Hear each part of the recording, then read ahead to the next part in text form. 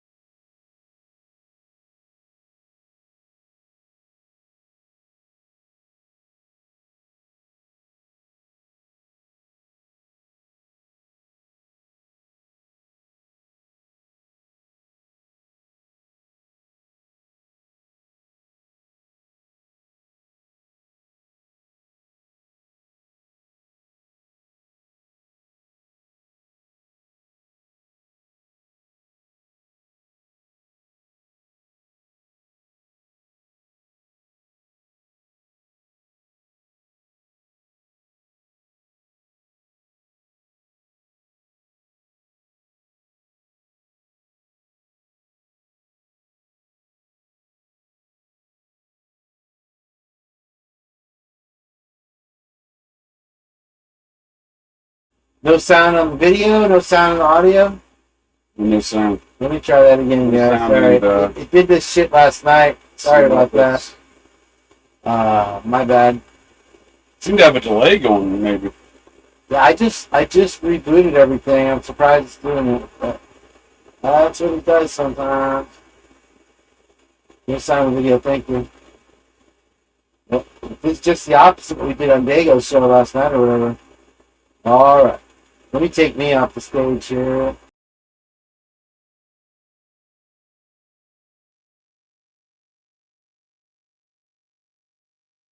For CODIS was brought down to us as an extra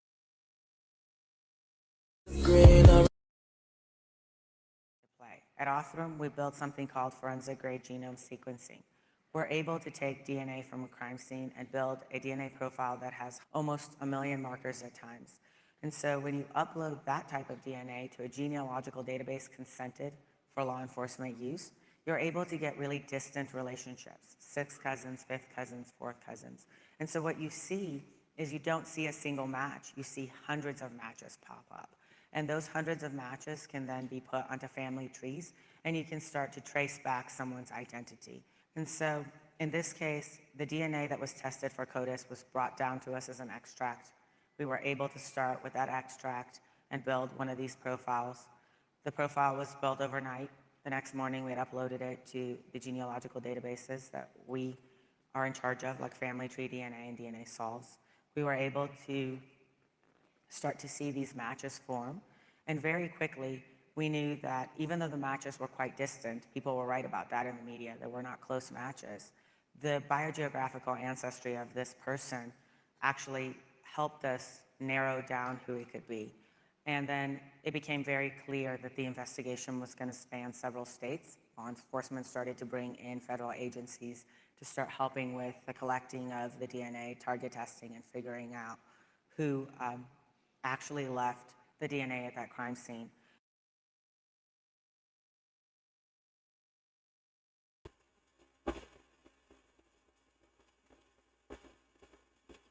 I like how I'm now watching that again. I'm not sure that wasn't AI, but I don't know. Her lips weren't quite in sync or anything.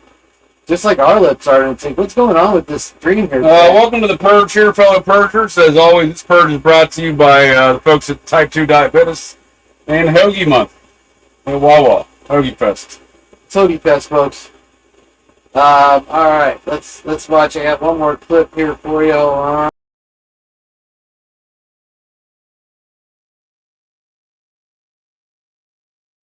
Play. At Othram, we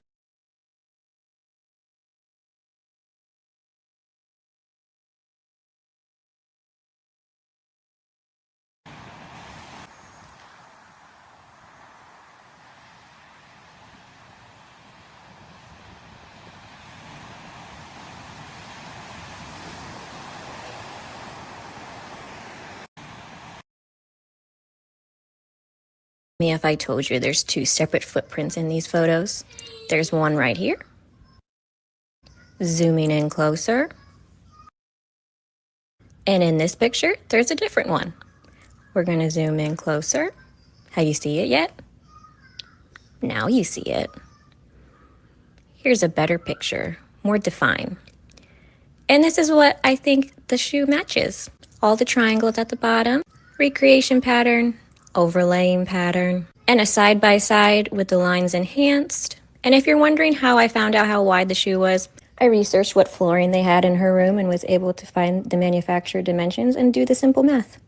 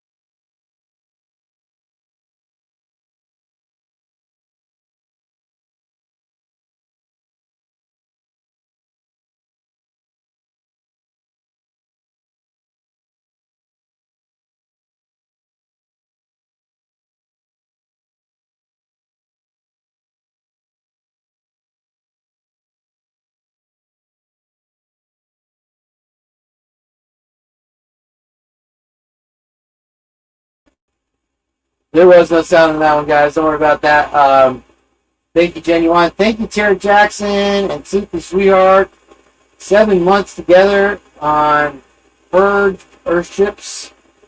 Appreciate hanging out, and let's see if we can't get right to it and watch some Cup Queen. All right, I've serendipitously, honorarily, temporarily revoked their Cup membership, and they are now officially off the clocks. Because they are off the clocks. So yeah, they did some good stuff yesterday. I was impressed. Proud that they listened to the chat. I think they learned their lesson. Yeah, I thought they did a good job, to be quite honest with you. I was expecting a lot of Muppetry. Not bad. The only Muppet there was Psyop Ray. And thank you for the gifted membership also, Tara Jackson. Friends with Andrew Jackson. So yeah, I don't know what you guys thought. Probably maybe you've had enough Cup Queens for a lifetime. I thought we'd start about where JJ went to bed, and I kind of left off last night with Dago. Is that the Send the Muppets part? If you're pruned up like a raisins, you've been sitting in the sun or you've been sitting in the water too long. Oh man, I've been thirsty today. Okay. So yeah, any thoughts, guys? What do you guys think about it? We're just here to guide you. I don't know if we can do the dual audio, Jade. What do you think? Dueling audios? Dueling audios. Let's see what happens. Let me know if there's audio, because it's kind of messing with me today, isn't it? Yeah, what's going on? Stage. Is there an echo? Where's Lucy? Lucy, she got to make her entrance. I haven't suffered enough for her. Again, if you're just tuning in, this will be JJ's final live broadcast here live. You keep saying that. Folks think I quit purging. At the Purge. Well, live at the Purge. Dueling. Live/live. You want to say your goodbyes now? Because people think I quit purging. You keep saying that. I have to keep telling folks. Well, I haven't quit purging. I'm just not going to be sitting right here. but the motherfucker's guilty. John's custom saws. All right. I need a custom saw. Well, obviously, Cy exposed himself as a Muppet. Is that all you got? Yeah, see, folks think I'm quitting purging. I'm not quitting purging, fellow purgers. We'll see you in the next purge. This will be the last time you see it side by side, though. Well, Live with Abner. Who's being Abner emo already brat. left it. He's like, I'm out of here. Yeah, he's being emo tonight. I don't know what's up with him. I believe Cy. Yeah, believe all Cy. Trust the science. The SYENCE. Obviously, Cy wasn't kind of following the documents. He admitted it, and he didn't read them thoroughly since he got them before us. But he was claiming at one point last night that the Elantra was part of the package, and that was not listed in the first three expert analyses by the FBI. So, save that for what it I like how he started off his entire analysis, and I do mean anal wisis. That there was a lot of inexperience in this investigation. You mean to tell me the FBI Muppets are inexperienced? Yeah, that's what he said. Inept, maybe, but inexperienced, I think now. I don't want to talk about fog lights or facts. That's basically what he was saying, right? But yeah, let's avoid all the facts here in this case, please. But yeah, okay, let's get down to it here, guys. Let's see where I started here, and we'll just take it bit by bit, my friends. Hopefully you're not cucked out or anything right now. Let's first go down to Virgin. It's saying new comments. I'm not getting any comments, double dude. Cops came in to the front. All Muppets and the vampires. Listen, Muppets. Lucy and Twiz used to browbeat the shit out of me when we were in. I invited him. Me and Cy are regular pals, and they used to browbeat the shit out of me when I called him typical law enforcement, because he'd be quoting stuff like, "Oh, if you're not doing anything wrong, you have nothing to worry about," which is a Nazi phrase. Started by Joseph Goebbels himself. Joel Osteen, the preacher? What? Huh? Is this the Purge? The Partridge Family. And anyway, yeah. And so, now they're on Team Kane. Welcome to the club, Lucy. Of course, Twiz has decided to change his name and ball wash Cy till the ends of the earth. I guess Miss Potts tonight is where is Miss Potts? She's doing movie night with her kid. Oh. Which is what we kept her from last time. Fair enough. And let her do her thing, whatever. That's fine. We're gonna watch some cuck queens. Let's do it. Of the sloppiness and these critical errors that were made by law enforcement should infuriate everybody. A miscarriage of justice isn't just always convicting the wrong person. It's the idea that the right person walks. And if that doesn't bother you, that's a whole other issue. That's something that's brought up a lot when you talk about when law enforcement conducts an investigation that violates, some of the constitutional limitations and so forth. Those instances probably far more often result in guilty people being free, avoiding the consequences because of the mistakes made by law enforcement that may violate the rights of people. And that's something that I've had to have discussions with people over the years, because it does seem unjust. But in the long run, those We like Rod, don't we? I mean, I thought they all did a much better job than I thought they were going to do, and he actually psyoped the Muppet and decided to actually divulge a lot more information than I thought he would. I mean, he couldn't substantiate any of his claims, right? But I mean, he made a lot more claims than I thought he would make. I thought he was just trying to deter away from. He did a lot of deterring. He did a lot of avoiding things, but. Well, I mean, that was my takeaway from the whole thing, is that they were pretty strong in their convictions and backing up their questions, following up their questions.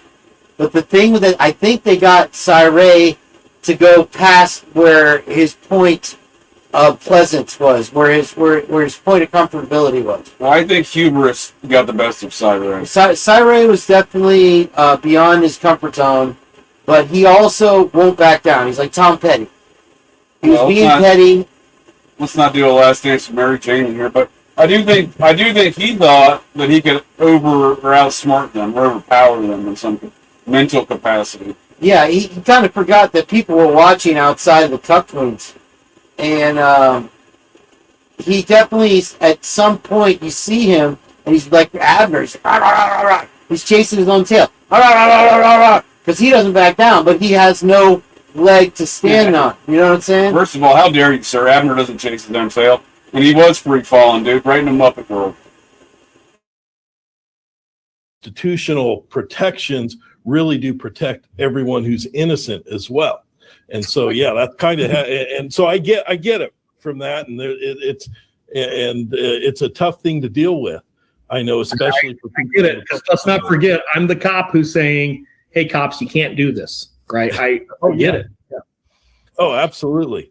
So from your perspective, you probably would in private with these cops who have not gone by the book and don't want to seem to skirt around the Constitution issues.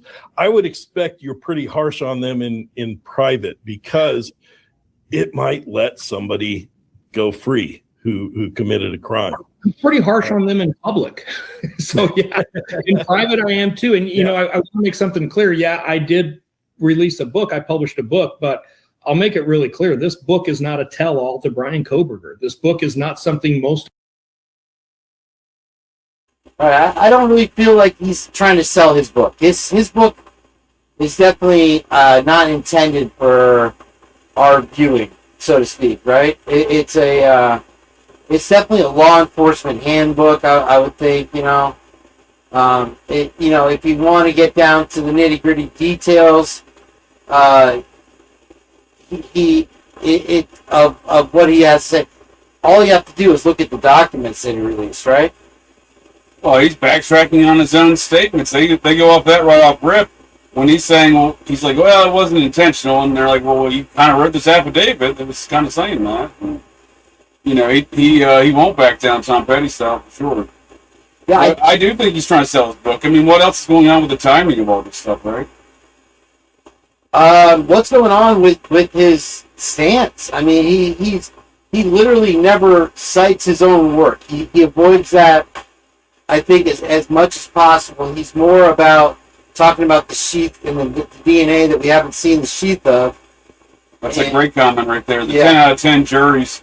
I have no idea. Like, again, he's saying, trust the science, bro. Trust me, bro. Trust the science. Overwhelming evidence, right? Overwhelming.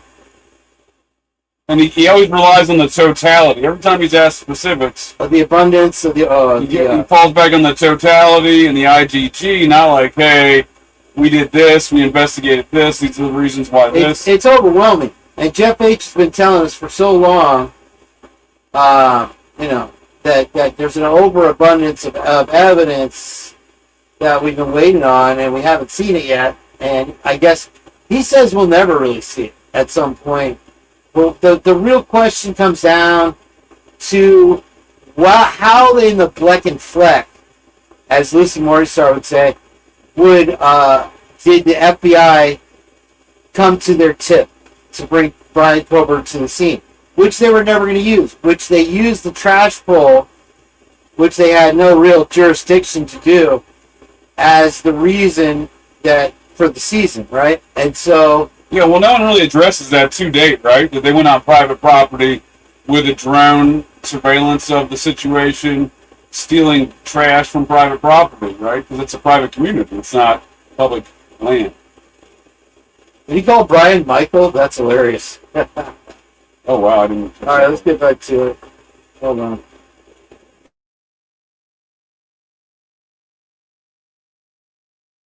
Most of your listeners would probably enjoy reading. The book is a methodology. It's an investigative methodology written for law enforcement, prosecutors, defense attorneys on how big cases, we're talking about 68 terabytes in this case. You know what, Jage? We should have taken a picture of those new cameras they got all around town that we keep seeing. And Genuine, you're right. And what's up, Mr. Truck Steelhawk? Good to see you.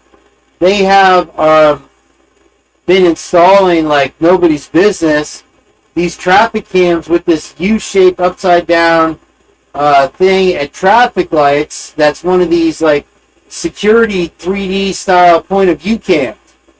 Everywhere we go, all of a sudden there's 4 more here, 4 more there. Right. And we should have taken some pictures of it to share with you guys. What's up, Leigh? Are you working tonight? Are you off tonight? No, you weren't paying close attention, Leigh. Now, here's the fucked up part of it all, as Lucy would say, is that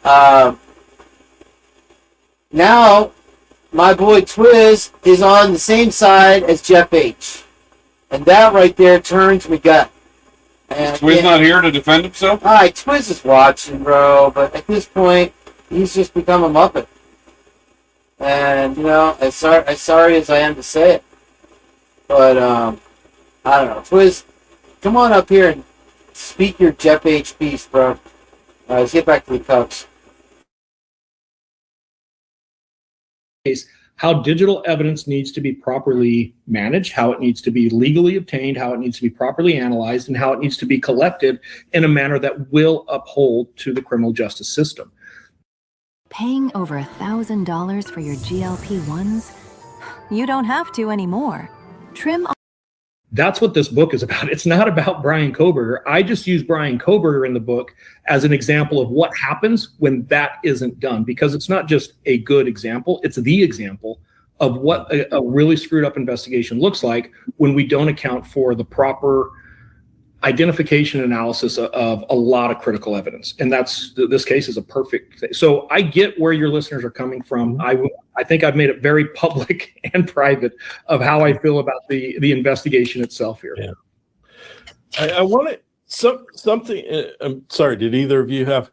No, go ahead, Ron. I want to go back because we moved past something. I want to go to something that does go more to your expertise of the cell phone data. You guys are asking some damn good questions. You see this shit, JJ, what they're doing to us here?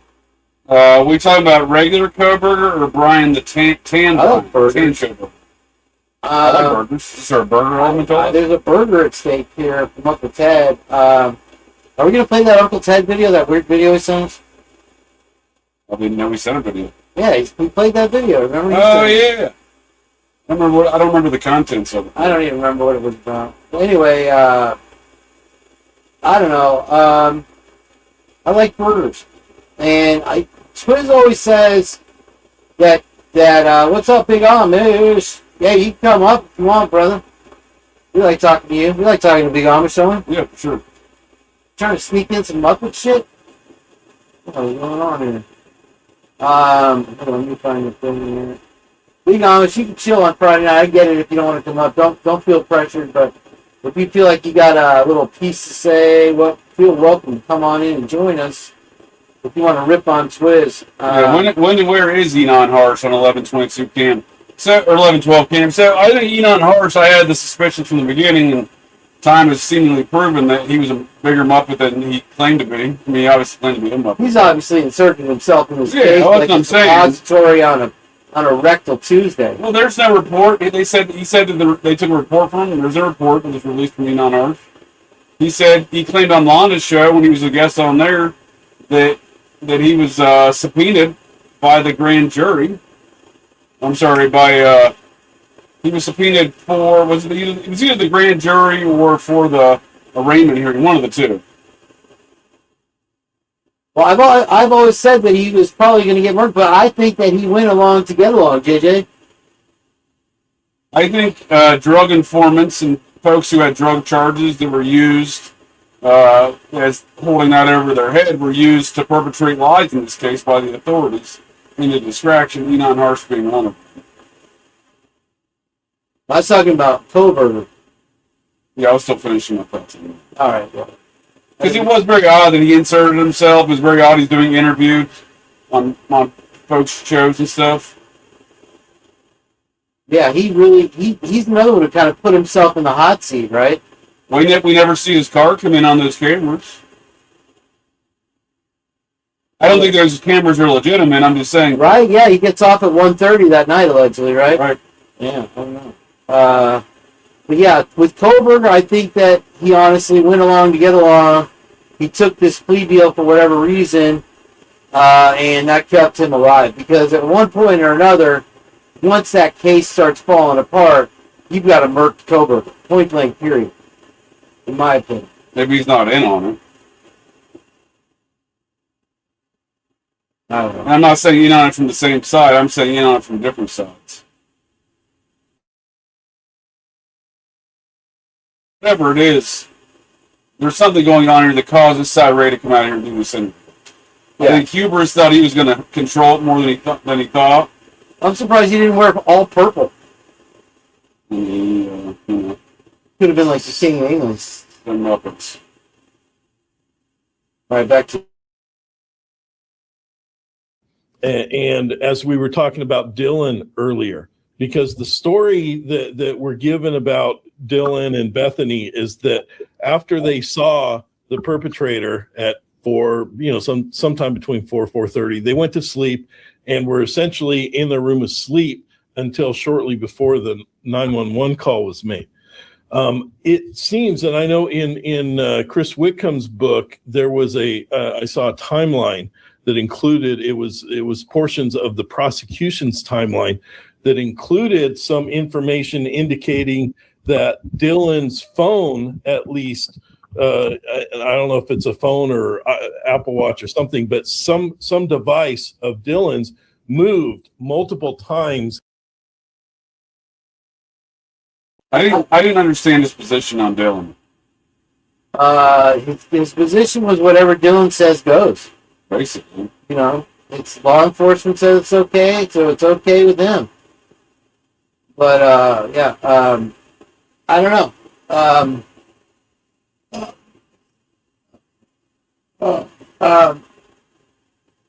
His position, what do you mean? What don't you understand? Well, I mean, it's not rooted in facts. That's what I'm saying. I don't understand how he's going to try to take that position when it's not substantiated by the facts.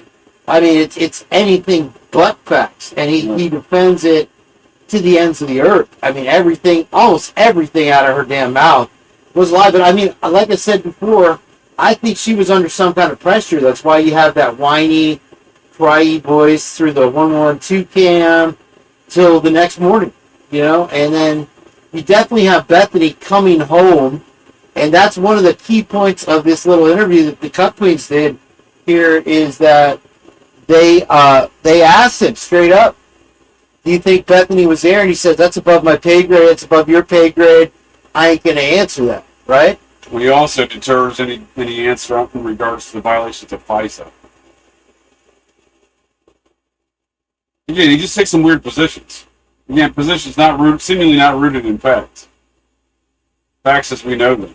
When he's asked about any of the surviving, quote unquote, surviving roommates, he says, they didn't do nothing wrong.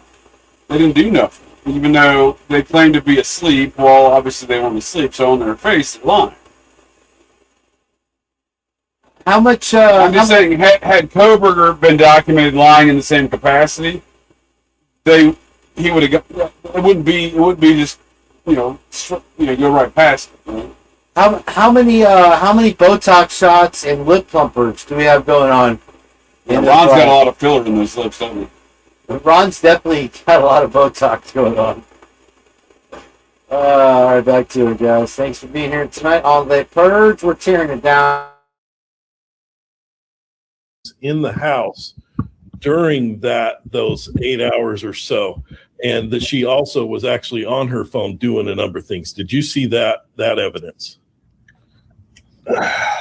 So lots of things to break down there. Number one, I'm not aware of both of those girls seeing a suspect that night. I believe only one of them physically saw somebody. Both of them also did report hearing something, right? So the reporting is consistent from both of them on hearing something that's happening, which obviously at this point we know is a murder. There is no doubt in this case that there was movement of one of these girls. And not only is there no doubt of the movement, there's no doubt of communications that occurred before that movement happened. And I'd be so bold as to say after, right? Here, take this over. I'm going to grab a drink, Jake. I'm today. I'm a Greetings, boy. fellow Purgers. Send in the Muppets. Send in the clowns. Cue the Muppets. So, I don't know. I really was shocked that he divulged as much information as he did, and doing so in the manner in which he did. I don't really understand his end game. His end game is very confusing. I do think hubris took control of that Muppet's brain hole, because I think he thought he could out talk some of these. Outmaneuvering. He thought he was outmaneuvering. Maneuvering? Yeah, you try to outmaneuver them. Maneuvering. And then, I mean, the idea that he reverts to the IgG evidence is proof of anything. It's kind of mind-boggling to me in the first place. Let alone it's not his lane. Let alone where he's supposed to be the expert in other activity. You would think that the cell data was enough to get him through. That's all he was there for.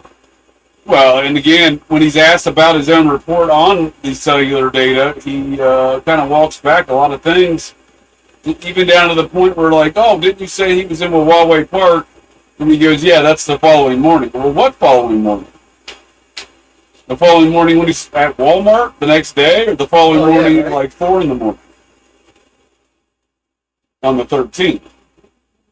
And if he's saying the following morning, did something happen on the 12th then? Because that would be the following morning. So I have a lot of... It's just, the whole thing was weird, because I didn't expect him to go into any of these details. I didn't really expect them to push back on much at that rate either. But it boils down to what evidence. It is all very bizarre. Very Muppet-like, I would say. One big psyop. That's why it would be psyop. Yeah, I'm just confused what his endgame here is. Because he takes some really bizarre positions. If you're going to take the positions that he's taken, and then he goes on to compliment the defense team, I find that odd. It's conflicting with his position. If he came out here and was like saying the things he said, maybe, and I don't. And then he attacks Turvey. You got some Muppet on Muppet violence. I find that to be odd. Claiming, a lot of, again, he starts off by saying that there's a lot of inexperience in the investigation, and he's pretending like it was Moscow PD and Pullman PD doing the investigation.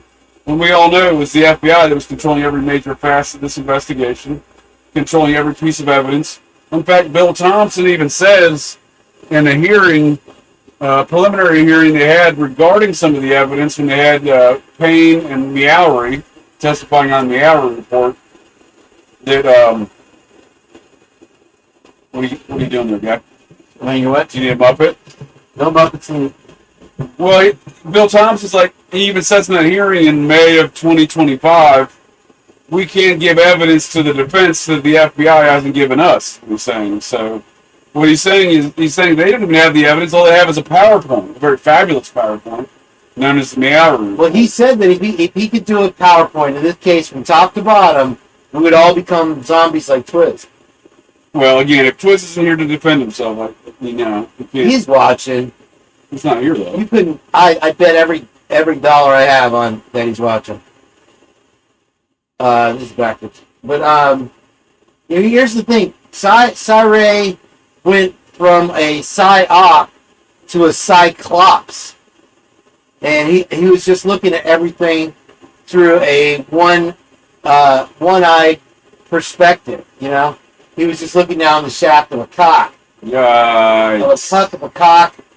And this is the family program, sir? He wasn't even defending his own business. As far as him being an author, Cynthia, he wrote the book on a lot of things. But he wrote it on experience. Whether he sat down at a typewriter and did it, I don't know.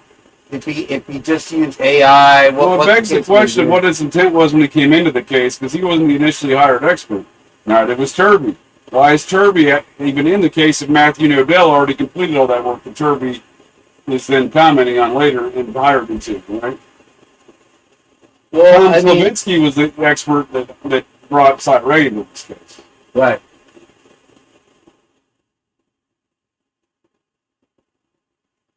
Well, what do you think the pressure was that made him change on a dime there? Yeah, it's his intent. What was his intent when he joined the case? Because Cy Ray's got fuck you money. He doesn't need. He's not worried about cash. By any means. You're assuming you know his motivations. Well, it's got to be some kind of political pressure. Is my assumption. Possible. I can't imagine that it'd be anything else. What other kind of pressure are you going to put on a guy like Cy Ray?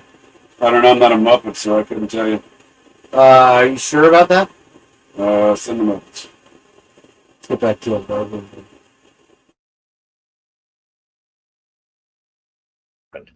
And I've got no reason to question why it was done, where she went, and why she went there. It's very clear. And when we start talking about ways that you can corroborate people's statements, or you can actually lend a little bit more credibility, again, we're going to have to get into this conspiracy on top of everything else that is made up to frame. And why are we framing Brian Koberger of all people? But let's just assume we're still framing. My esthetician laughed at me for buying this, and now she asks me where I got it. So I almost made the this conspiracy where we're going to stick this on Brian Koberger. Right. So that's a great place to stop right there, JH. What would be your theory of why they framed in Brian Koberger of all people? What was his business? Did he have information maybe on some trafficking information or something like that? Some graping? Well, I told you my best theory on Koberger is they either looked down the hall and said the intern's got a white Elantra, or he was working that DOJ program that night from Washington State University. Where the DOJ, speaking of cameras down in town, like you were mentioning before there, sir, the Department of Justice, those Muppets, they installed a bunch of cameras down in Pullman, Washington, and financed a program at Washington State University where the undergrads, students in the criminal justice program, would monitor those cameras from a control center on campus, and one of the TAs there in the program would be monitoring the undergrads and doing that. Yeah, I mean, that's a great question right there, is why choose to be on the defense side? He kind of makes it sound like he's sort of railroaded into it, that he didn't know what. Are you kidding me that he's going to take a case for free because his buddy asked him to be into it and not have any idea what the case is? My ass. Well, yeah, even if he took the case, he has every chance to step back. There was never any contract. To not do an interview. He's not mandated to do any of these things, even if he did. I didn't see one hula burger exchanged in the whole damn thing. I have a right. My right clearly states a dozen hula burgers. You've got plenty of hula burgers. There's more in the freezer if you want some. All right, back to outside the cop. Watch outside the cop. The text messages that are sent between the two surviving victims in that house, and the timing of those text messages, the content of those text messages, you have to put both of them clearly framed as part of this conspiracy. So now, on top of all these other things you've been able to pull off to frame Brian Koberger, you now have to get them 100% involved in the giant conspiracy, and then completely change their pattern of life when the crime happens.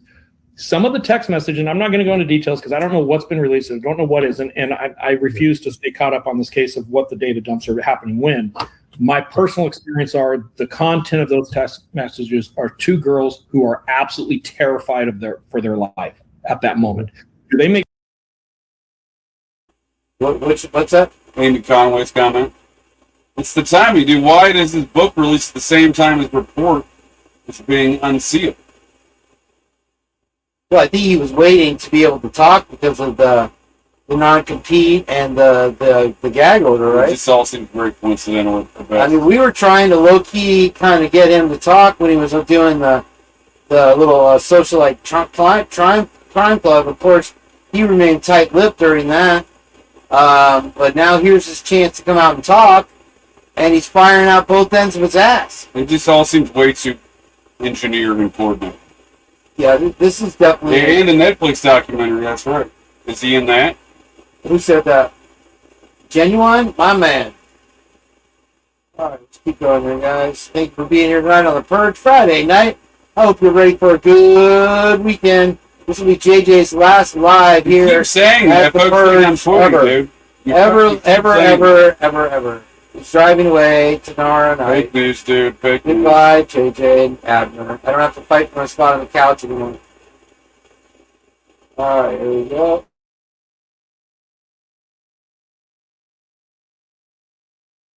Make terrible decisions afterwards, 100%. Should we question those decisions? We should, because they are terrible decisions.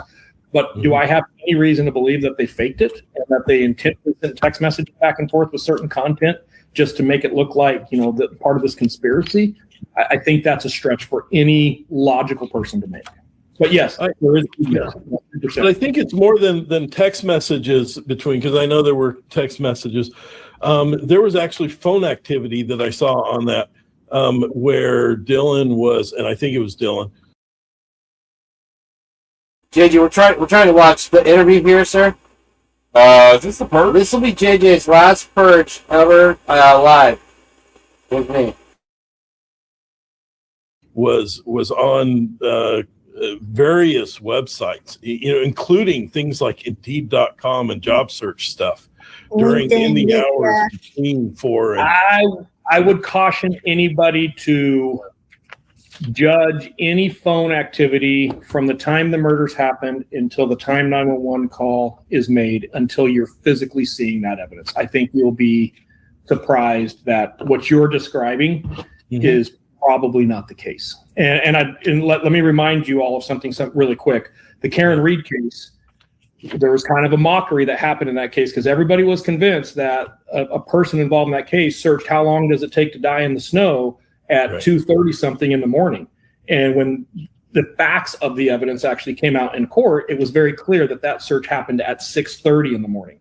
So I would caution people who are not trained in, just because I have a YouTube, and I'm not, I promise you guys, I'm not talking about the three of you right now, but just because I have a true crime podcast, that doesn't make me an expert in forensic digital evidence.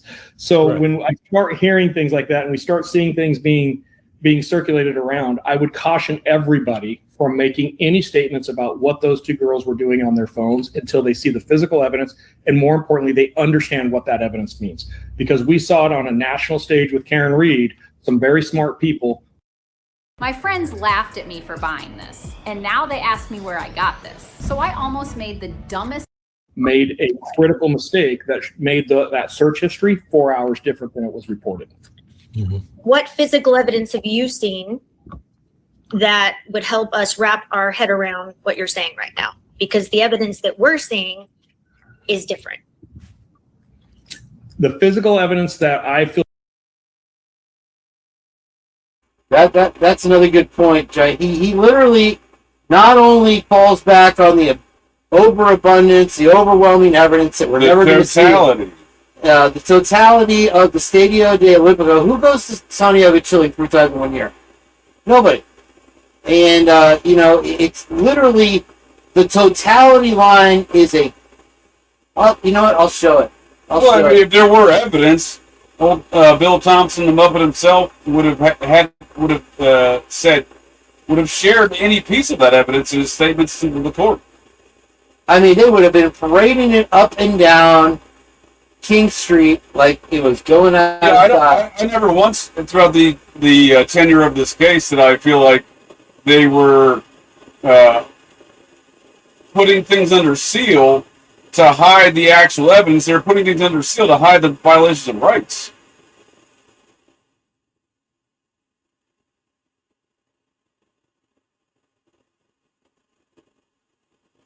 What are you looking for there, bud? I'm looking for Matt Damon or whatever. Totality, Stadio, Ozempic. You're spelling Ozempic wrong. Ozempic? This is a Type 2 Diabetes podcast. Where is that clip? There's Stadio de Olimpico. I totally designed that. You may have seen my work. Hold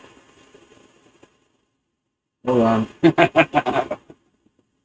How dare you, Lucy Morningstar? How dare you? What did she say?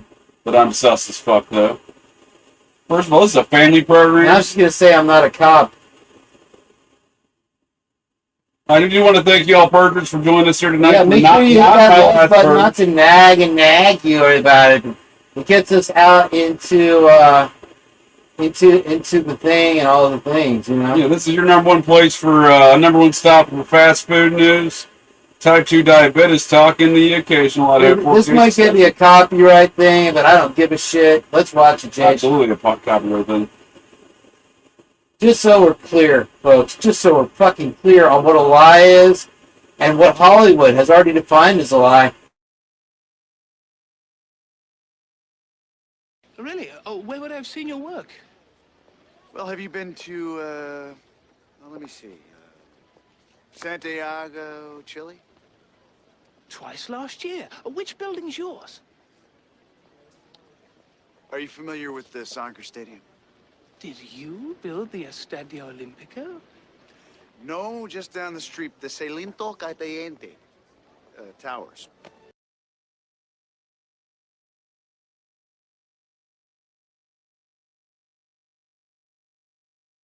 What is it? The Diente Tower. Whoa, what's going on there? Oh, what's going on here? Whose head is on a Who stake? goes to the Santiago, Chile twice in 1 year? 3 times in 1 year, sir. How dare you? Somebody's head is on a stake over here. I don't know what happened. We don't. That's a good statement there by Mr. Tarek, 2022 or 22 there. We don't know shit. There's been so many lies in this case. I mean, Psyop Ray here reverts back to, well, that was obviously Brian's car. Cyclops Ray, that was obviously Brian's car. In the 111-12 game. It was, well, the police admitted it was their own car now. They admitted it from the beginning. They put them, that undercover patrol puts themselves doing laps around them. Those bastards. All right, let's get back to it, kiddos. Thank you for being here. Make sure you hit that like, and don't be a cyclops. Feel very comfortable with is the text message content, who they're calling at a critical time, who's answering and who's not answering, and then Are you referring up to the murders or following the murders or right around the time? Right around the time of the murders. I'm going to say right after the murders because it's very consistent. If you read the text messages, it's very clear. And, you know, and I will push back. I heard it on a previous guest that you guys had that, you know, well, we don't really know when these crimes happened. And that is absolute nonsense. That is a statement from somebody or somebody who's trying to either weave a story or just doesn't understand the evidence. This is a case where at 4 a.m.,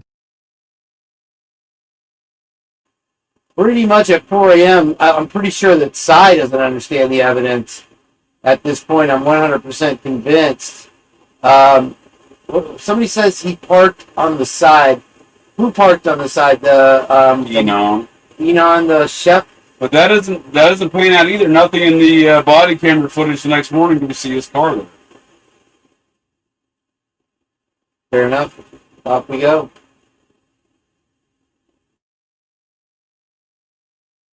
there's actually a lot of activity going on in that house.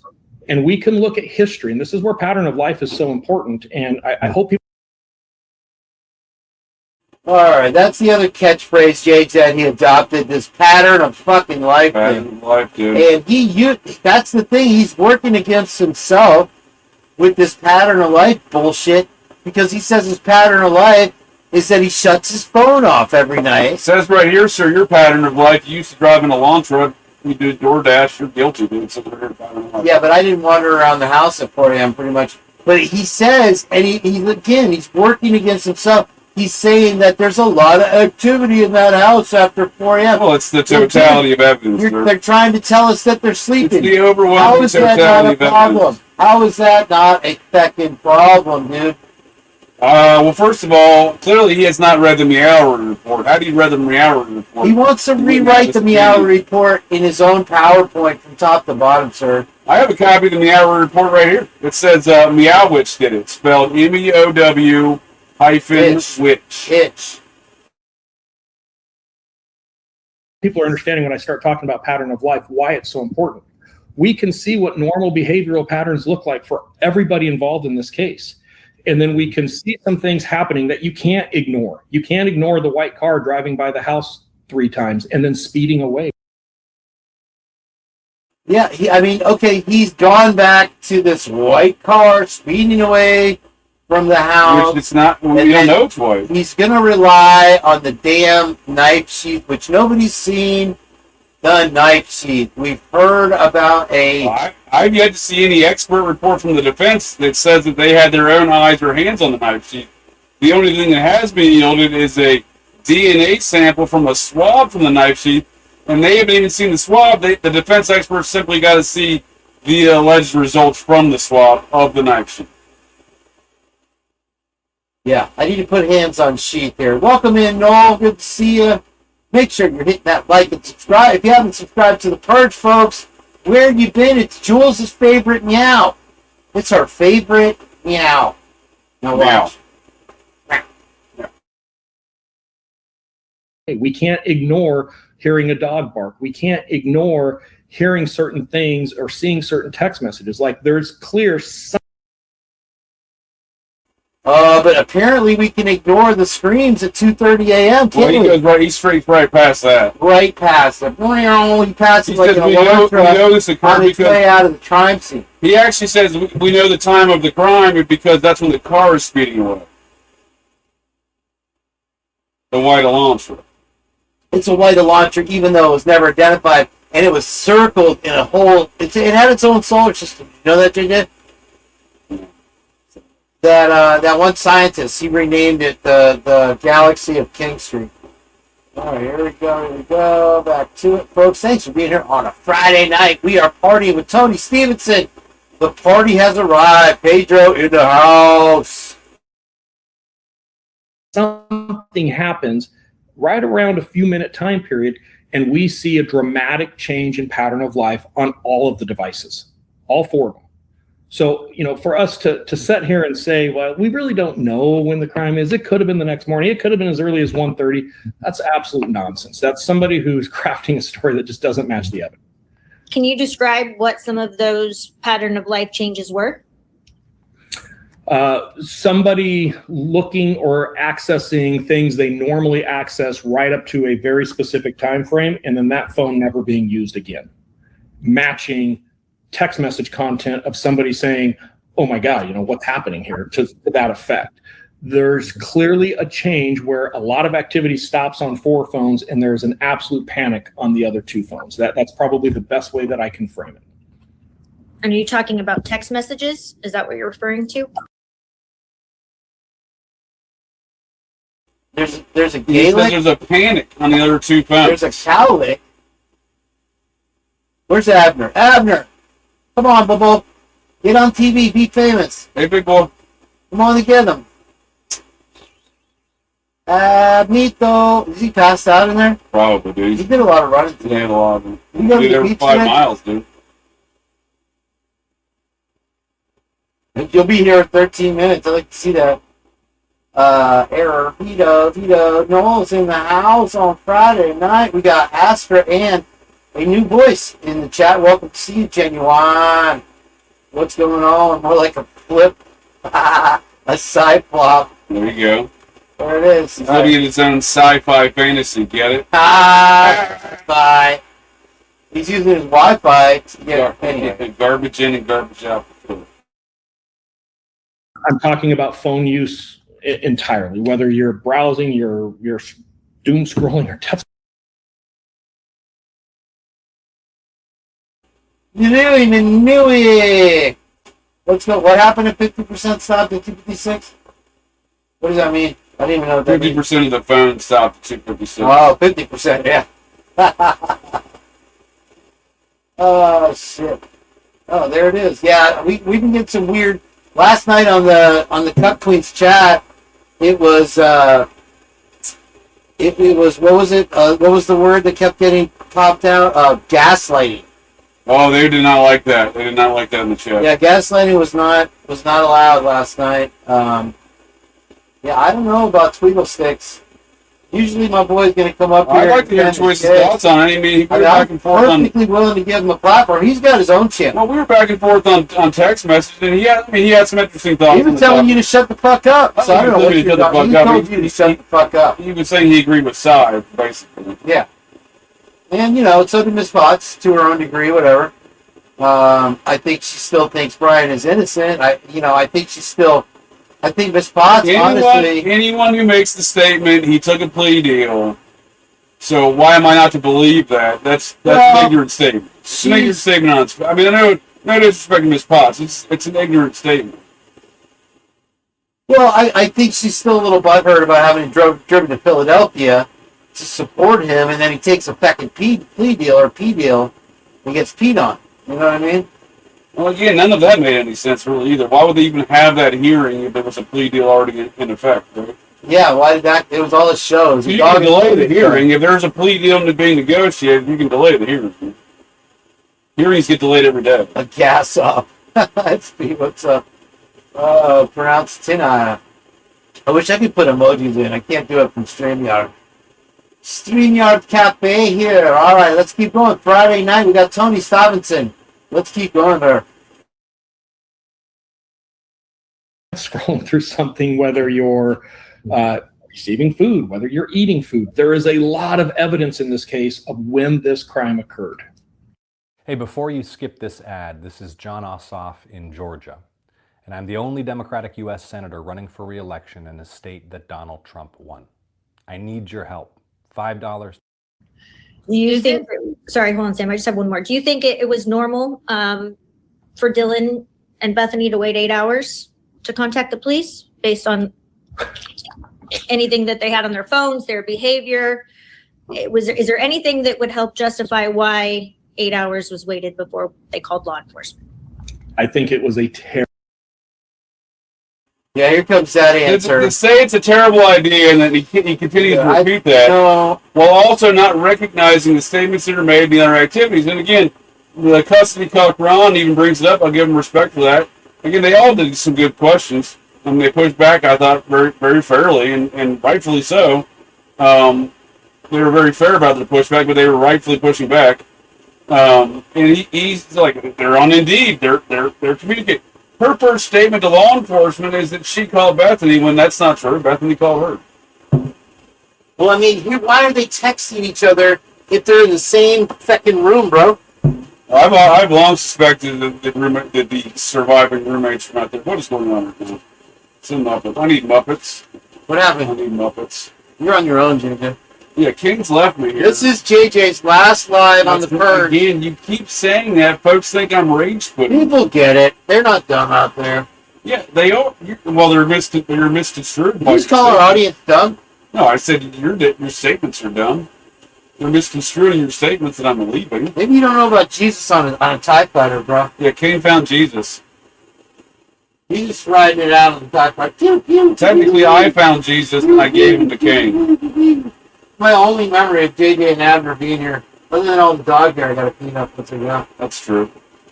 I shed a lot of dog hair. I bless thee with lasers. But, you know, when they push back about all the phone activities and whatnot, you know, again, it's immediately, let's just straight right past that, because we're not going to address these things. He scrapes right These past are not the everything. important details of the case. Brian Kober did it. That's the bottom line. Type 2 diabetes will not kill you. These are not the diabetes This is you're not looking medical for. misinformation. These are not the burgers that you want to eat. These are not the burgers you were looking for. Chicho, come on in here, people. Oh, dude, he's asleep, dude. He's out like a light. He doesn't want to be a star anymore. Oh, he ran around a lot today. Did he go to the beach today or yesterday? Yesterday. Yeah, good time there, huh? Did you guys find Brian Laundrie down there? Found a big old lady trying to tell me manatees were from Florida. I said, I don't know about that, man. You told her they were Africanus, right? I believe they were imported. She said, well, they call it Manatee County. I'm like, I don't know. I'm not a manatee doctor. But I've played one on TV. I met a lot of nice folks down here at the various dog parks and dog beaches. No Scientologists, strangely enough. I have met. You do need to go to I forgot to tell you, I met a fellow who was married. Who was from he married a lady from West Virginia. They're the guy who married them. Their preacher, the man of the cloth. He's a Scientologist. No, he's a kinfolk of mine, Robert Vance. Just like Amber Vance, who's too good for us. Well, I don't know about that, but She stuck her fucking nose up at it. I'm telling you that. Thank you all for joining us here tonight again at the Purge. Your number one place for fast food news, type 2 diabetes talk, and the occasional IDAHO4 case discussion. Again, the more I look at this case, the more I say I need to see evidence of a crime, and I still continue that because one thing he gets all bent out of shape on and butthurt on, that is the Mr. Sci-Fi himself here, is the cleanup or the alleged cleanup. Yeah, there's no chance that 8 hours that they could have done a good enough cleanup. I think that they just left the areas that they wanted people to see as a shock value not cleaned up. I mean, there's just so much. He makes some good points about the evidence of a cleanup, where he's like, "Oh, there's nothing in the traps of the sinks of blood.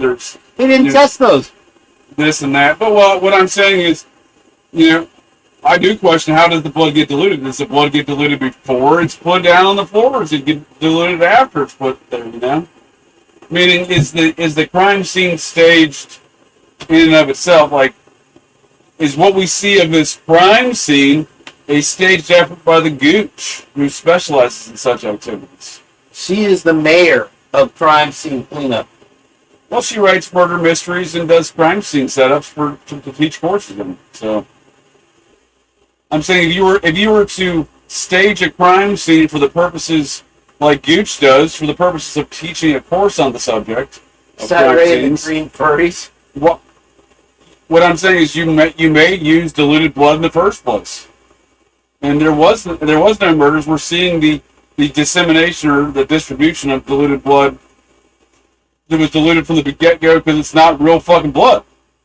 I mean, we see reports, dude. Again, no one's seen the knife sheath. There are no stickers in Moscow. There's no receipts of him buying the damn thing, for God's sake. Well, he says there is. Well, he also says that you can erase your history. You cannot do that on Amazon. You can archive it. Yeah, well, my argument's been, if there was a receipt for the fucking Amazon purchase of a K-bar knife, they would have the receipt. You wouldn't have to invoke some click history expert. Yeah, Cyrus was also hinting he at... was supporting of the click history. Can't get this thing in. If there is no appeal, I'll be convinced BK was never in jail. That's an excellent statement. I'm not convinced that, when you see a hearing, he's supposedly in prison for a year or jail for a year, and then he suddenly got a tan, that's darker than my tan here, I would question that. Yeah, I'd certainly question that. And JJ's in the sun every day. That's right. JJ's out there sweating it out for Wawa. 5 miles a day, dude, in the sun. Have you kept up that 5 miles? You doing your steps, huh? State power, he needs cops, police, and agents for his career. It's pretty clear to me. Yeah, there's definitely, you're right, Amy, some pressure coming from Costa Rica for sure. I don't know why their X and E location. Yeah, we still don't know that. We still don't know that. Nor is it important. The simplest thing in this case is they have Life 360. I've been seeing Life 360 ads all over my shit lately. Did you know that? I did not know that. Yeah, on regular TV too, so it's not like they're psyoping me. No, I didn't visit the Scientology Center. I did go to the Hulk Hogan's Hangout, brother. Oh, you got Hulk Hogan, brother. You got Triple J's t-shirt, didn't you? I did. Don't tell him that. Oops. That didn't Spoiler alert, dude. Sorry. Happy birthday. Yeah, well, you get JJ. I lose JJ and Abner, so whatever. You get a t-shirt. He is watching, though. He's texting me. He says he's not commenting because he's not a subscriber. How dare you, sir? Why? It's free to subscribe, by the way, Triple J's. You could also turn it off subscriber only mode. I could do that. Why would I? That's a good I'll question. pick up hundreds of subscribers tonight, I'm sure. All right, let's get back to this interview. Let me see what they had to say here. Tarak. Heenan said he thought someone wanted to grape X, but freaked out when he realized he was there. That is not something you just make up out of thin air. Good point. Man of terry cloth. Yeah, I'm surprised he's not wearing purple. I really am. Meaning all this hubris. Yeah, there was. I guess they're saying now that there was like 34 footprints in the snow, or not in the snow, but in the blood. So that's pretty wild. I think Hulk Hogan probably got murdered. This guy is full of shit. I know. I tell him that all the time. He's full of shit. Listen, you're leaving. This will be JJ's last purge live ever. Apparently I'm tired. There you go. Yeah. Catherine Ramsden certainly is involved in crime scene classes as well. Got a lot of comments here. Uncle Ted. Someone called in before Idaho took the bar and said to cancel the order. They found the sheep before that was public knowledge. Wow. Where's that from? I don't know. Court files, huh? Amazing. Oh, I do remember that. Yeah, her father was definitely up in that Manson business. And Jay, do we have that? Did you PDF that article to me? Is this the Purge? I guess we could probably watch that. I didn't. I can. My computer's in the room now. That's funny. You were just at Genuine. You were in Clearwater. We could have met for Kathy there. You could have met me and Jage. Could have got our autographs here before. Gary Bolia, brother. Yeah, brother. There's too many people around to get my autograph right now, brother. Wow, these comments are blowing me away. The handyman in the house literally walked around with a 7-inch hunting knife on his hip and argued with W. Van. Who's W. Van? Let's see. I can't get over the DoorDash bags being randomly placed around the signal. Yeah, also the popcorn bag. There you go. Yeah. And then they slid the popcorn. Like, oh, did they have the popcorn at 4 a.m.? Which one was first? Again, it seems so safe, dude. All right, let's get back to it, guys. Thanks for being here. Don't forget to hit that like button. If you haven't subscribed yet, where the hell have you been? All right, here we go. Terrible decision. Because I can tell you, that's one of the things that the three of us got into this case. A friend of mine had a channel. I watched it. I listened to it. And I don't think any of us could get logically past how anybody in college, drunk, not drunk, wearing blurry goggles, watching a show. I don't know realistically how somebody waits 8 hours to call 911. And obviously, I cannot explain to you why that may or may not occur and why they did or did not do the things that they may have done during that time period. I have no explanation. Okay.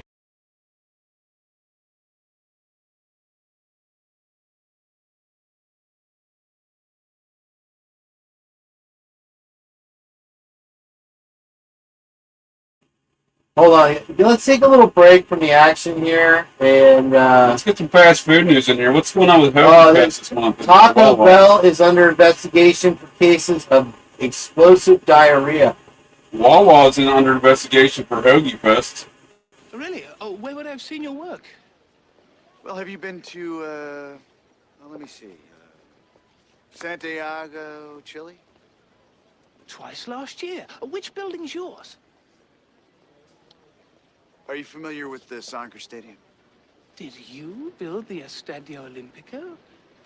No, just down the street, the Celinto Caliente Towers. Play my favorite clip. I work with retards.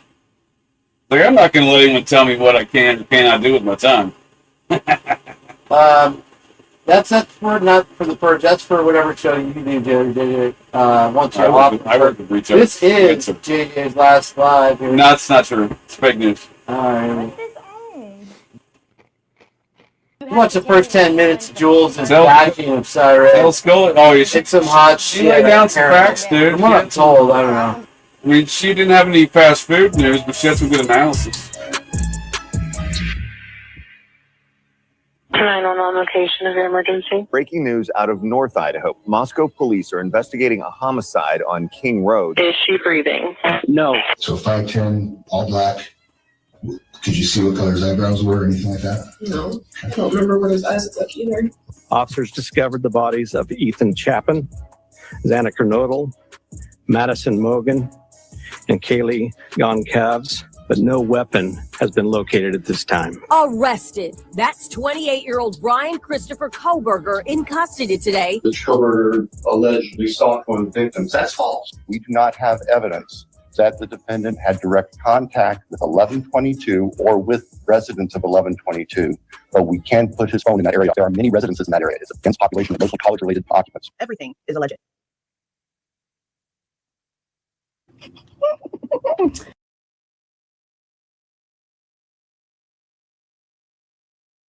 Holy guacamole, you guys. It is official.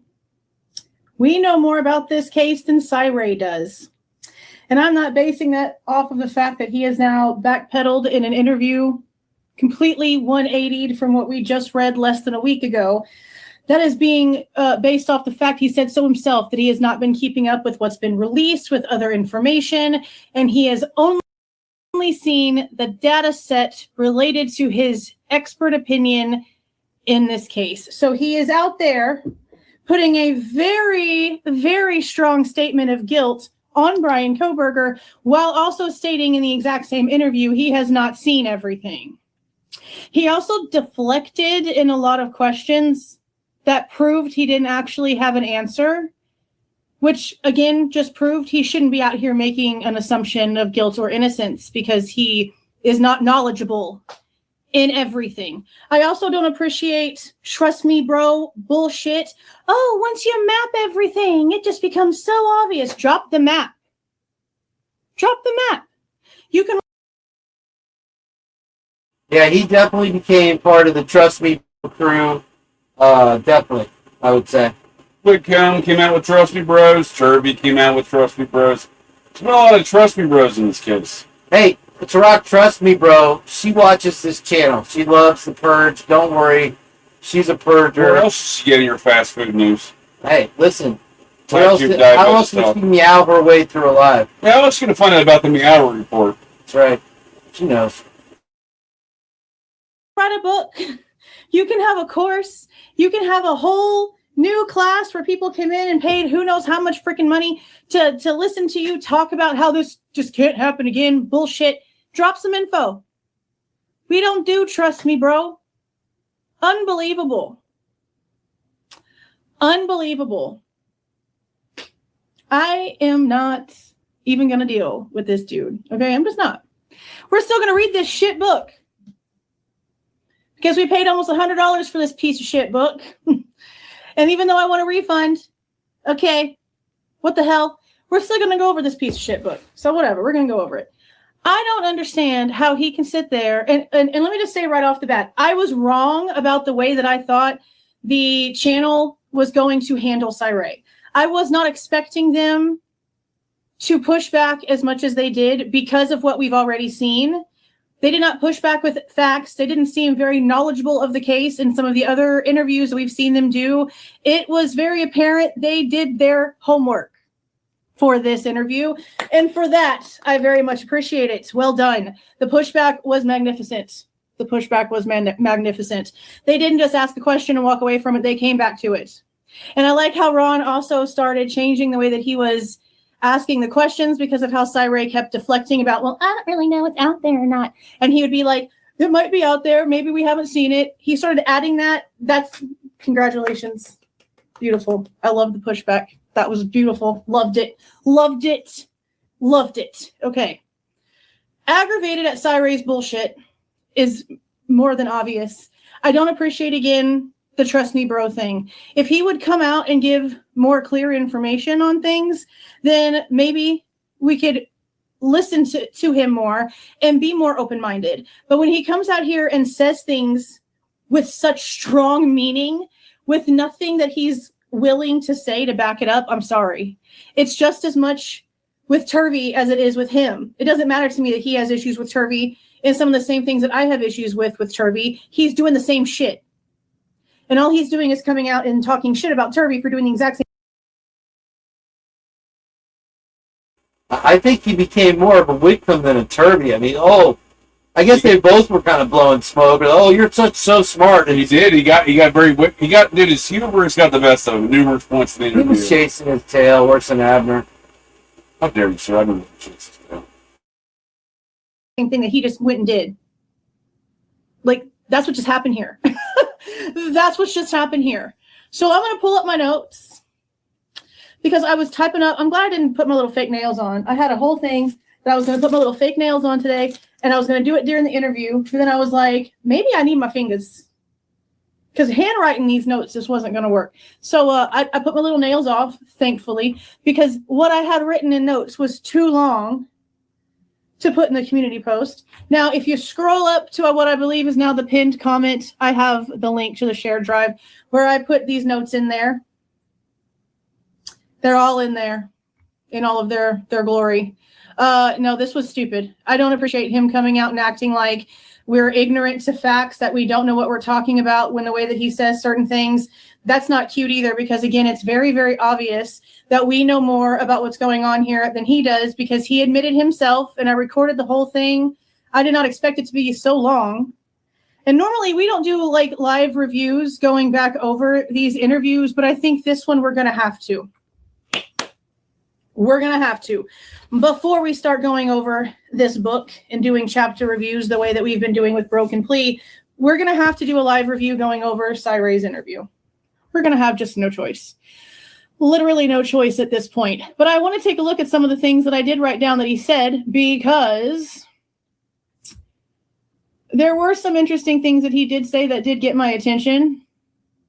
Do they need to be this big? I mean, do they need to be that big? I don't know, maybe. So let's talk about those things. I swear my neighbor must know what I do and must be following me, because this is like the fourth time in a row that they didn't even bring out a lawnmower until right when I was going live and my countdown started, and all of a sudden heard the damn thing start up. You know what? They can't hear you, so it's fine. Okay. He did say some things. Let's see. And again, let me go ahead and actually let me give y'all the link again since we're live now. Is that Jeff H or is it Twiz? I'm not sure. I can't tell the difference anymore. Spurge? Dude, he's gonna shut it down. He's a moderator. Dude, he's gonna shut you down. He's probably gonna block me from my own live.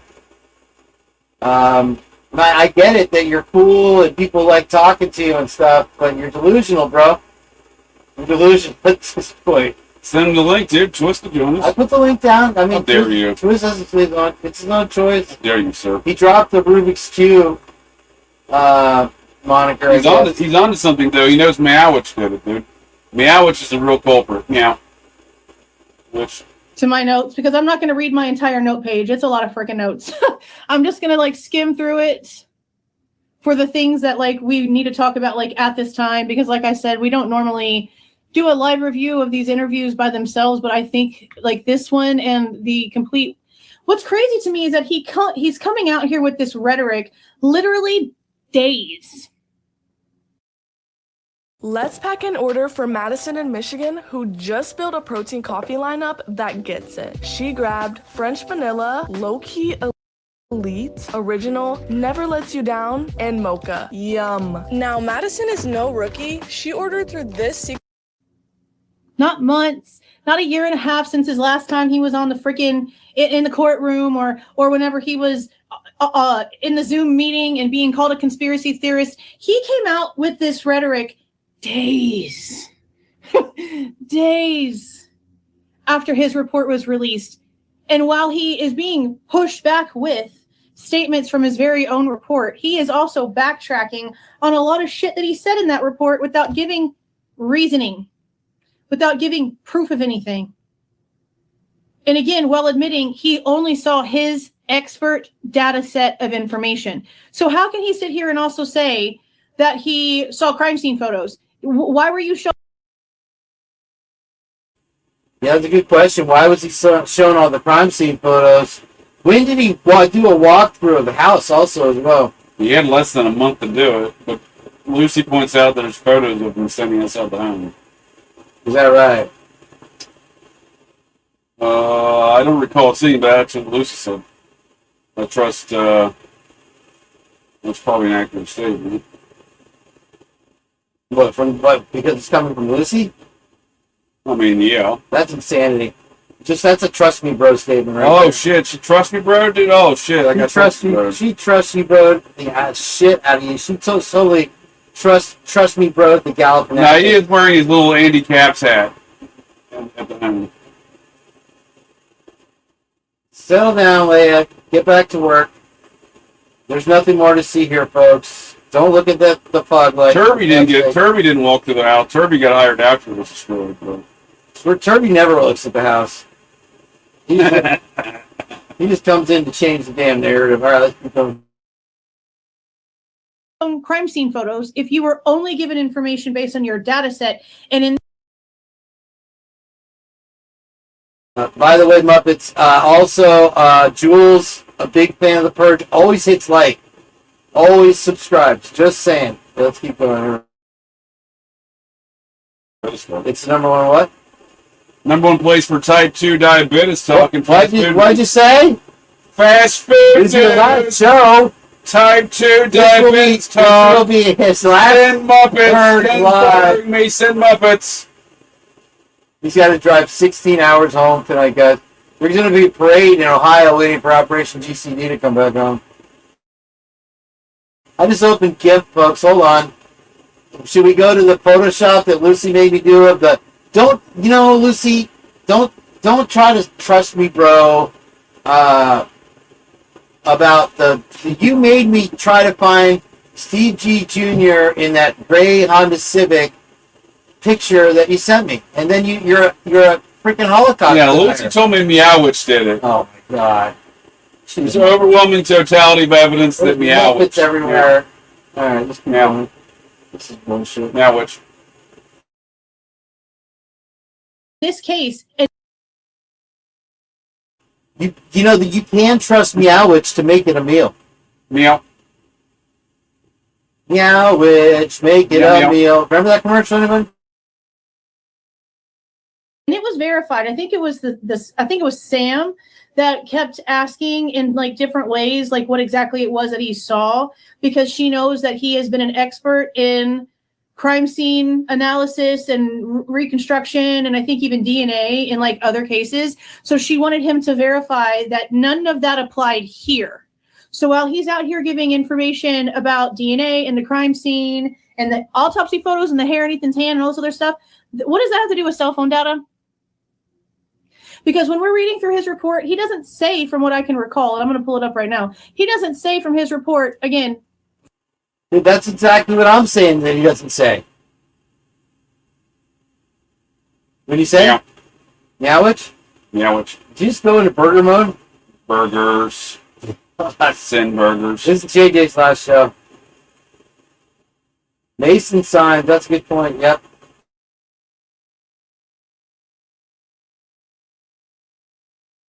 From what I can recall, that he had the autopsy photos, because what the frick does that have to do with you looking at the cell phone analysis? You wouldn't have had that. What's also interesting is the fact that, again, this just came out a few days ago, and now we know, here it is right here, that he did not have everyone's information.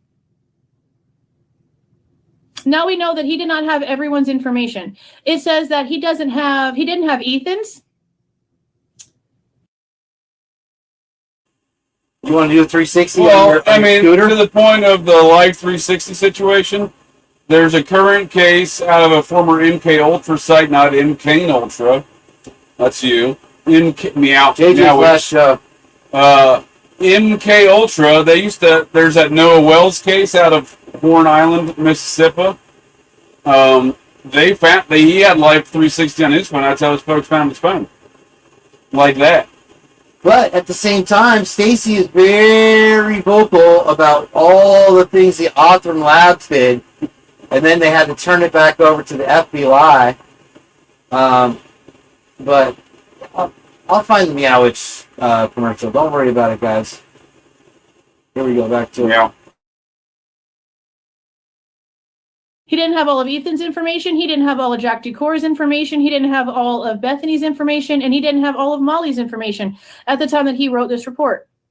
that doesn't mean that the things that he wrote in this report just simply go away when it comes to the things that he did find when it comes to Brian Kohberger. And again, he also sat there and just stated that even though he believes that Kohberger was like in the northeast area of Moscow, he's still not verifying that they can put him at the crime scene. What I also don't understand is how he can sit there and say, while saying that Thompson even said this in court. We just said this a couple of days ago. They're using what Cy is saying about not being able to put Kohberger at the crime scene literally in what was stated as part of the state's whatever the shit they were going to try to pull off. That was said at the plea hearing, that the plea change.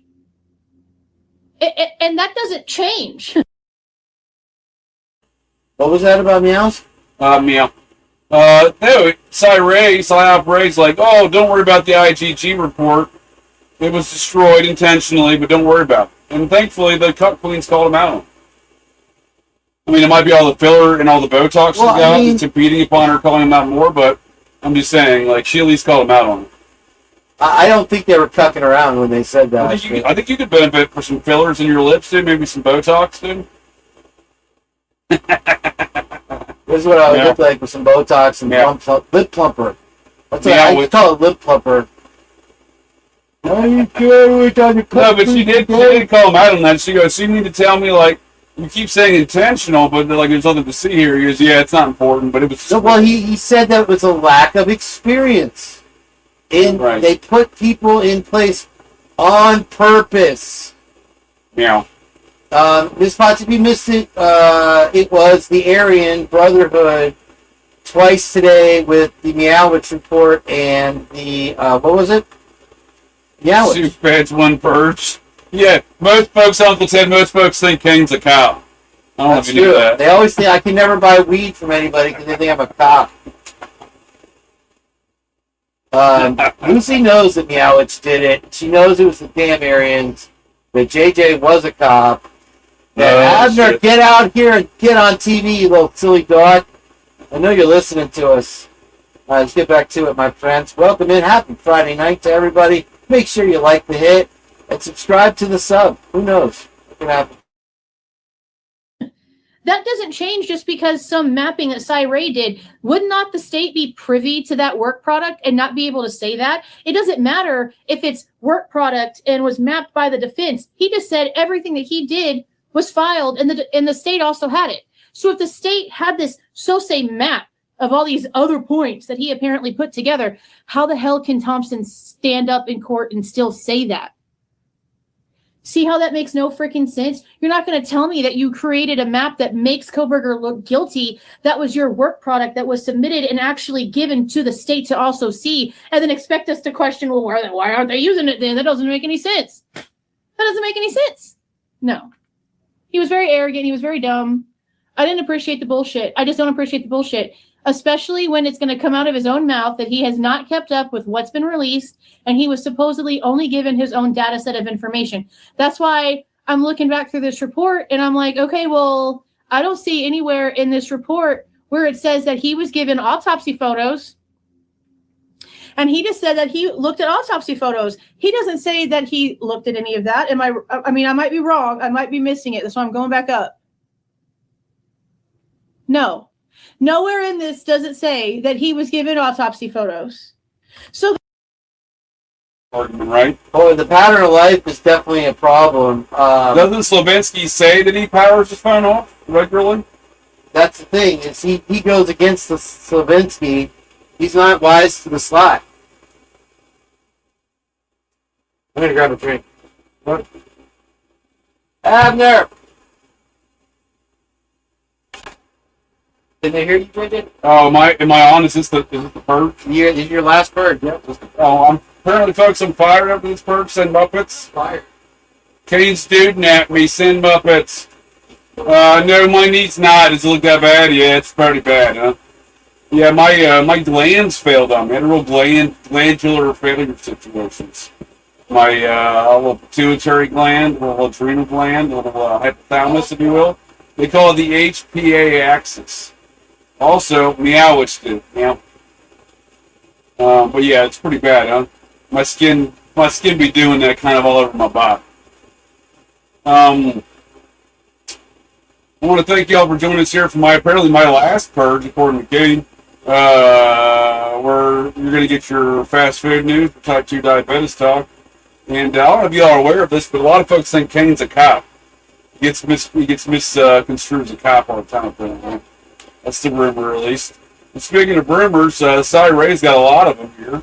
And this whole pattern of life nonsense, I'm fairly certain we can look at the facts, but I'm fairly certain that the guy who brought him into the case, Tom Slavinsky, I believe is his name, he actually claims this whole pattern of life argument that Cy Ray keeps making is bunk.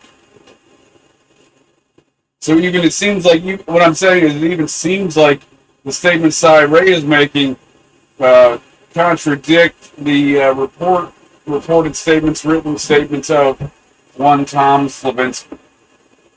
And all of this is moot anyhow because Meowish did it. Yeah. I'm way behind on the chat because I'm not doing my job. You're not doing your job. Am I fired? You are fired. Right after you fire Meow. Hold on, I'll pick it up here. Lucy saying I'm not a cop. Surprised. Now I do think I want to get Lucy. Speaking of a couple of statements from Uncle Ted in the chat, what is the prevailing theory as to why Kaylee Goncalves was involved with emailing anyone at Harvard University? What are we talking about? Well, yeah, that's actually how you spell contradiction is Cy Ray, and then you spell guilty Meowich. Yeah. No, the thing is their parents said that they gave them the password for the damn phone. Her dad literally said that in Stone Sky's chat just now. Yeah, but why is it that we think that what is the association with Kaylee Goncalves, Harvard University, and their Harvard? Obviously, it's the AB, bro. The what? The Aryan Brotherhood. Oh, Meowich. That makes sense. Yeah. No, I mean it's a legitimate question. I don't think it's ever been answered here, there, Uncle Ted. I know Lucy has commented on that as well. There's not a lot of clear indications of why that was occurring, from what I've seen. I've got an idea. Did Meowish do it? Well, it has nothing to do with Meowich. It has everything to do with the totality of the abundance. The overwhelming totality of the pattern of life. I see what you're saying. Yeah, the pattern of life. It comes down to the pattern of life, which Turby is clearly right. Well, I see that. I see your comment on that, Miss Potts. I don't think it was from Cy Ray's report. I believe Slavinsky states that he did power his phone off machine. On the regular. As Kane says on the reg. At about 3 a.m. Pretty much. It's pretty much 4 a.m. Yeah, I mean, it is odd. Like, why would Kaylee Goncalves be involved with anything going on at Harvard? Well, that had something to do with ECO. Allegedly. That's what Lucy says. That's what I'm saying. It might be in fact true, but what I'm saying is that doesn't explain the situation. I am your father. Unless we're talking totalities of overwhelming patterns of life. That's well put. I like that. Yeah, I mean, I don't know if he's doing the duper's delight. I mean, that's certainly one interpretation. His hubris has gotten the best of him. He laughs at inappropriate times and acts like an arrogant jackass when asked reasonable questions. Hey, me and Cy are regular pals. And that's coming from a cop. A former cop, at least. There's speaking of cops, look at that. That was a cop look you just gave, y'all. Well, I'm saying I am a former cop as much as Lucy and others want to declare that I am a cop. See, that's the hubris talking again right there. Laughing at an inappropriate time and acting like a jackass. That's the cop in me, apparently, still. My point is, Cy Ray does a lot of that in this interview.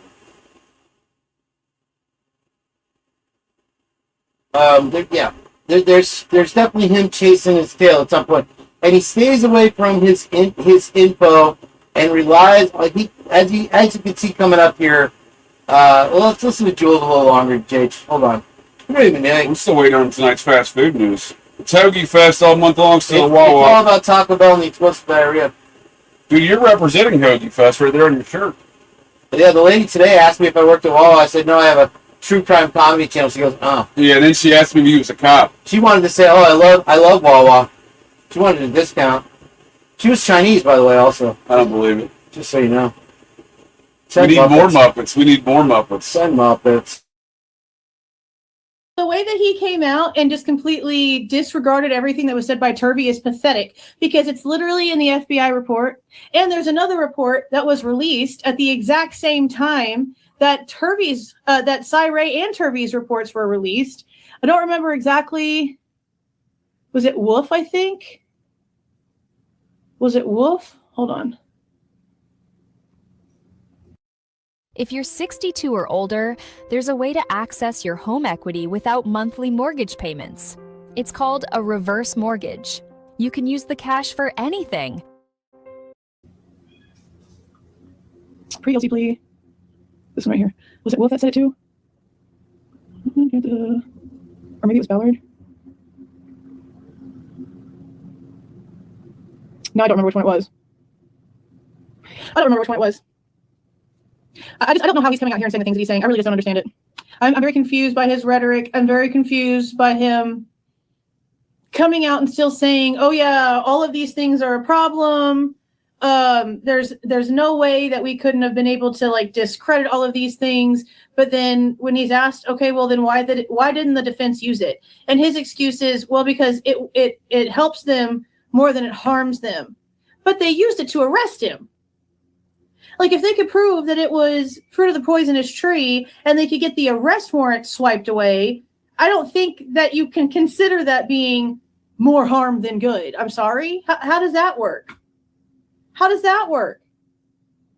Yeah, that's another thing. He's sitting there. Oh, yeah. Remember, he also said what about being asked if Bethany left or not?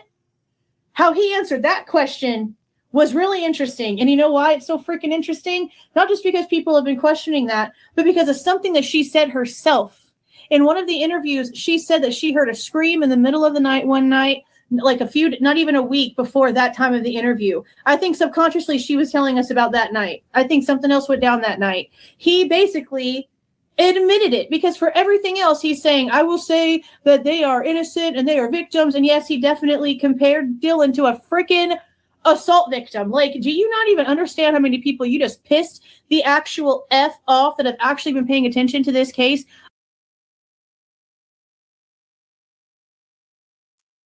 All right, JJ, Miss Leia Stories isn't satisfied with the progress of the program here tonight. Let's take a look at Mark B.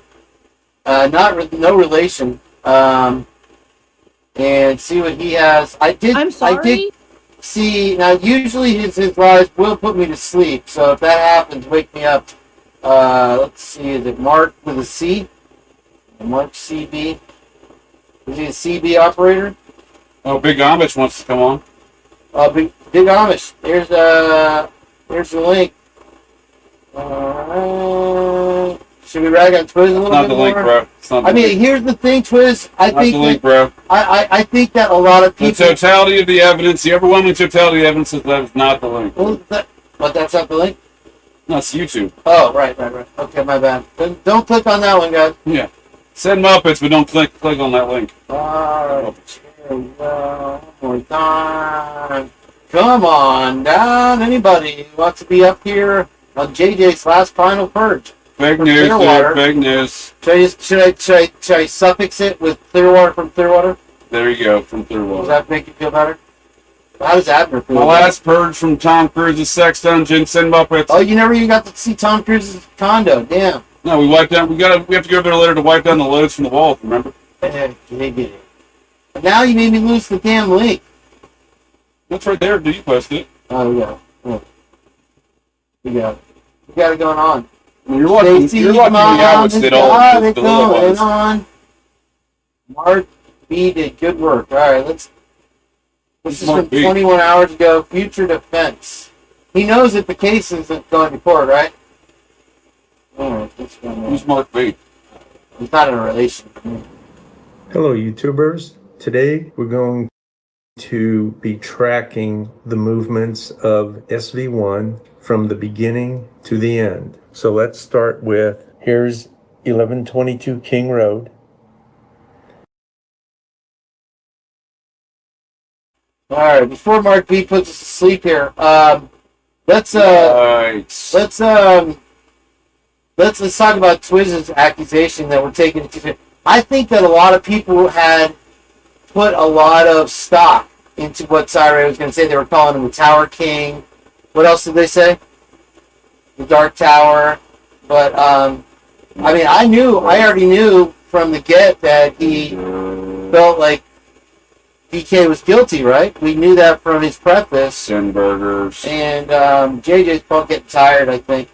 But anyway, yeah, Tom Cruise will be on the program later, guys. He'll be joining us soon. Well, we got to go to his condo to wipe down the loads from the sex dump. Not going to happen. Not facts. It's JJ's last church, live from Clearwater.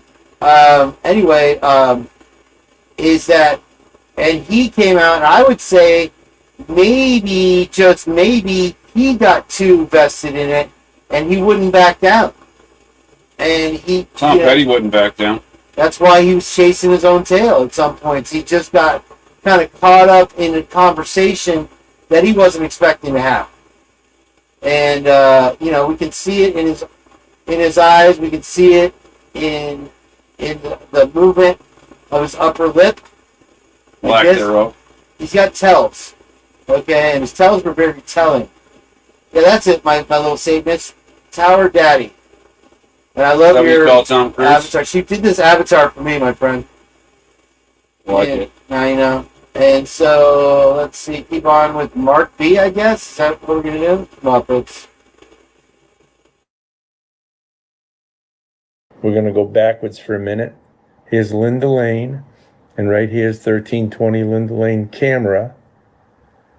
Here's Louder, and here's 1125 Ridge Road, where that camera is. And then we go back here, and here's the 76 station Sunset Mart. Now, we're not going to be dealing with this because the timestamps don't fit. Now, I did a video right here, Idaho. He did a video, James. I got think 30 mouth, boy. He's got Corey Feldman eyes, is what Oh, dude, he's got Gina Davis eyes, dude.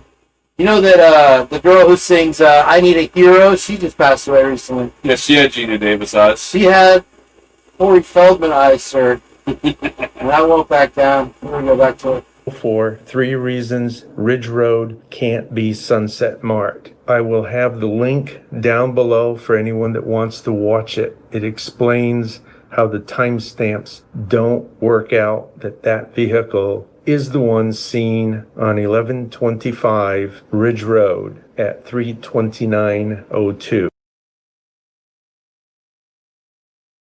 Oh, is that the Sunset I Mart think game? that was a pretty good video. What do you think? That was great. That one's always been a distraction to me. That whole one from the gas station where they couldn't shut down the gas station. They shut down the gas station a month later. And that was important because they stole the sign. Well, that was important because the gas station attendant had Gina Davis on. And they were gaslighting us, so don't get removed from the chat. But yeah, if you've got Corey Feldman eyes, be careful. Let's go back to Jules. She had Gina Davis eyes. How dare you, sir? Alright, let's see here.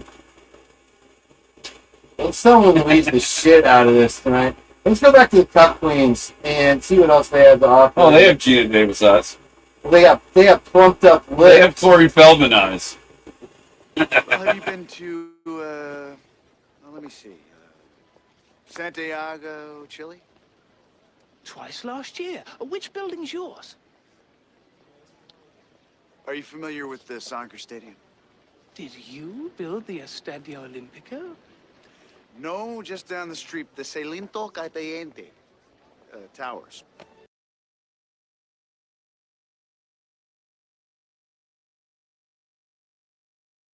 Caliente means hot, like weather, I think. What's Saliento mean? Hot sauce? Saliento means cuck. It's cuck. It's Spanish for cuck. I think you built the hot sauce towers. Oh, big Amish Explanation for you. For me to say that that's evidence of them committing this crime, those two totally different things. Agreed. Do you think there's any flexibility with the time frame of when the crime was actually committed? Because isn't there some evidence out there that Ethan picked up a Snapchat call at 4:24 a.m. after he was apparently deceased? Again, I would. You can hear the. Where's Big Amish? It's probably going to cause all kinds of audio problems. Find out. Big Amish. Shit, Gary Gilmore. Fellas, do you hear me? I hear you, sir. Welcome to the Loud and Purge. clear, sir. What's going on, my main man? Your number one place for fast food news, type 2 diabetes talk, and I don't know if you knew this came to cop. Yeah, pull over, sir. I need a little bit of that. I'll have a drink with you, fellas though, on the road. We Doing well, did sir. How about yourself? so, you know, it's a sad day. We got to get wiped down the loads at Tom Cruise sex It's stunt. not true. Would you stop with that talk? It's disgusting, sir. I don't know who this guy is. He's been replaced by a burger. Payne works there part-time. He got me on, part-time as well. I got you on wipe down patrol. You got to wipe down the loads. Well, you could always go to 1122. They do a little crime scene cleanup, right? Yeah. Well, welcome to the Purge, sir. Thank you. It's very much an honor to have you here. Well, it's my honor to We be started as enemies, and here we are now, good best of friends. Any thoughts on the Cup Queens tonight? Well, I haven't watched the whole thing. But from here's my take on it, right? And you're right about. I was listening in. You're right about how Cyre's playing this, and that is he's playing both sides of the aisle, so to speak. He's doing some fence sitting. You are correct, sir. Yeah, and so in my opinion, because it's not about. I'm looking at the PCR that's going to be filed, right? And under that standard, Post-conviction relief. You're not looking you're not looking for innocence, right? And you also don't want to be a biased witness and saying, oh yeah, BK's innocent, because you're going to get ripped apart on cross-examination. And it's my belief, it's my opinion, that he is going to be, or was planning on being, he's going to be a witness. That's what it sounds like to me. Whether it's a prosecution witness and he's setting the tone down, or for the defense.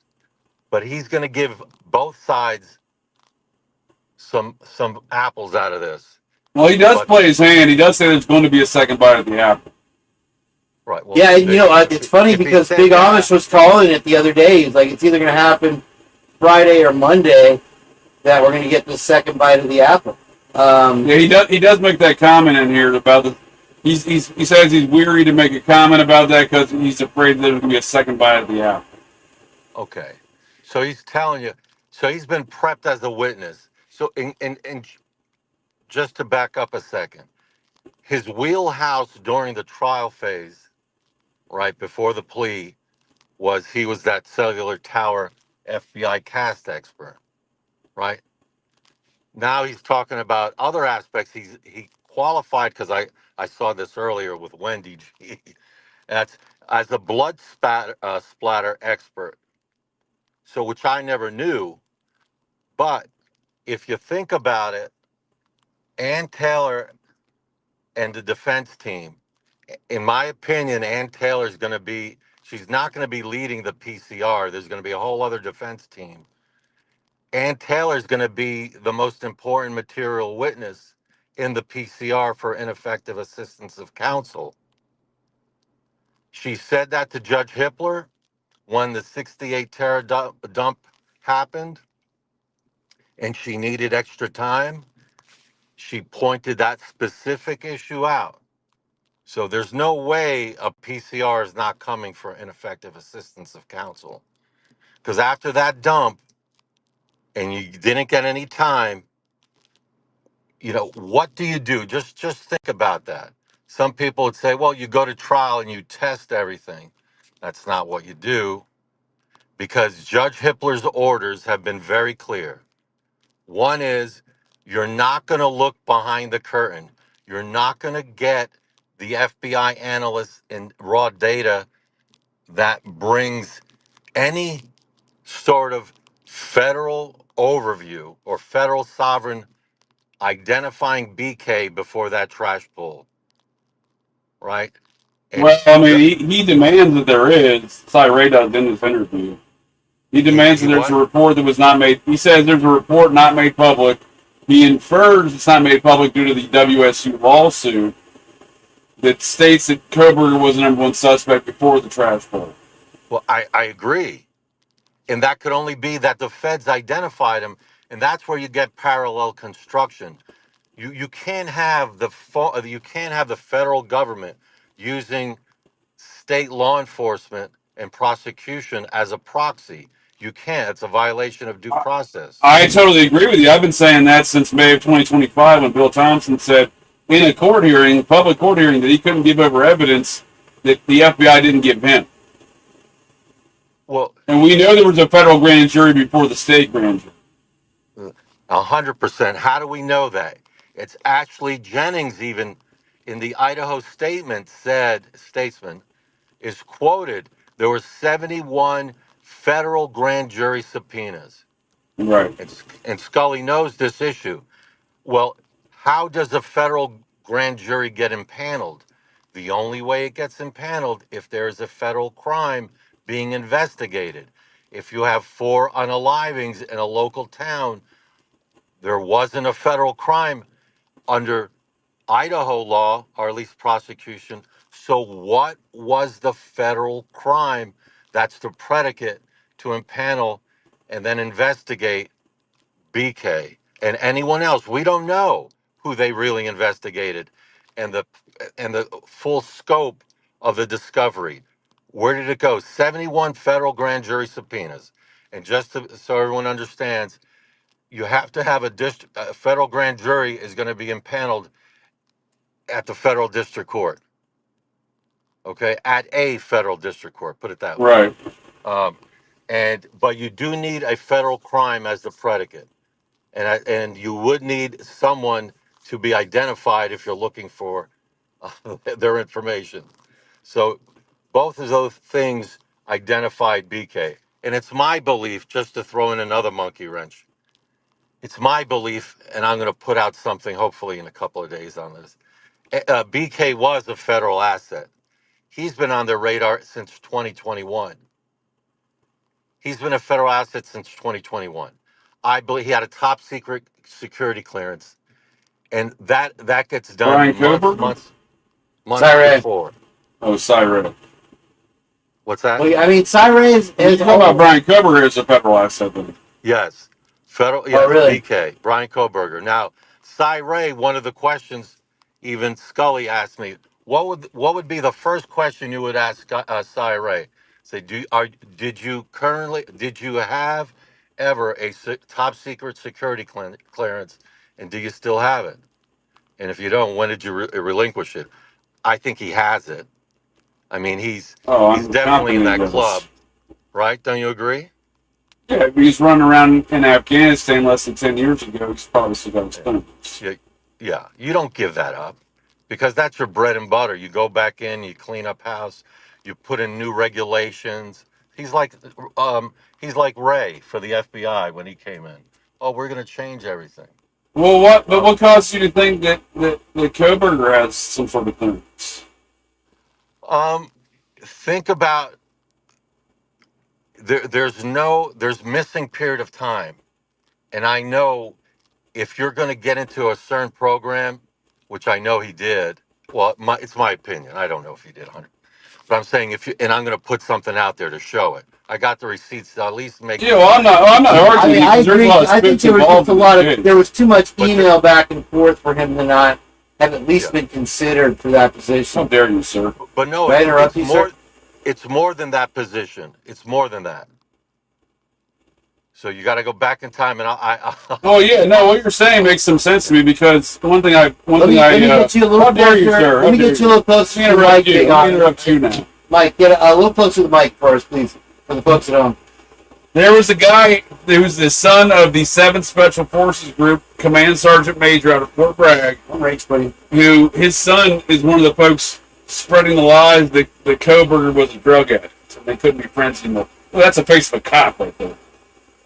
Well, wow, that's shocking because Fort Bragg and Fort Liberty had their own issues with special operators going and assisting cartels. Absolutely. And being their muscle. So that's a whole other avenue. Delta Force at that.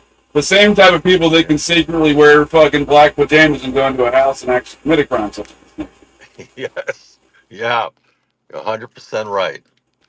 And they get cover. It's the last thing you want exposed. Oh, absolutely. It's just odd that you have like a guy out there demonstrably. I mean, there's no question. He's telling a false narrative in the media, telling the media that he used to be friends with Koberger, but had to quit being friends with Koberger at the age of 15 because Koberger was such a drug addict, right? But it's demonstrable that the story that he's telling, the narrative that he's describing, is provably false. That there's no way that him and Koberger lived in two totally different places, went to two totally different schools, lots of miles apart. I want to say 90 miles apart.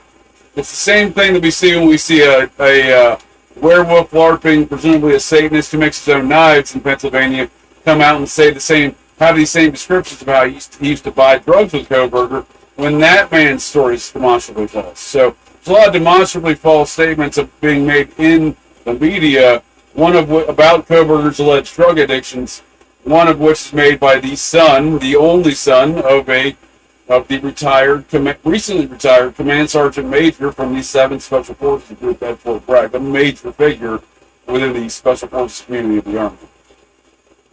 Werewolf in the Gladio sense, correct. Satanist werewolf LARPers, Mike Lucchino, Anton LaVey, the leaders of the modern Satanism movements, they actually documented in a book saying they started the werewolf sect of Satanism based upon the Gladio werewolf guerrilla units of World War II. Guerrillas. So there's a lot of these kind of these special ops aspects to this case. There will be no gorillas in the swimming pools. So I'm not trying to discount your statement. I was just wondering where you're going, where you're getting the information on cover. Because again, there's a lot of that stuff in this case. It would kind of go in line with that. I hadn't seen anything about COVID. No. This is just straight from the FBI, and the different programs. Well, it would also justify why Brett Payne was selected as the lead investigator. Brett Payne has a top secret security clearance. He's a major and he's a commanding officer of a Army Reserve military police battalion. He would be one of the gatekeepers, right? Sure. These call them joint task force operators, whatever. They are joint task force operators. They're probably around at the fusion center. Right. So that's what he is. He's a gatekeeper for the feds. You are going to get nothing that's going to be attributed to the feds. He signed an NDA. He has a contract with the federal government, and he follows orders. Right. Jenkins and Fry know they're joint task force operators. And well, they also have signed off. That's interesting because Fry's now the chief of police in what used to be a national security state city, Richland, Washington. So it started out under the Manhattan Project. It was a secret city for like 20 years. Welcome in, Prime Chaos. How you doing? Nice to see you, genuine. So what you're saying makes a lot of sense, sir. Makes a lot of sense. Well, and what you're saying makes sense. I mean, they're just going within that hub, right? They're not going outside it. That's their protective shell, but they're protecting that shell as well. Sure.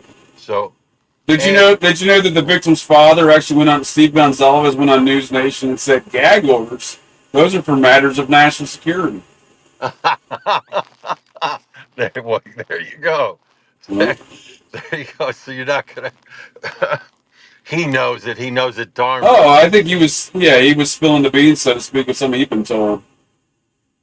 Yeah, no, that's and what you mentioned the other day when we were talking about, I can't get out of my head the Farmington Bank. I mean, the hex, I kind of remember. I just didn't dig into it, but it makes more and more sense how you're going to be using crypto to to handle transactions, not just from a product. We're talking also from a human trafficking aspect as well. Absolutely, yeah, absolutely.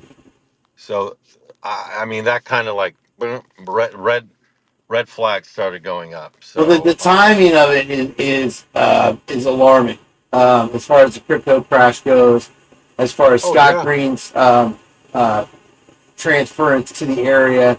It does seem that he was brought in to turn around more than just the enrollments at the university. He is coming from a large money laundering um, uh, corporation, right, in the Hogan Wobbles. Epstein and associate. Yep, and you Well, have Leon Black. Yeah, and He's Apollo, deeply involved in the Epstein I network. mean they're Apollo Global best of Management, pals. Apollo Global. Lucy knows about. Got that down. But let me throw a hypothetical at you, so that way we could put some meat on the bones. We talk theory and all this other background. But let's say the transaction went through. University of Idaho acquired University of Phoenix, right? They have to keep that the nonprofit status, right? So, and you're going to be raising, and it's traded on in the stock exchange. But let me throw this at you. What would be the odds? I'll just give you the hypothetical and explain how it would work. That's better. I'll give you the hypothetical, explain me how it works. So the cartel not only is involved in product smuggling and transactions, but in human trafficking. So if there is an involvement of the cartel with the University of Phoenix, and they're going to be trafficking individuals who are going to be going to school, um, and they send them to the University of Phoenix, not that far from the border. And now they get sucked up into the University of Idaho as well because of that transaction. How, explain to everyone and to me, consider me just a baby, but explain the situation. How would those transactions develop? And do you see it developing that way under that scenario? I mean, the University of Phoenix acquisition makes no sense on its face. There's no structure. I'm a fighting Phoenixer. I'm a grad and undergrad from there. Phoenix proud. Phoenix proud. Yeah, not a moneymaker. Go ahead. No, well, and it was because it was pushed on all the military bases, so it was obviously, that's how I got associated with going to school there. But the only thing that exists is really either the federal financing operations that already exist within that framework, or some sort of back-end money laundering framework that goes on within that structure. Because there are no physical buildings, there is no physical campus to the University of Phoenix. Yes. There's nothing to purchase. Yes. No, you're. Well, also with the, let me interrupt that. With the Phoenix University, I think at least 70% of the students incur over $100,000 worth of debt and never graduate. It's a big scam. ITT kind of university in that way. I don't know that the Phoenix University and Phoenix Energy are one and the same. It's a good question. The Phoenix Energy thing keeps popping up. Now, from what we understand, Adam Ferrara? it's from Ferrari. The actual makers of the Ferrari car own the Phoenix Energy Corporation, and they pulled 10 million gallons of gasoline or oil. So whatever connection there is in that, I think it's just them trolling what I say, and they send me ads related. But anyway, that's neither here nor there. But okay, it'd be interesting to see. No, that is very interesting. But yeah, I keep getting ads for the Phoenix Energy. It's crazy. Okay, that's something to look at. But on the issue of the school, did you know that the University of Idaho basically would accept, I don't know what, undocumented individuals into the school and provide books, housing, and tuition? I think Washington State is the same white as Brian covers all of his classmates, all super Chinese. Like, don't even speak English Chinese. Well, the same thing has happened at Meta, the Facebook company there. It's become overrun by the Chinese that don't even speak in English, and they keep promoting themselves from within and creating this this culture of us against them, and so regular Americans are being pushed out, and they're perpetuating and promoting this environment to exist over there. It creates division. It does, especially once you see what's going on. It's not intentional from the student's view, but from observing from the 40,000-foot level. The administration, the Biden administration, was advancing it. Clearly, the Biden administration had their hands through an Obama administration in the board members of Apollo, and I think Vistria, which is another aspect of it. It was another company. Oh, the Apollo, yeah. There were former admin, former Obama and Biden administrators who then become board members of. That wouldn't shock me because the former U.S. attorney for the state of Idaho that Herbert worked for, she would later represent the media companies in suing Idaho for full disclosure and all of this court filings, right? When everything was being sealed.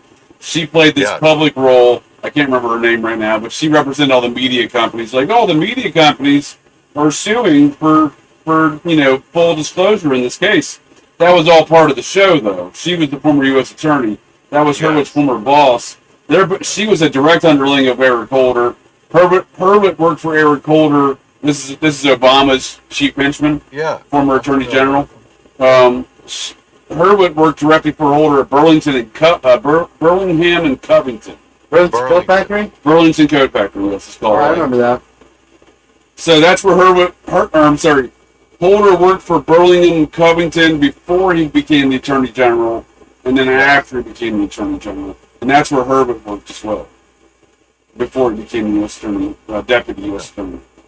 Yeah, the dog and pony show.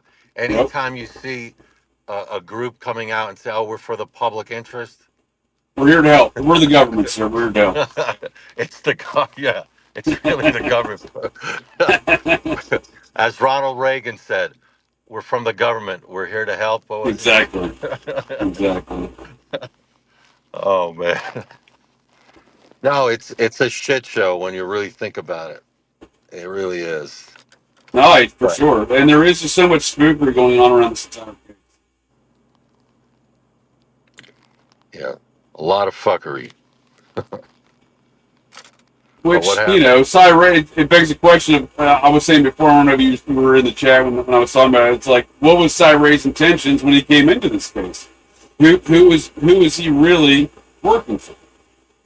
And it's not just two sides within the government, as I'm sure you're aware of. It's typically lots of factions, not even just it could be 17 factions, 17 different intelligence services.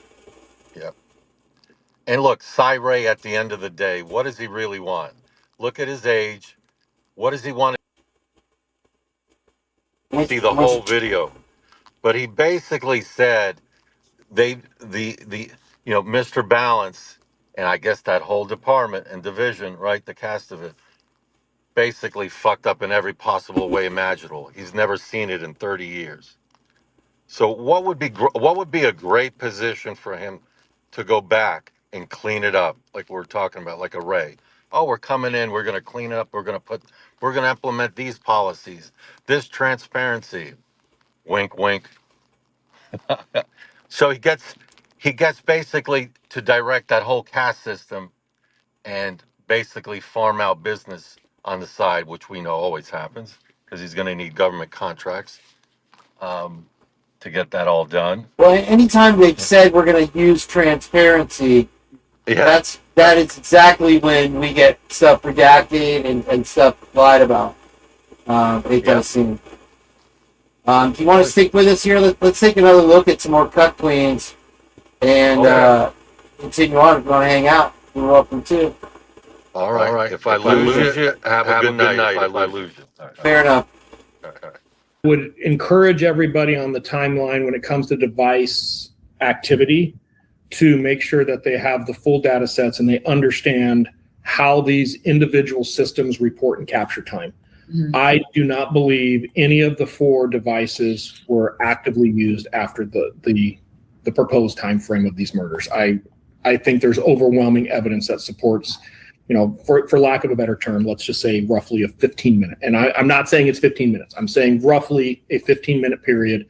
I think there is overwhelming evidence that that's when this crime was committed. And anybody who's telling you, oh, no, it could have been here, it could have been there, they have to eliminate so much other things that are happening at that time frame. It just doesn't make sense. And does having the crime end at that particular time, is part of that because it lines up with the car that's leaving? And so if that car that was leaving wasn't the person that actually committed the crime, that maybe there's some flexibility with when that crime occurred?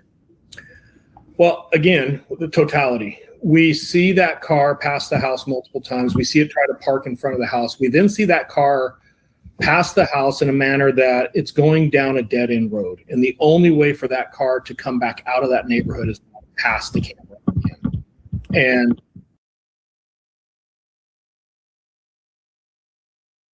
where would I have seen your work? Well, have you been to, let me see, Santiago, Chile? Twice last year. Which building's yours? Are you familiar with the soccer stadium? Did you build the Estadio Olimpico? No, just down the street, the Celinto Cayente Towers.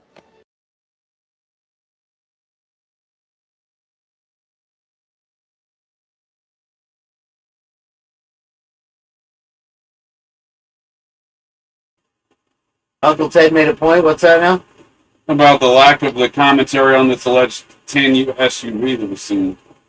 Is that the guy from Phoenix University? I just don't love being I think on it was driven by Meowwitz. So instead of changing who I am, Meowwitz drove. No, the fentanyl is definitely coming in through Mexico for sure. There's a lot of evidence of cartel activity in and around both this campus. So you're saying that Meowwitz did it? Meowwitz definitely did it. It's in the Meow room report. The hell of a PowerPoint. It's a fabulous PowerPoint.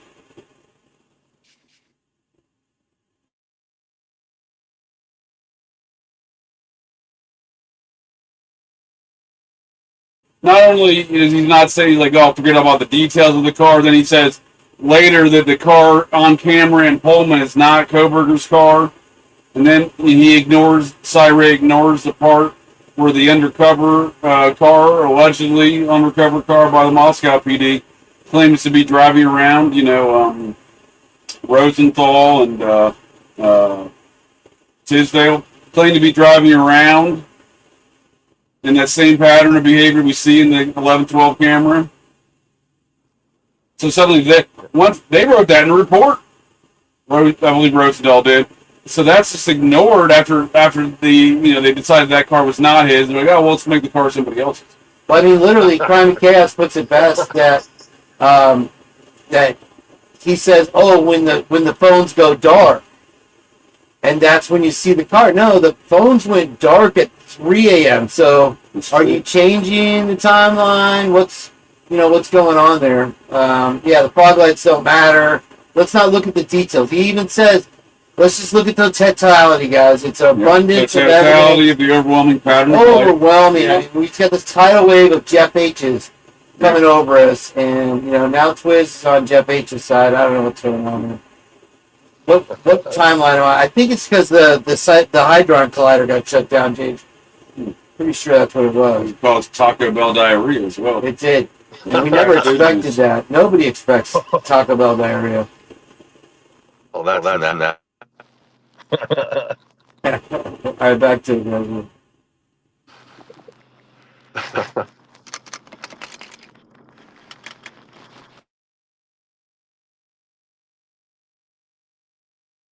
all of this activity that is indicative of something happening inside the house is between the last time we see the car going down that dead-end road that could potentially park somewhere down that road to the time that car is leaving. And we also see a dramatic difference in what that car is doing. The first 3 times, it's slow travel. Somebody's trying to park. They do a very poor job of parallel parking. They do a 3-point turn in an intersection. There's no exigency. There's no reason to hurry. After this time period, we see what appears to be that same white car flee the neighborhood at a high rate of speed. We can actually hear the wheels squealing as it goes around corners. Again, I'm pretty sure, I don't know if my Elantra would really peel out because it's, first of all, it's front wheel drive, and you'd have to do like a neutral drop and rev your engine to be able to get a squeal out. I'm pretty sure that a lot of the sound effects with that alleged Elantra, which is the police vehicle admittedly by the police, are added in. Wouldn't you say, Jage? I don't believe I've never believed any of these videos are legit. Great point. We know the 911 call is not legit. We can now demonstrate that. Why is that, JJ? The released unsealed documents say it was a 4-minute, 11-second 911 call, and the one that was leaked by Chris Whitcomb 911, my bad, is 2 minutes, I believe approximately 2 minutes and 42 seconds. Lucy's saying it's the same 911 call? Did Meowwitch say that, Lucy? Yeah. I don't know. It was leaked. Maybe it's AI. Maybe it's real. Maybe it's Memorex. I don't know. I don't buy any of it. Let's get back to the cup, Can't please. trust it. What do you got there, Amish? That you can't trust it. We watch videos of individuals disappearing and footage. I mean, I agree with you. once I saw that, it's over. For sure, I totally agree with you. You can't trust it. It's just like the rest of the testimony of any of the prosecution witnesses. That'll be interesting to see, Scully. Netflix has 3 911 calls? That'd be crazy. I wonder if they have the Banfield 911 call. That's a great point, because we're given the undercover dash cam videos or body cam videos that no one asked for. They're just like, oh, look, we'll just release this to News Nation. Brian Hinton will tell everybody about it. Oh, there's individuals seen in the background running past it. Oh, there's a truck that drives by. It has all these distractions in it, yet the actual events that occurred was a 911 call to the Banfield. It had nothing to do with underage drinking posts to patrol. So it's part of that distraction. Yeah, and we never see them holding a single beer. They don't look drunk. The guy's wearing sunglasses through the whole damn thing, which is just cocky bastard shit. Who wears sunglasses at night? Who would do that? I can do that. That's true. Very true. All right, let's get back to it, browser. We can sit here and create conspiracy theories, but the bigger conspiracy theory is, did you know that you can get GLP-1 medication for just $179 a month with free shipping and home? what if law enforcement never looked at a white car, right? That's the bigger conspiracy theory. They looked at a white car. What did they find? Well, evidence before they knew Brian Koberger or the fact that Brian Koberger owned a Hyundai Elantra. They came up with, this is a Hyundai Elantra, you know, and that's another piece that I think people will have a hard time explaining. And I don't even want to get in the conversation of fog lights right now. Law enforcement knew that the vehicle that drove by the house that night around this critical time period that fled at a high rate of speed right after we believe somebody inside saw a suspect who potentially committed these crimes matches Brian Koberger's vehicle perfectly, to the point that they actually put in reports and a bolo, hey, we're looking for a white Honda Elantra. That's a really hard thing to get over.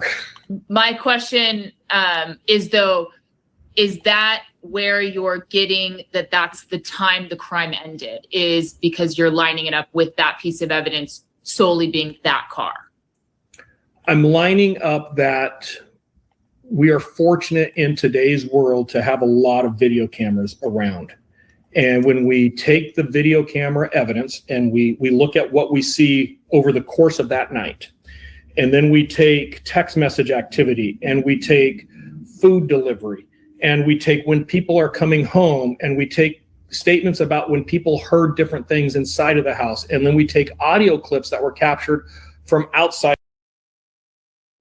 What's that, Jake? Well, I mean, he's acting like these steps were accomplished while ignoring the 230 screen.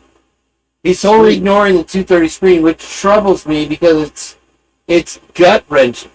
How do you ignore that as a blood splatter expert, as a I bet me I would still know ignore it.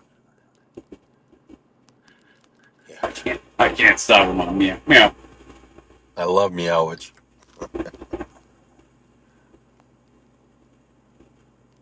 No, yeah, he does seem to play the convenient.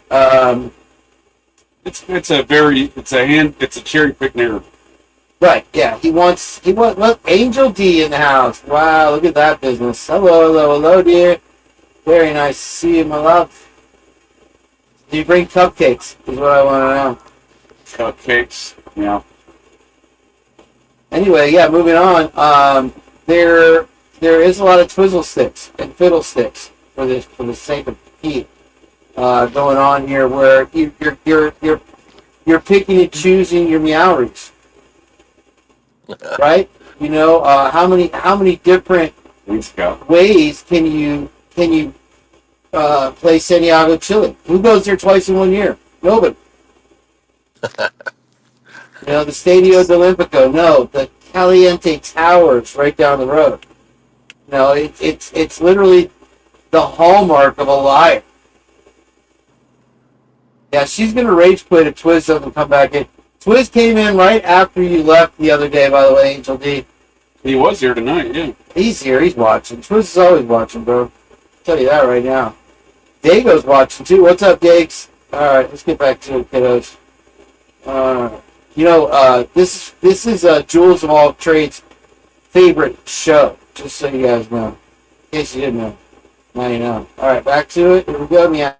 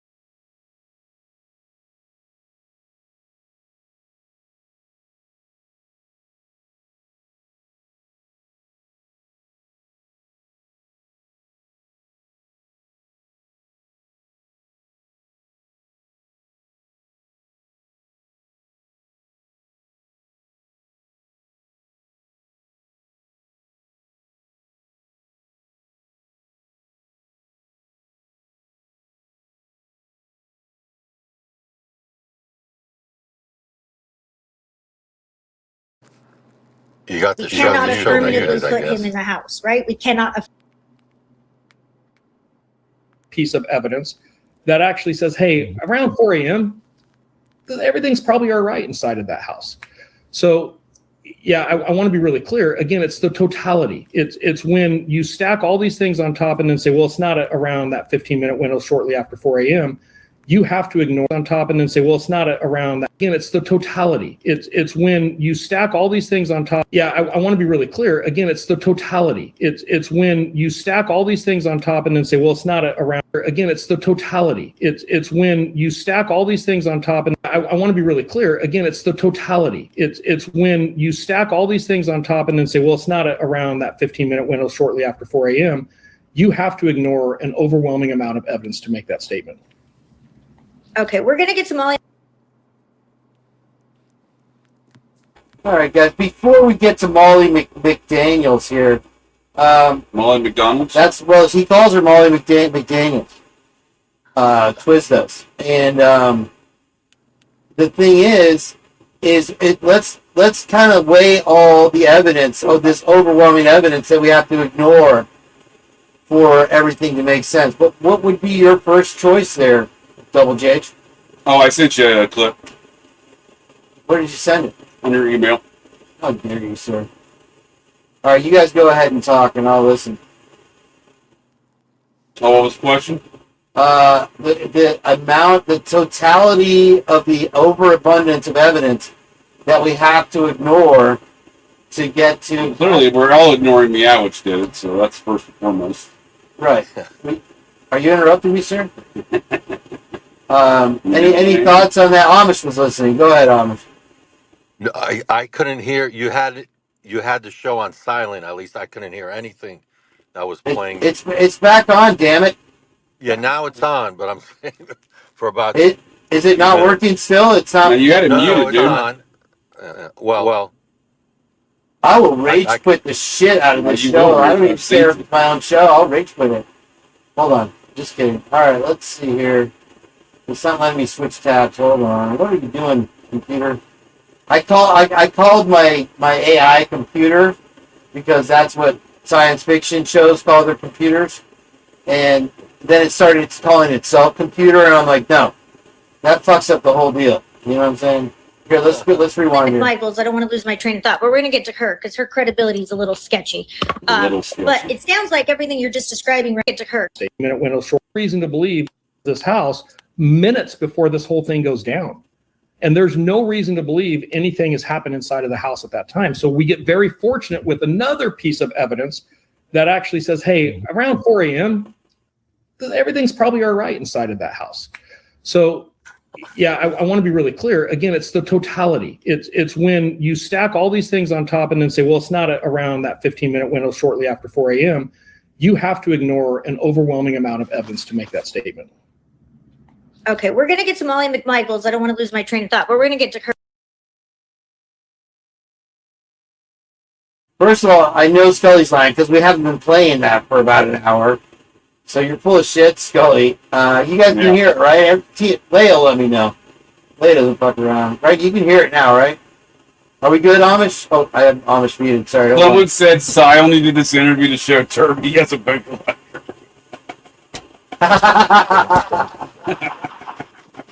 That's well played, Angel D. Well played, Angel D. Oh, Angel D, we love you. I wonder how much Cyray's collection is worth because we got to figure every book's worth $99 in that collection. So at least Cy didn't pretend to be Shakespeare, make weird, freaky sexual comments at this lady. I mean, Cy dressed the part. I will give him that. Dude, Turby made a couple of weird, gross sexual comments. Yeah, Cy did probably directed at Ron, but you know, Cy did not make it sexual. That's for damn sure. Any thoughts there, Mr. Amish? Oh, he just got disconnected. He dropped out. He rage quitted. That's fine. All right, whatever. I'll put the. He said he might get disconnected. Yeah. I'm not making him towards Cyray for fuck's sake. That guy's not making them towards me either. He makes them at me out. Why do you got to make it weird? Yeah. All right, let's keep going. 59 people in here. Make sure you're hitting that like, and if you haven't hit subscribe, who the fuck are you? Yeah, where else you getting your fast food news, type 2 diabetes talk, and Meowich? Yeah. That's enough out of you. All right, here we go back to it. JJ's last show, folks. JJ's last show. Rage quitting. Credibility is a little sketchy.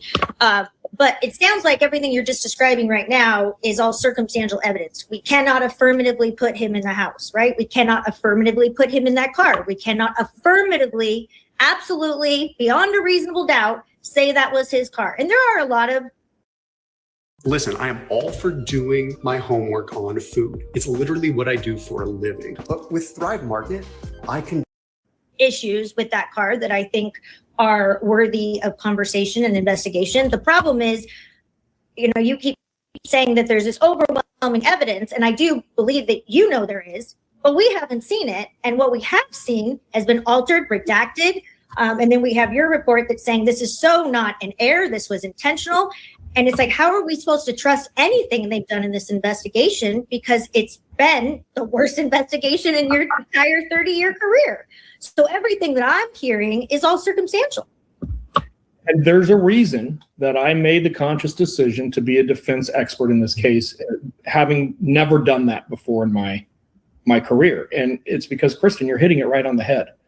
when we, and I'm saying we as law enforcement, when we as law enforcement investigators make the errors that were made in this case, we have completely corrupted the public trust that is necessary and required to actually be effective at enforcing the laws, being effective in the criminal justice system. Like we've ruined that credibility.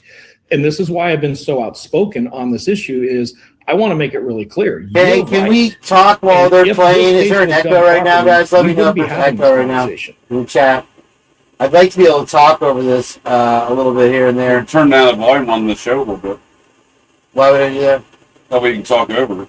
Well, I mean, a lot of times when you play a video, there'll be echo, remember? Oh, rage quit right now, sir. If It's a things family were followed up program, on Kane. properly, if things were investigated Don't tell properly, Tom we Cruise wouldn't that. be having this conversation because that overwhelming evidence would be known, because I suspect there would have been a trial. We wouldn't be questioning the way that some of this evidence was obtained and the manner that some of it was concealed, right? So you're 100% right, but that doesn't change the fact that Brian Kohberger is still our best candidate for this crime. And He do does sound like believe Wickham. proper He does sound investigation like I don't. would overwhelmingly show If that. Brian Kohberger is the best candidate, then I am definitely not voting. I'm out of the game. Right. There's one point where somebody's like, he does thing. the full-on 360 spin when they ask him some question. I think it's about right here. You can see he's got his full clown makeup on right here. Looking like a real Muppet. Sorry, Twiz. No offense. I know that's your boy. He's got full-blown Muppet right there. But he's about to spit out some bullshit ass law enforcement nerd. No offense, Shage. No You're the offense to cop, me not either. me.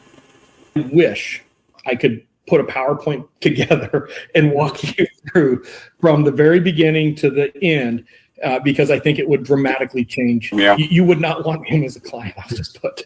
There's that hubris again. Excellent candidate. Did he say you would not I think want the other one- penises? That's what I heard, penises.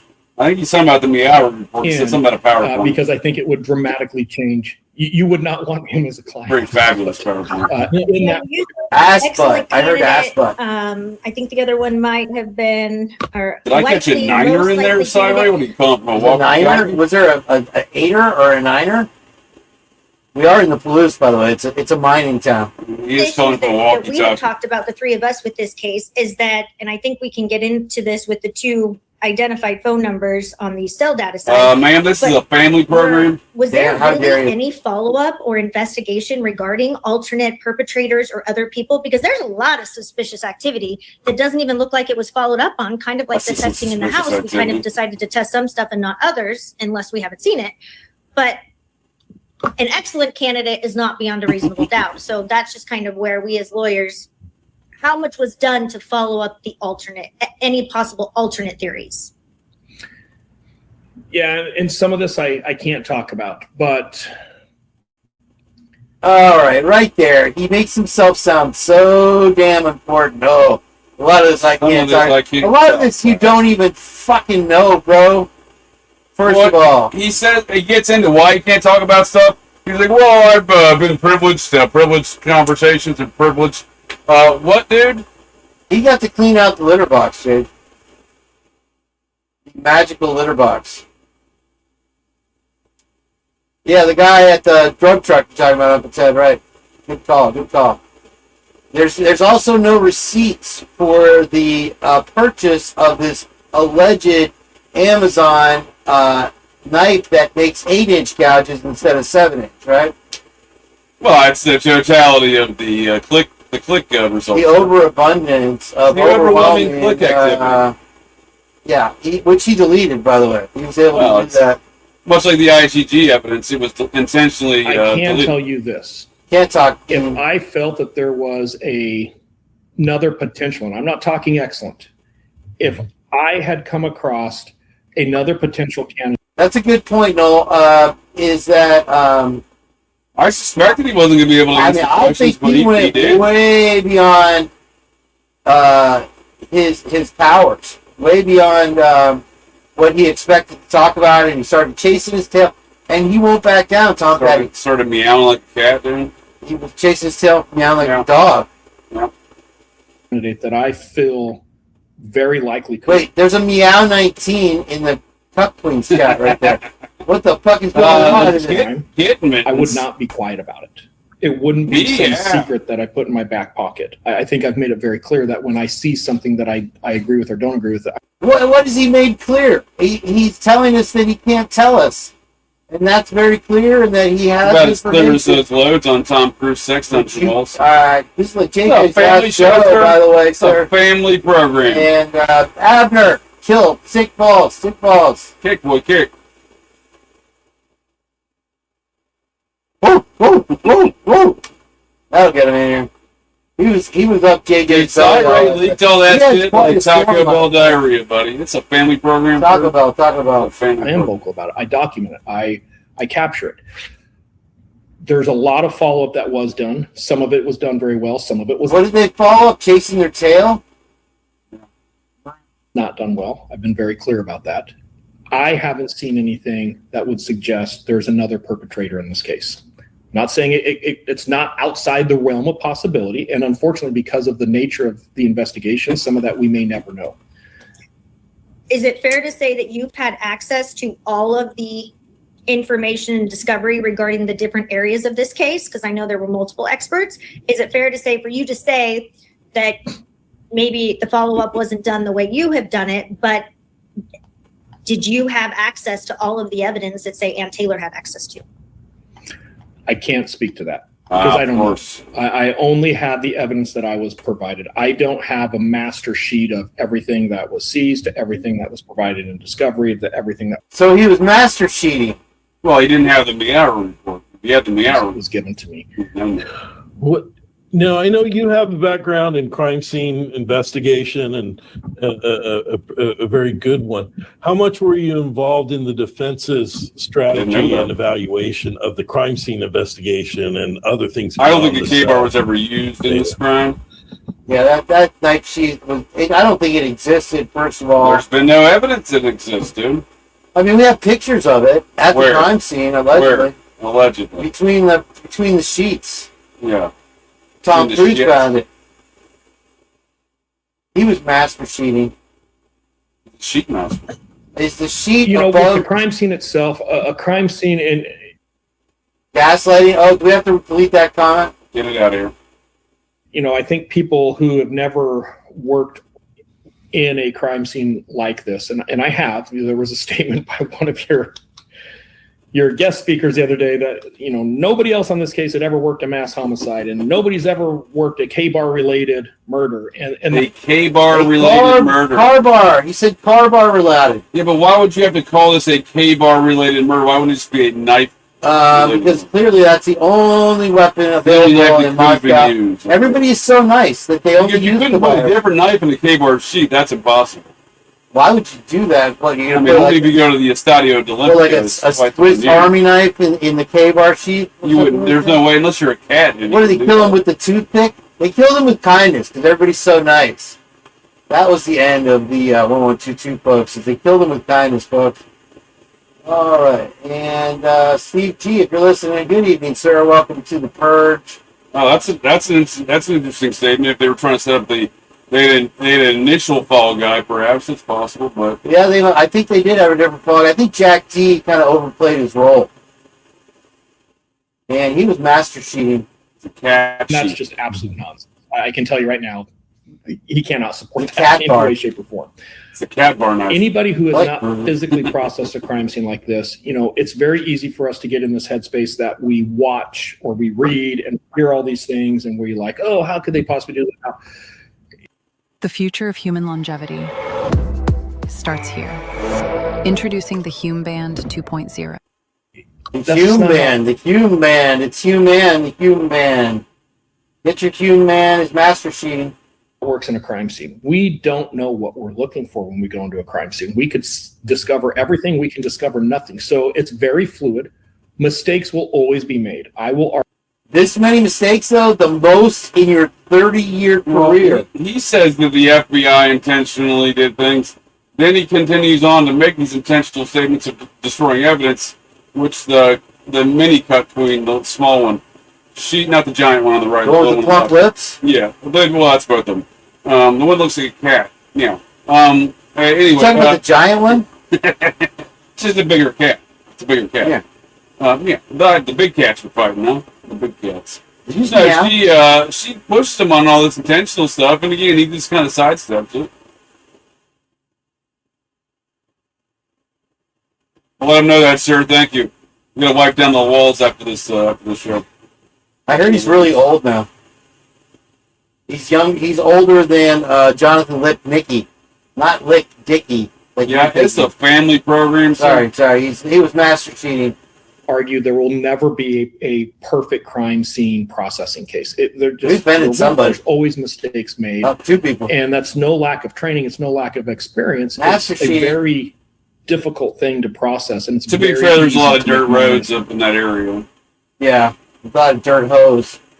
Easy. They're on the screen, sir. Oh, sorry. Where's the cup, Jules? Jules cup. What happened? Well, I mean, that's a good, interesting point by Angel D. What if all that was for show? You know what I mean? What if all that was for show? Master cheating?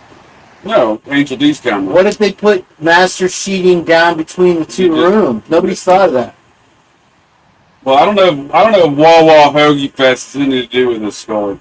Let's take it down. It's Hoagie Fest, you guys, by the way.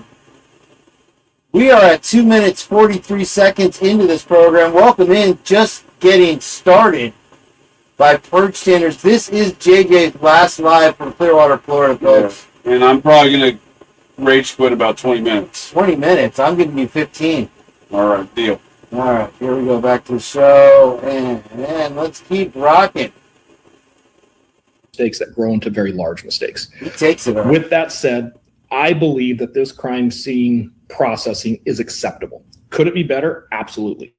Could it close some of the gaps that you guys are raising? 100%. I've been very vocal. There's things that could have been done. Come on up, buddy. I don't see anything at the crime scene that changes the narrative of this case, though. And, is there something that could have happened that I'm just not seeing that's possible? Sure. I'm not going to disagree with anybody on that. But I think it's important that we realize this isn't a terrible crime scene. Well, no one knows There's some actually questions, where they were. but we have some pretty good stuff that did come out of this crime scene.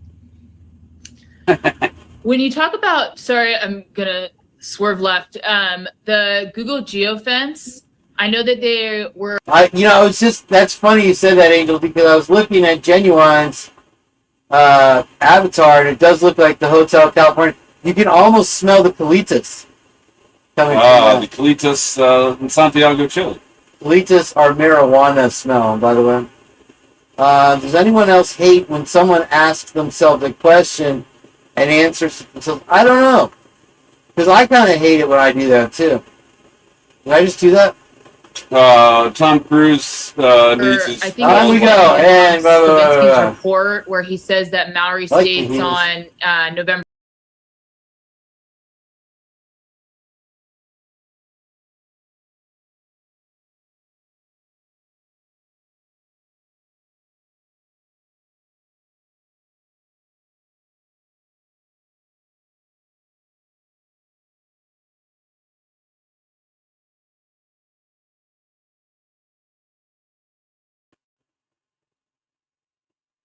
Folks, I kicked this out of our own live. I did a Miss Potts right there. No offense to Miss Potts or Tyler Derby. Let's see here. Sorry about that. I did not rage quit. It was an accident.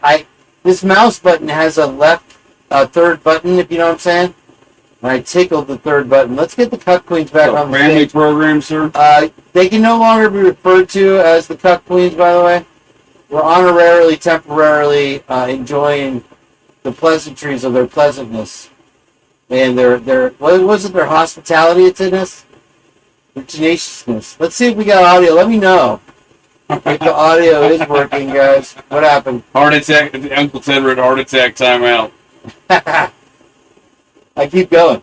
It happened. It happens, Troy. It does. Don't send any more Muppets. We got too many Muppets. The mouse is another. All right, let me know if there's audio, guys. Let me know. we're going to be?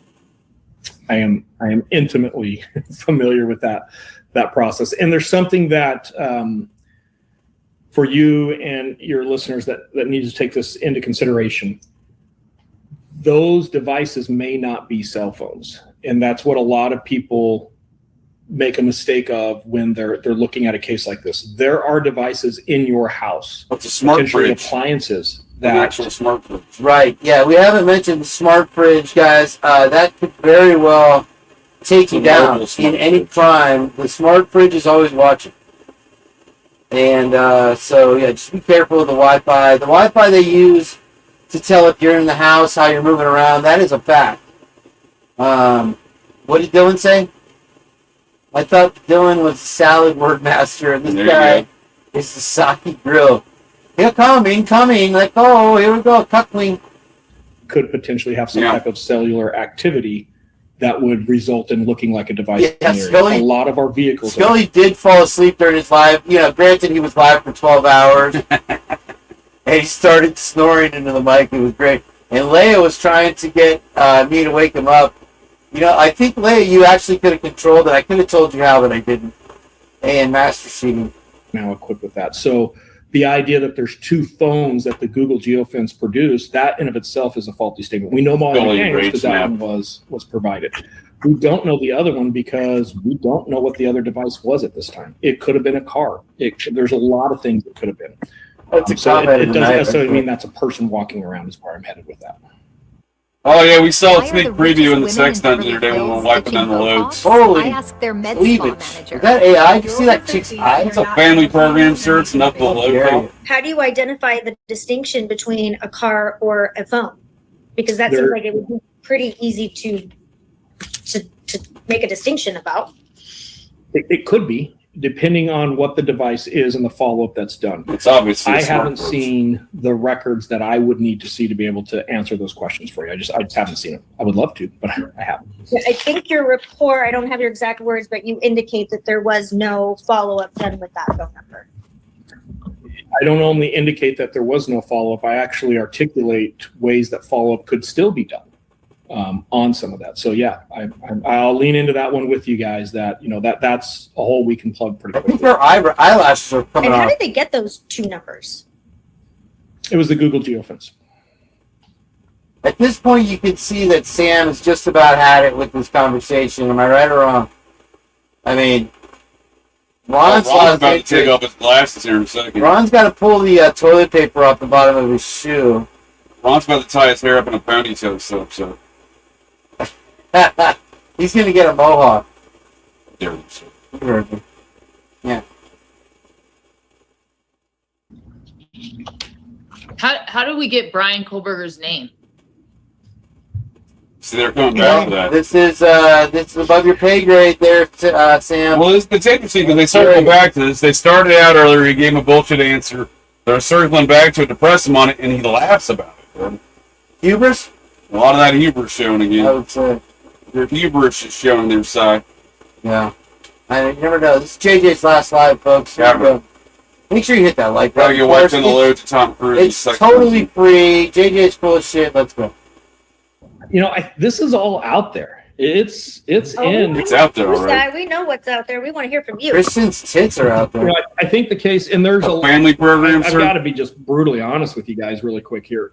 Some of the this is not a tale. I got to be brutally honest with you guys here. Other people who worked on the case and other experts on this case is so incredibly faltered. It's surprising to me. I recently reviewed a podcast where who used the term Muppet the other day? Wasn't it Ian? Dude, who goes to Santiago, Chile 3 times in 1 year? Syray does. Syray? Or someone was saying, well, there was these 4 brothers that were identified, and they just gave up on them. And it is Sunday flasher, that expert took no time to educate what happened to the audio? on the hearings that happened with this case, how DNA, genealogy actually works. All of that has come out. It's all in hearings. Yes, there's 4 brothers. Those 4 brothers are extremely distant relatives. I think JJ is wrong. So that's what people don't understand is when we start IGG, we're looking at a family tree, and I can find branches of that tree that is so far removed from the actual individual I'm looking for There's no way. None of this is answering their question. That's a good Well, point. when I'm putting IgG together and I find one of these people, Hubris, it doesn't mean I'm malarkey, going to dude. immediately find my suspect. But by contacting that individual and trying to obtain their DNA. It's whenever he says, "Let me be Well, clear." yeah, I mean, this is not at all what they Let's asked get him. the He just went on this totality. fucking detour to Santiago, Chile, dude. Yeah, I fucked the dog shit out of both these chicks. Yeah, this is to a help family build out program, more sir. branches of the tree can give me a clearer picture. The four brothers have nothing to do. They're not alternative suspects. They're not in any way connected to this crime. The four brothers, very simply, are a very distant relative of the person who left their DNA on the knife sheath, right? So they make contact with one of those brothers. That brother says, no, I don't want anything to do with this. And that's when Othram starts and the FBI takes over. At that point, the FBI, I'm not going to get into the background of that piece. So they have a problem. wait, why did the FBI have to take over if Othram Labs was doing such a great job? Yeah. JJ's got into meow mode. Process where they can take an S&P profile and they can enhance it, if you will. They go through that process, and This in guy? doing Yeah, it's a that family process, program, they load that into a couple of genealogy databases, and very quickly, because of the data that's in those genealogy databases, they're able to determine the most probable candidate DNA left on the knife sheath, specifically the button, is Brian Koberger. At which point they contact law enforcement and the prosecutors, and they explain very clearly, we believe Brian Koberger is your suspect. It's a tip. You can't use this in court. You can't use this as probable cause. You can only use this as a tip, but now it's your job to go build a case against. The question, I believe, was how did they get the tip? How did they get to it? What was the tip? And the answer is... It was just magically pulled out of a hat. They just randomly put a white launch The answer is we're both getting fired if we don't get over to Tom Cruise's sex dungeon in the next 6 minutes. We have 6 minutes? Is that where we're at? We gotta wipe down the loads. Would you shut the fuck up? It's a family program, sir. Let's fuck the dog shit out of fucking both these Brian Koberger. And when you do, and you match his DNA Look at the copyright to strike this people. crime scene DNA, it's going to match. And it does match. You know, I've heard people say, well, they Allegedly. never match Brian Koberger's DNA to the actual And make DNA some kind of from sexual comment. the snap. That is Made lots of nonsense. It 100% matched. So, you know, that argument in of itself just fails incredibly. Show would it be if I didn't fuck the dog shit? Well, we'll never know because we'll never know the IDG because he even said they intentionally destroyed it. Intentionally. Keyword. Bing, bing, bing, bing. Bing, bing, bing. Ready to get my guitar down and play Crush? Let's wait till I get a caller tonight. Yeah, oh yeah, you enjoy listening to my acoustic guitar real loud. No, when we you go have to bed. sleeping on here. It's better than lightning all night and thunder. Yeah. Well, you should have heard the trailer rattling storm that we had last night that kept Abner up in arms the whole night. I heard him whimpering back How there. dare you, sir? Abner's a good boy. You heard me. Dog shit.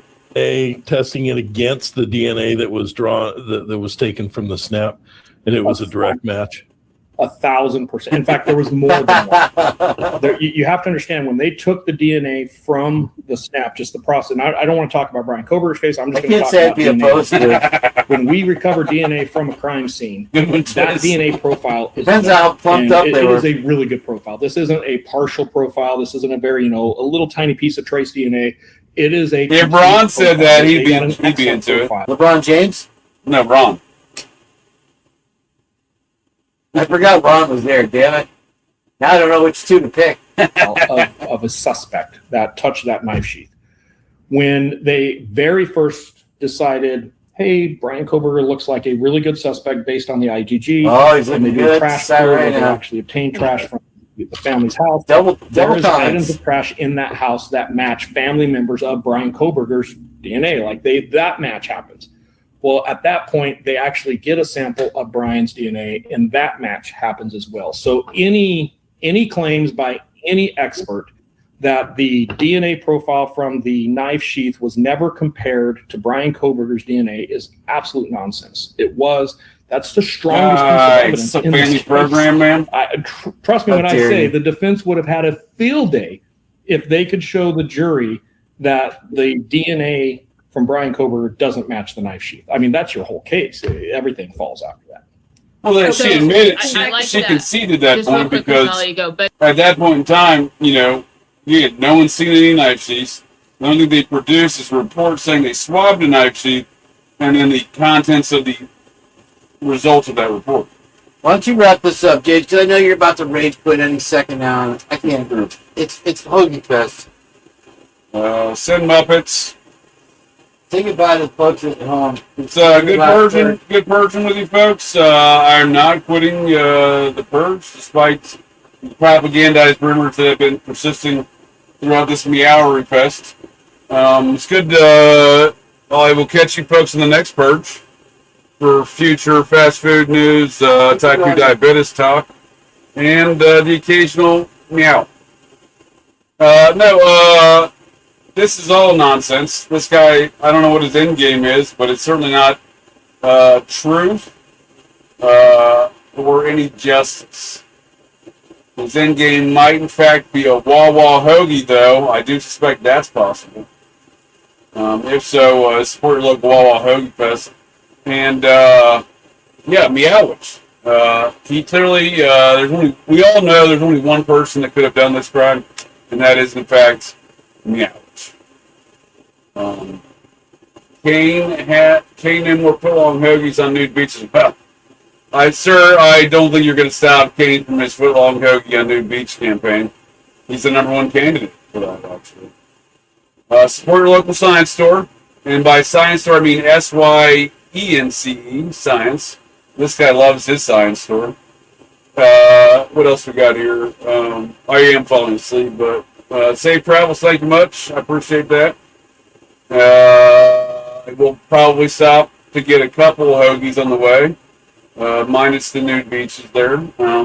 Perhaps might get myself a couple Meowwiches for the road. Who doesn't love a good Meowwich? Meowwich makes a great meal. Meow. Are you coming back to take over this thing? Because I'm about to rage quit here. Give me one more minute. I'm rage quitting in 37 seconds. Your last purge ever. It's not my last purge ever. You keep on propagandizing the state. Clearwater, I said. Yes, sir. I'm heading. I got to go see my son tomorrow there at Twizzle 6. Heading back Ohio bound. Just when I bought you a whole bunch of bananas. Meow. That note, though, I will see you folks on the next purge. I do thank you, fellow purgers, for joining in here tonight for your updates on fast food news, type 2 diabetes talk, and no one's dumping anyone there, Lucy Morningstar. Let's take it down a notch. I just got to go leave and go wipe down the loads of Tom Cruise's sex dungeon. Gross, dude. This is a family program, so that's love the load talk, by the way. But no, I will see you folks next purge, future purges. Hopefully we'll have some more information to talk about. Kane will be your ex, huh? That's interesting, Lucy. That's a good statement to make. Meow. No, I do hope we get some more information, legitimate information in here. Yeah, I do hope there is. That's the face of a cop right there. Like they're not here. Was I on the screen? I didn't even know. I really do hope we get some sort of. There is justice in this matter. I would like to think that this is in fact a legitimate case. And there will be an appeal. Only time will tell. According to Lucy Morningstar, there's some sort of weird astrological event tonight that involves cats.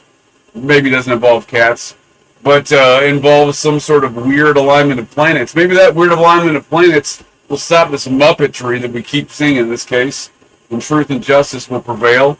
Thank you, sir. Thank you, ma'am. And on that note, I will be rage quitting. I'll see you folks next time. Yeah.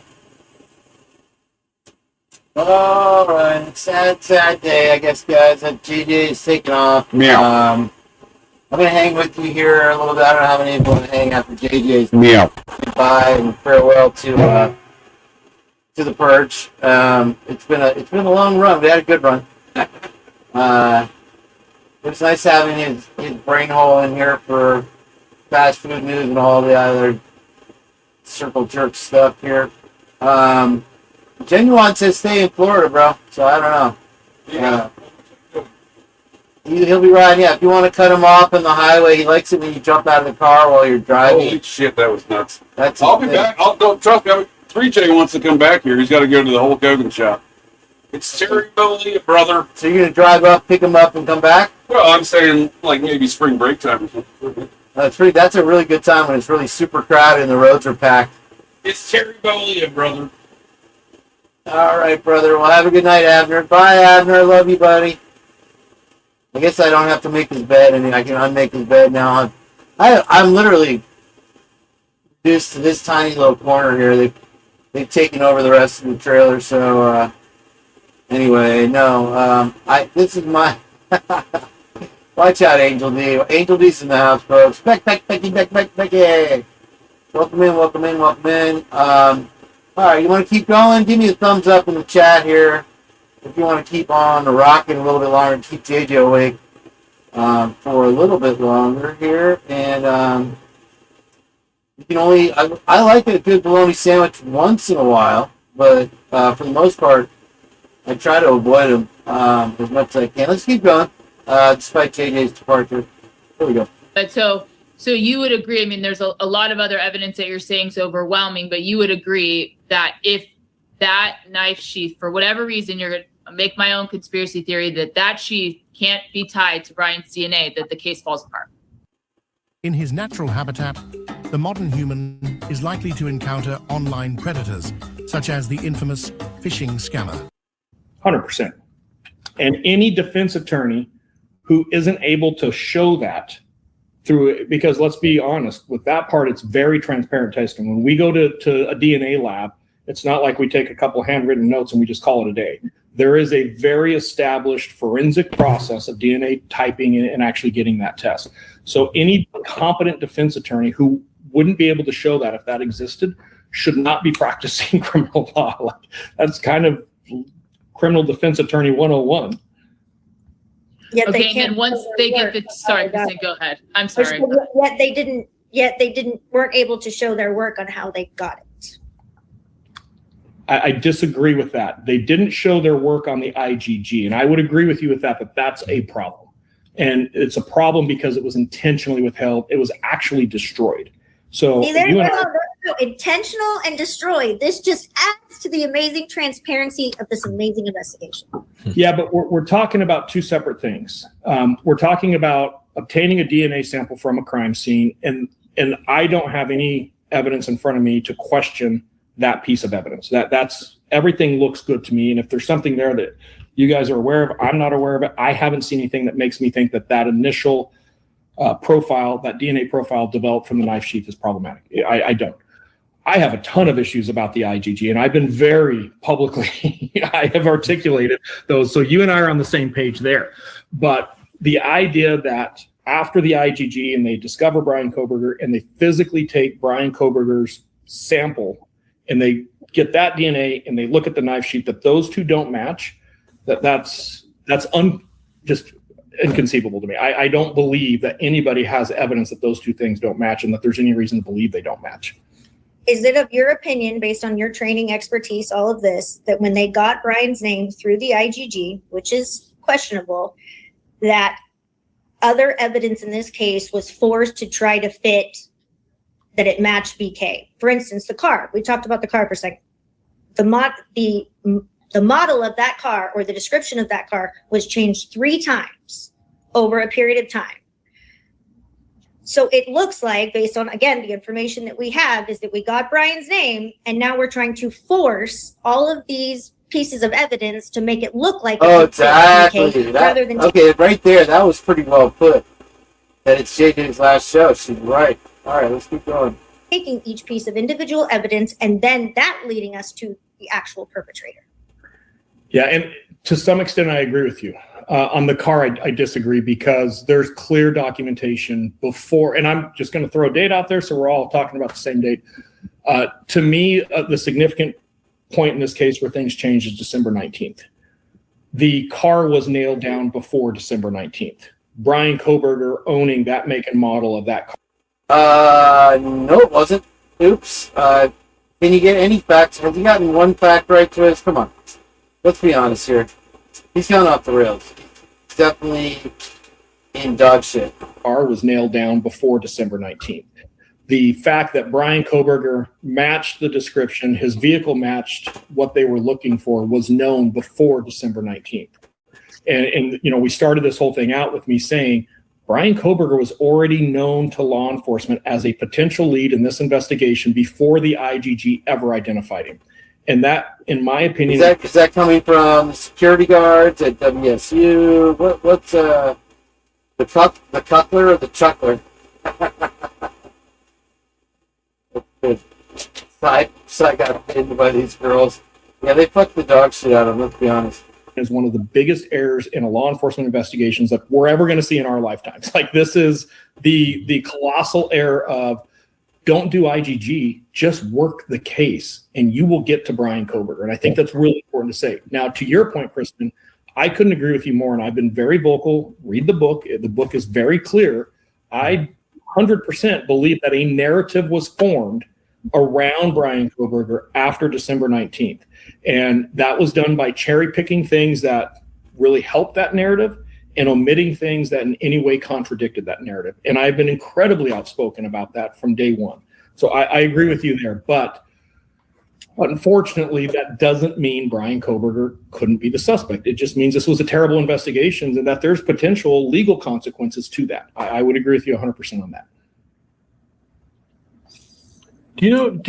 I mean, let's equate terrible investigation to a narrative that was formed after the 19th. Let's put all that in a blender, throw in some lettuce, and let's call it water. I don't know, backwater bullshit. Do you recall, and I know the information's out there, but do you happen to recall when they actually took the DNA from the sheath? I mean, how long after it was discovered? It was pretty quick. It was, here's what I can tell you, that the Washington State University police are the ones. All right. And he's just got to be an expert on everything. Well, it was pretty quick as far as you know. You're not privy to that information, so you'll never be able to prove me wrong. But pretty much in the totality of the 4 a.m., overwhelmingly, you got to take my word for it, bro. Who identified the vehicle as a potential lead. The DNA was already at Othram being worked when that happened. So, if we look at that order, it was pretty quickly done, which it should be in a case like this. Like, you're going to put every resource you have into that. Yeah. And to your knowledge, was the chain of custody regarding the DNA always documented and everybody knew exactly where it was at any point? Because I know there is information that tends to infer that there was a 3-day period that nobody could verify exactly where the DNA was. Recently, laundry day just hasn't been the same. More Grenache for the laundry lady. Thanks to Laundry That's a Soft. thing. Yeah, I don't know enough about the chain of custody issue on the DNA to speak to it at all. I would love to weigh in on that. I just don't know. Can we go back to the sheath for just a second? I know this is something I wrote down, and I know the three of us have talked a lot about this. So the initial reporting of the sheath said that it was on the floor, and then it was on the bed. Can you give us your opinion on that, or why there would be a discrepancy? Because that's kind of a big piece of information to us. Why was it changed? Are we guessing? Did Nunes not first see it when he walked in and did the walkthrough? Why is there not more confirmation of exactly where that sheath was lying? Yeah, so I'm going to answer that two different ways. My first answer is going to be, man, I wish we had better documentation on that. So I'm with you guys on, should we question that? Yeah. Here comes the smoke blowing. Man, I wish we had that. You guys are right on point. Yeah, they are right on point. This is absolute dog shit. Yeah, and the reason we should question that is the lack of documentation. So number one, I want to make it really clear, I am not defending the lack of documentation there. I think that's what we're really talking about here. As somebody who has worked very dynamic crime scenes like this, it is very easy to stumble across something and it gets moved or it gets somehow altered from its original position. And everybody realizes, oh, crap, look at that. And a photograph is taken. And then later on, it's like, okay, well, where did you see it or what happened beforehand? And it's moved back in there just to capture, hey, it was right here when I first saw it. It's important to understand that the knife sheath, I don't know that it would have been in view. Let's just assume, and again, I'm not defending anything within the law enforcement investigation, so I don't want people saying, he's full of crap on this. I'm just saying, let's assume the knife sheath. He's full of crap on this. Sheath was where it was alleged to be, and it's either wrapped up or somehow combined with that sheet. The first officer, second officer, third officer may not see it. They're not looking for specific evidence like that. They're clearing the house for people. They're not searching it. So now later on, different officers come in. Maybe somebody goes. Apparently, there is a picture of him in front of the house. So I don't know. I haven't seen it, but according to Twitter Sticks, there is. So I'm not even the one calling the wire.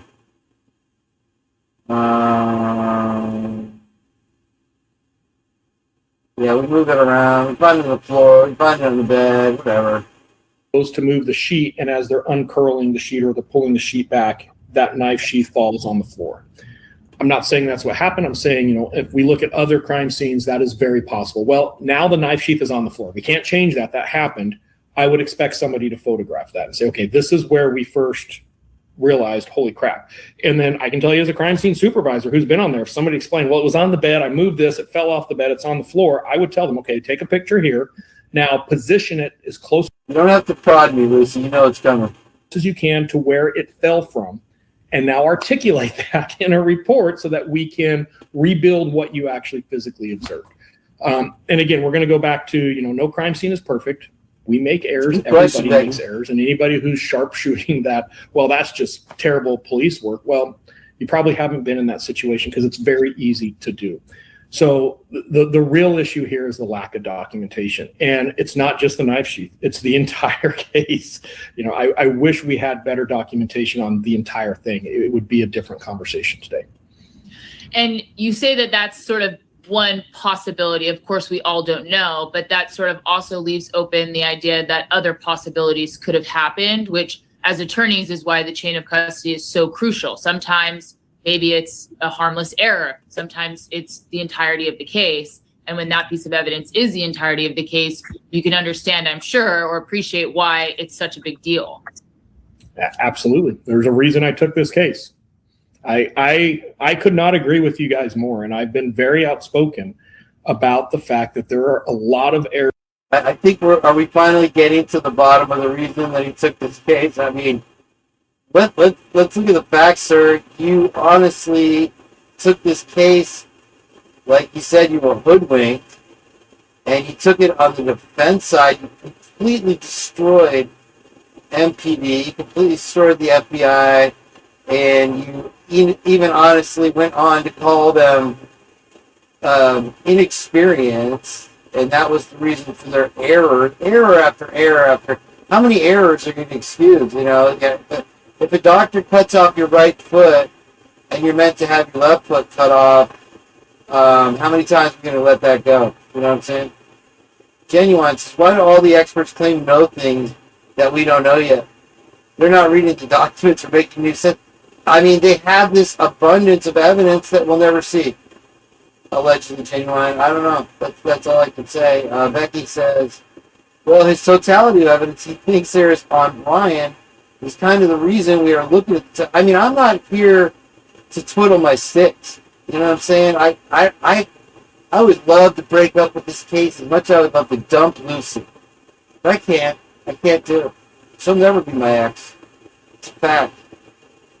He went hard in the paint for the fence, and now he's been bent over. I mean, something's got him up against the racquetball court. You're right. I don't know what it is. But he's trying to take 3 shooters, and he's throwing up air balls. Again, for fuck's sake. It's a thing. But anyway, he has no dog in the fight, but here he is doing an interview, chasing his own tail, Becky.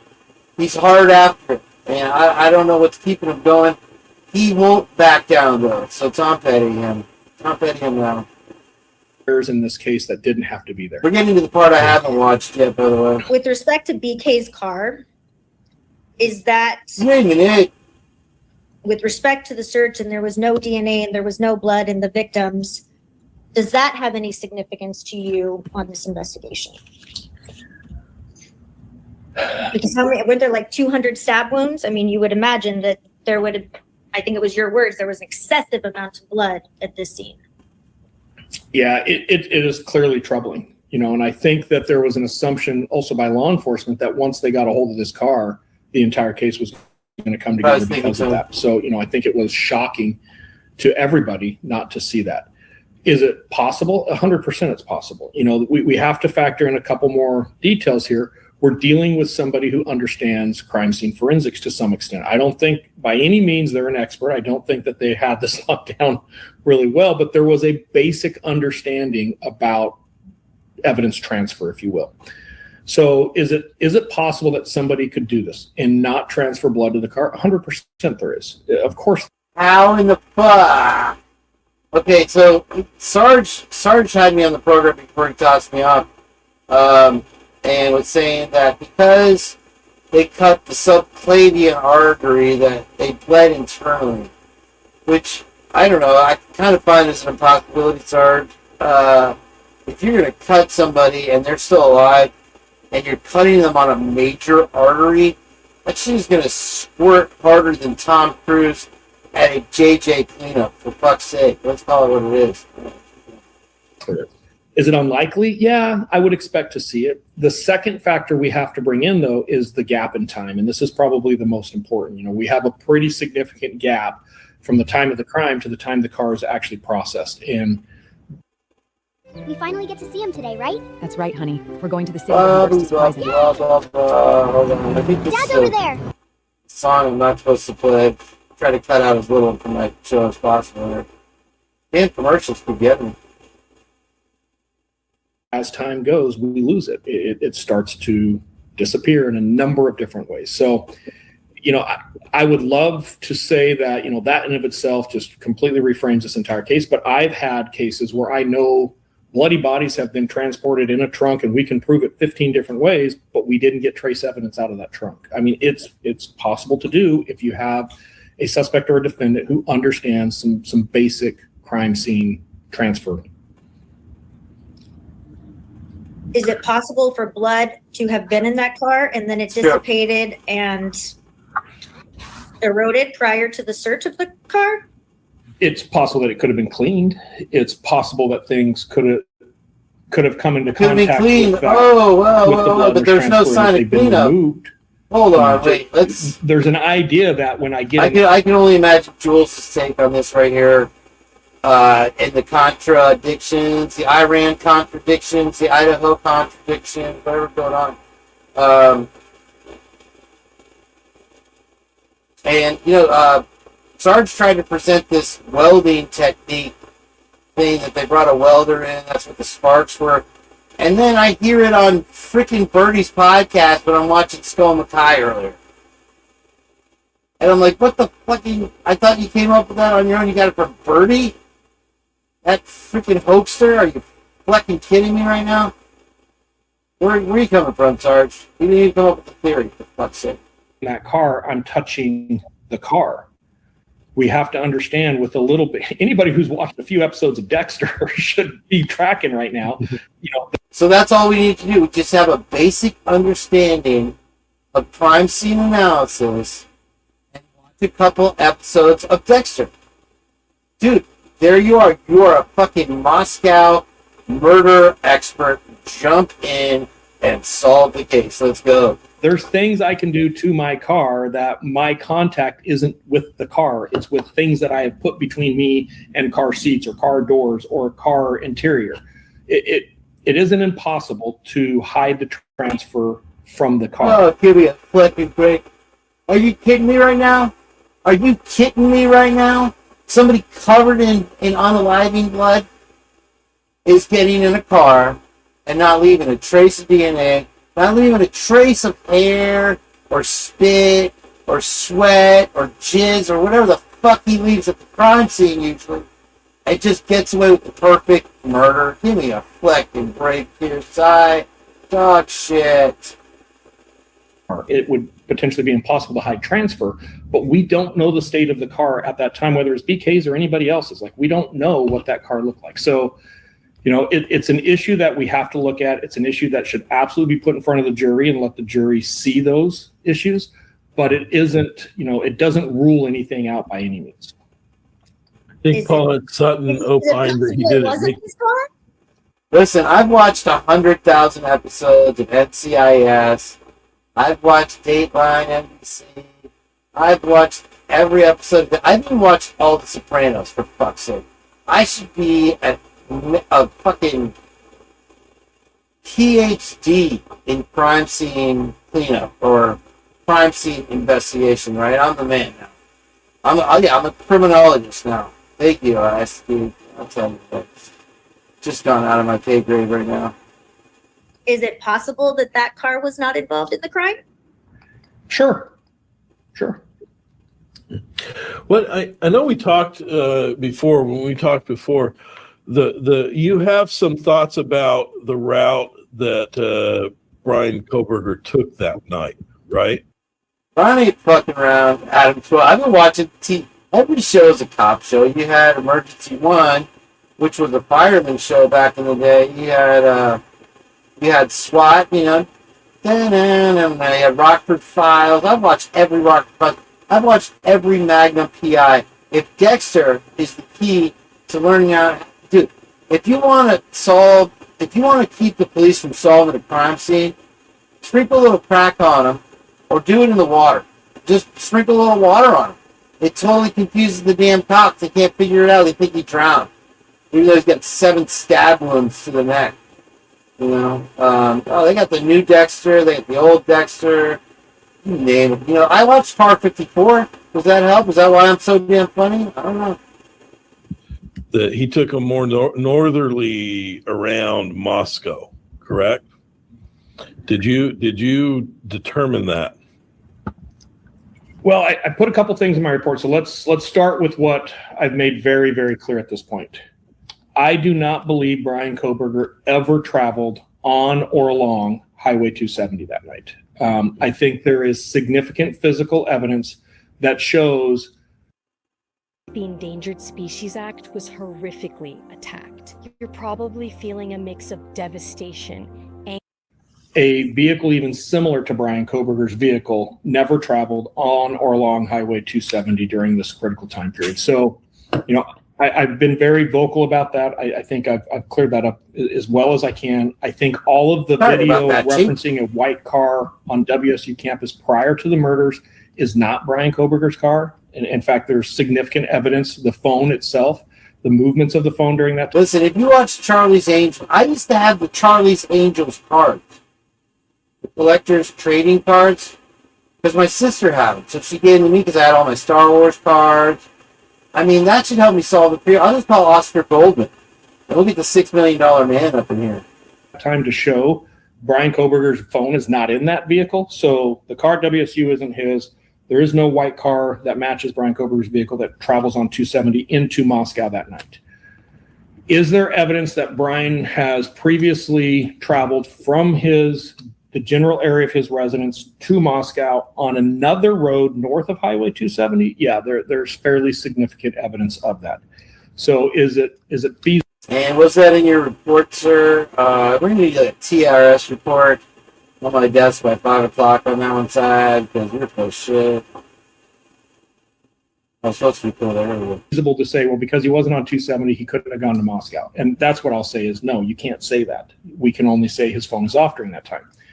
The totality here that changes that narrative is when the phone comes back on. The totality of your overwhelming bullshit is just measuring. I mean, you can tell. Look at this. I'll take me off the screen for a second. I mean, we got Sam's over it. Christine's trying to figure out what time her next lip plumping is. Ron's ready to tear him down. Everybody in the chat is fucking over it. And, read this there. Come on, dude. Funk, wake up. You're smart. Sorry, dude. But you're not very credible with that crap explanation. I mean, everybody is tearing him down like a Christmas tree in March when you're getting ready for Easter. You can't have a Christmas tree up in March when you're getting ready for Easter. And when the phone comes back on, it is due south of Moscow. And when we just simply look, from point A to point B, knowing he didn't travel on Highway 270, knowing that he didn't drop down, because we would have video. I used to watch. I first became familiar with the Avengers. It was a British program. It's not what you see there in the movies with Chris Pratt. It's the Avengers. The guy had an umbrella, and he would whip your ass with the umbrella. I watched all those shows. And I'm not any more qualified than any of you. You know, I don't know. South of WSU, we would have that video, and he's not on that They video. can track without So the when you look at all the NSA, video camera, which I think Sai's an agent of, can track you with the phone on, off, battery out, whatever. They can turn your camera on. They can turn your microphone on for Shizzle. I don't know if Sean Connery is in the remake, genuine. He fucks himself in the date when he says BK went to Huawei. Yeah, he doesn't even say Huawei, right? That's coming up here, I guess. Legend BK car parts and squeeze off in 14 minutes and change. Yeah, right. 200 stabs in 14 minutes alone. Then he's closing the body. He's doing a cleanup.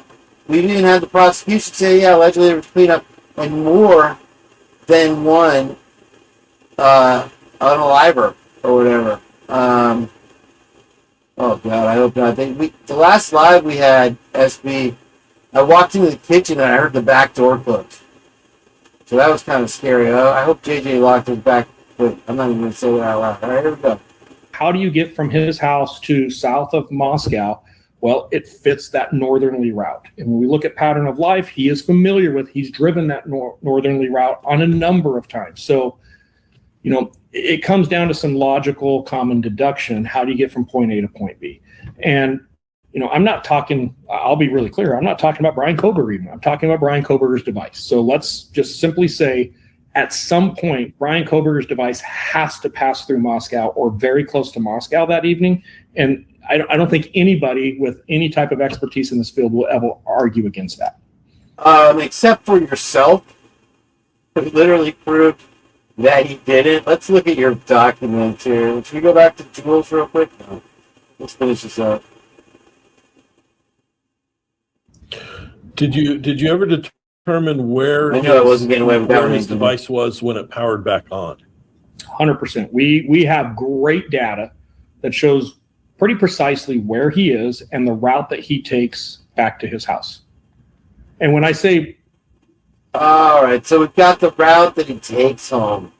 We've got 50,000 fucking cameras on Stadium Way and on... We've got one at the end of Taylor and King Road. And all those just went Stevie Wonder on our ass as soon as he drove by. Because that would show who was driving that fucking car. That doesn't even matter. We got tracks coming and going in the snow from the backslider, my friends. And if you ask me, there's probably some over there by the balcony where I think the other people climbed up. Who knows? But, consistent. It's important that everybody understands here. We have a number of GPS hits that perfectly track along multiple dirt roads. So, for example, we have GPS hits that are hitting on a dirt road. This AI can forecast U.S. stock prices to the penny. This is where it says Amazon stock will close tomorrow. Yeah. It comes to a T intersection. We can see that that vehicle turned left, and then it continues to perfectly follow that road, and it comes to another intersection, and it turns right. Exactly. We can do measurements in between those GPS hits to look at the speed that he's traveling, and the speed is very consistent with what you would expect on a dirt road. It's also very consistent with what you would expect the length of time it took to travel that route. We then start getting those same type of location data hitting with video surveillance that captures a vehicle very similar to Brian Koberger's car. Multiple surveillance cameras that overlap with the cell phone data. So now we see the cell phone moving along a certain route, and we see a white vehicle that matches the owner of that cell phone moving along the same route. So could we make an argument that that's not Brian Koberger? 100%. But his phone and his vehicle are absolutely moving along there, or a vehicle very similar to his with his phone in it. Do you have concrete information then that he went to Walla Walla Park? You know, I don't want to say I have concrete information because that's a very specific question to Walla Walla Park, because I don't know the exact boundary of Walla Walla Park. I don't know that I can say with specificity that he was inside the park. I do feel very comfortable that he was in the area of Walla Walla Park. The next morning is what you're talking about, I'm assuming. The next morning he was at the damn Walmart and it fucking going into Costco to try to shop. What are you fucking talking about, dude? What are you? Yeah, you assume my ass. Assume me. Yeah, I guess some of this just gets kind of put together because Moscow and Pullman are referred to basically as one area, right? They share an airport. Everything is pretty close. So when you're reading things, we're reading reports that says he was near X, Y, and Z, it sounds like everything is fairly near. So if we're saying that we can put him in Moscow X times, does that mean he was at the Costco? Does that mean he was at, the grocery store? How close to these exact points are we getting? When you say near the park, can you say, yeah, I have him literally at one of the entrances and that's identified in a map? Or is it, well, he was in that area, so I think there was a likelihood that he was there? Well, you also have to understand that there's never going to be a consistency in the granularity. And there's also different sources of data that can corroborate this. So, when you say, well, was he at Walmart or was he here? There is point of purchase sales. So there is things we can do to go look at, hey, we know his debit card was swiped at this store at this time, and it matches up with this cell site. So at this particular time, we can say he was in Ross, where, maybe 99% of the other times he's using that cell tower, we can only. He was never in Ross. But is that where Carry shops is Ross? It's the only thing to think of. Like, I can't even afford to shop at Ross, for fuck's sake. TJ Maxx? I mean, now they're calling it TM Max. It's one of those Mandela effects things. TK Max or some shit. I'm sorry about that, Beck. I'm sleepy, but I'm hanging with you guys. I can do it. You can do it. I had a little coffee earlier, so I'll make it. Don't leave now. Don't leave me now. I'm gonna go. Put him back in your basement, Bruce. Only say he's in Moscow. So we have to keep in mind, and this is where I keep going back, and I understand that there's frustration because the world hasn't seen this, and this is why there needed to be a trial on this case. When you look at pattern of life and you start stacking. I'm ready to play. Are you fucking kidding? There needed to be a trial in this case. Oh, I'm gonna play the video without me. I'm still here. Don't go nowhere. I'll be right here. I'll just play this listening for Lucy. Hold on.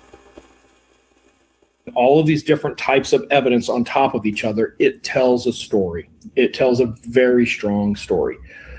And, I know people are probably thinking, well, I'm not going to trust this guy, and that's cool. I'm not asking anybody to trust me. Man. It's that's my cool, opinion man. based on what I've seen. But the facts speak louder than anything I can tell you guys or anything I can tell your audience. There's a reason the defense decided a plea deal was a good offer. There's a reason the state decided the plea deal was a good offer. If the defense felt very strongly that they could convince a jury that Brian Koberger did not commit this crime, I know enough about this defense team and I trust them, they would have gone to trial to prove just that. They knew they had issues. If the state felt that they could go to trial and get the death penalty like a couple of the families wanted, and they felt very comfortable with that, they would have gone to trial. There is a plea deal in this case because both things can exist. Brian Koberger can be guilty and the case can be really screwed up. And that's why I started with, hey, to have a real conversation about this, we have to start with both of those things are possible. Totally. But it's also possible that he's innocent and took a plea deal, right? All of those things would be possible because there may be a number of reasons why a defense team would determine based on, for example, an extreme amount of data that they cannot process in a short amount of time, repeated rulings that are against them, and just somebody's decision to potentially take a plea deal because they think that that's the best option for them in their life because they're concerned that they're going to be convicted, that they may also accept a plea deal. 100%, especially on a death penalty case, right? I get that there's motivations there, but I think it's important to say if some of this evidence was so glaringly off as some of the things that I've heard over the last couple of years, you would think a defense team could have a field day with this in court. And, that's a case I would very much like to watch happen in court. Okay, and when you say defense team, when they took the plea deal and Brian accepted the plea, we obviously know that Dr. Turvey was not privy that those negotiations were going on, and not saying that that was mandatory for him to be part of that is outside the scope. However, defense team, when they decided to accept that plea deal, who was that? Was that Ann Taylor? Was it Becca Barlow? Did Brian's mom have anything to say? Like, who made that decision? Do you know? Yeah, so a couple things. Let's back up to what you started with when you opened there. And you three are attorneys. Here comes the smoke. My esthetician laughed at me for buying Here this, comes and the now blowing she the asks me smoke. where I got it. So I almost made the And dumbest every mistake of my freaking life. I got convenience this store in the country. at-home Dumb. The idea that a defense attorney would huddle all of their defense experts together to decide by jury if their client should take a plea deal is the dumbest thing I've ever heard. The idea that Dr. Turvey believes he has to be He hates Turvey, dude. He's really putting him in the gutter here. It's ridiculous. consulted in order for the defense to encourage or accept a plea deal is the most ludicrous thing I've ever heard an expert say. There was regular meetings between the defense team and the defense experts. And Dr. Turvey himself said, no, I left there Thursday. We had a whole game plan. Let's back up. The idea that Ann Taylor didn't know some mystery piece of evidence because Turvey hadn't told her and she needed to consult, at least in his memory, the way that he's framing this is ridiculous. And I would expect you as three attorneys to see the truth in that, right? Defense attorneys don't consult with their defense expert teams to necessarily look at a plea deal. Now, a question could come up, and maybe some questions did come up, but maybe not for Dr. Turvey. There's no reason for Ann to huddle together there. So number one, I would completely dismiss everything Dr. Turvey said about him being misled and the defense. That is just, Dr. Turvey has an axe to grind with Ann Taylor because of what Ann Taylor put into a statement. And that's all we're seeing there, right? That's all that's there. I think they're all so number one, I would expect a competent defense attorney to weigh their options and to discuss those options with their client and their. I haven't changed my stance on Turvey at all. Turvey, whatever you want to call him. I mean, I'll defend my stance. What are you trying to say? Did I say anything in? I'm just saying that he hates Turvey. That it's obvious, and they pitted Muppet against Muppet. And they all have their own place. I don't think they even have their own individual agendas. I think that what we're looking at is it's not racism, it's placism. You know what I'm saying? Go to the Buick and I'll throw it to you. You know what I mean? You know, he's not talking to us. He's talking at us. So each one of these Muppets has their own agenda that it's clearly Saturday has been compromised at some point because he's going against everything that he said originally. Twist. That's my point. You know, you're welcome to come up here and talk, bro. Everybody likes to hear you talk. I mean, you know, you're an interesting person to listen to. So here's the link. And once again, I mean, I don't know what you're doing, but you know, take a little time out and jump on the purge. We miss you here. All right, let's keep going, man. Client makes that decision. Who Brian talked to, who he consulted with, who he relied on, and why he made that decision, only Brian Koberger can answer. So I can't answer that. It did not surprise me that Brian Koberger took a plea. It did not surprise me that the state offered a plea. I said from day one. Okay, wait, where did the plea come from? Before it's Ann's begging the whole thing about her playing mother and her coming between anybody else and BK it is ridiculous to me. I mean, nobody's been able to hear from or talk to BK, so we don't even know, other than the videos that they've shown us of him being, which is just really freaking weird to begin with, of him being in jail. Here, we got to make it through this. I'm going to talk less and eat more. Very likely to happen through a plea. But it's just that doesn't surprise me at all. I guess I'm struggling to understand why everybody's so worked up or confused on why Brian Koberger would accept a plea, or the lack of communication between defense team and defense. Tony, I really think that they learned their lesson from that Turvey thing. It's quite obvious that they're doing much. And I think from here on out, they start reading like Lana's questions and sticking to their guns on stuff. So. Attorneys, that isn't the case. I've been involved on a ton of cases, and very rarely have I had a prosecutor call me and say, hey, should we take this plea deal or not? Like that's not something that happens. It's not as common unless we had, we're preparing for trial and we had a question we wanted to ask. I think when you were saying the defense team weighed the evidence when they decided to accept the plea, I was just, defense team, you would think, were they all weighing? Did they have this discussion before they even went into a meeting deciding whether or not to take the plea? And I think the reason people are confused is because Brian has expressed that he was going to be exonerated from day one. And Ann has been very, very vocal about his innocence. And Thompson, on the flip side, was very vocal that we don't know everything they have. And they have so much evidence that this is not even going to be a question if there's reasonable doubt.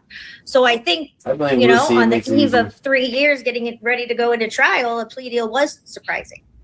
Yeah, I think part of the issue, as I understand it from Dr. Turvey, is that number one, Ann Taylor had been going to the judge over and over and over saying, they're not giving me the documents, or I'm not getting everything I need. I need more time to analyze this. And apparently there was a big document dump in the week prior to the plea. And I think it was also at that time that they were looking at the chain of custody for a number of items of evidence, including the sheath. That was something that was so recent that had come up. I think that's kind of the context of what Dr. Turvey was saying. But you're right on point there, Ron. But there was also something that was really critical when that document dump happened. And it's an open court. Anybody can go back and look at these transcripts.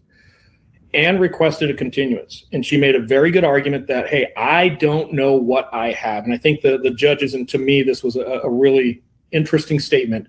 You can't ask for the world and then complain when you get it, right? So it's almost like, how dare you as a defense attorney ask for evidence, and when you're provided it, complain that you don't have time to review it on the night before trial? And I'm obviously using a statement. I would be furious at a judge who made that comment to me as an attorney if I had been trying to get this, and all of a sudden, well, here you go on the eve of trial. 100%. So I can kind of see where she would be on that. And more importantly, what she said next. Your Honor, I cannot effectively represent my client without this continuance. We have the lead defense attorney saying in open court on the record, I cannot provide adequate assistance. What does that mean? Think velvety, sweet, and irresistible. Laundry sauce is literally my tried and true signature scent. Basically what I'm known for now. This is the most... Is she selling laundry sauce as food? Did you guys see that ad? That was weird. Twiz. Lewison, bro. Lewison. Thank you, Angel D, very much. Twiz. You're delusional, bro. Appeal is wide open.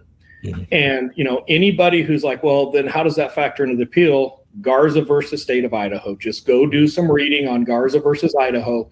Time is on their side. So, the plea deal does not surprise me when I look at the rulings we got, and I'm saying from the defense side, what happened in open. I mean, you can't discount the fact that she tried. I mean, clearly Hippler was a now Lewison is out. Okay, Jeff H. All right. The alibi is consistent with patterns of life. He even says that is a normal activity, and so does his little counterpart there. Anyway, moving on.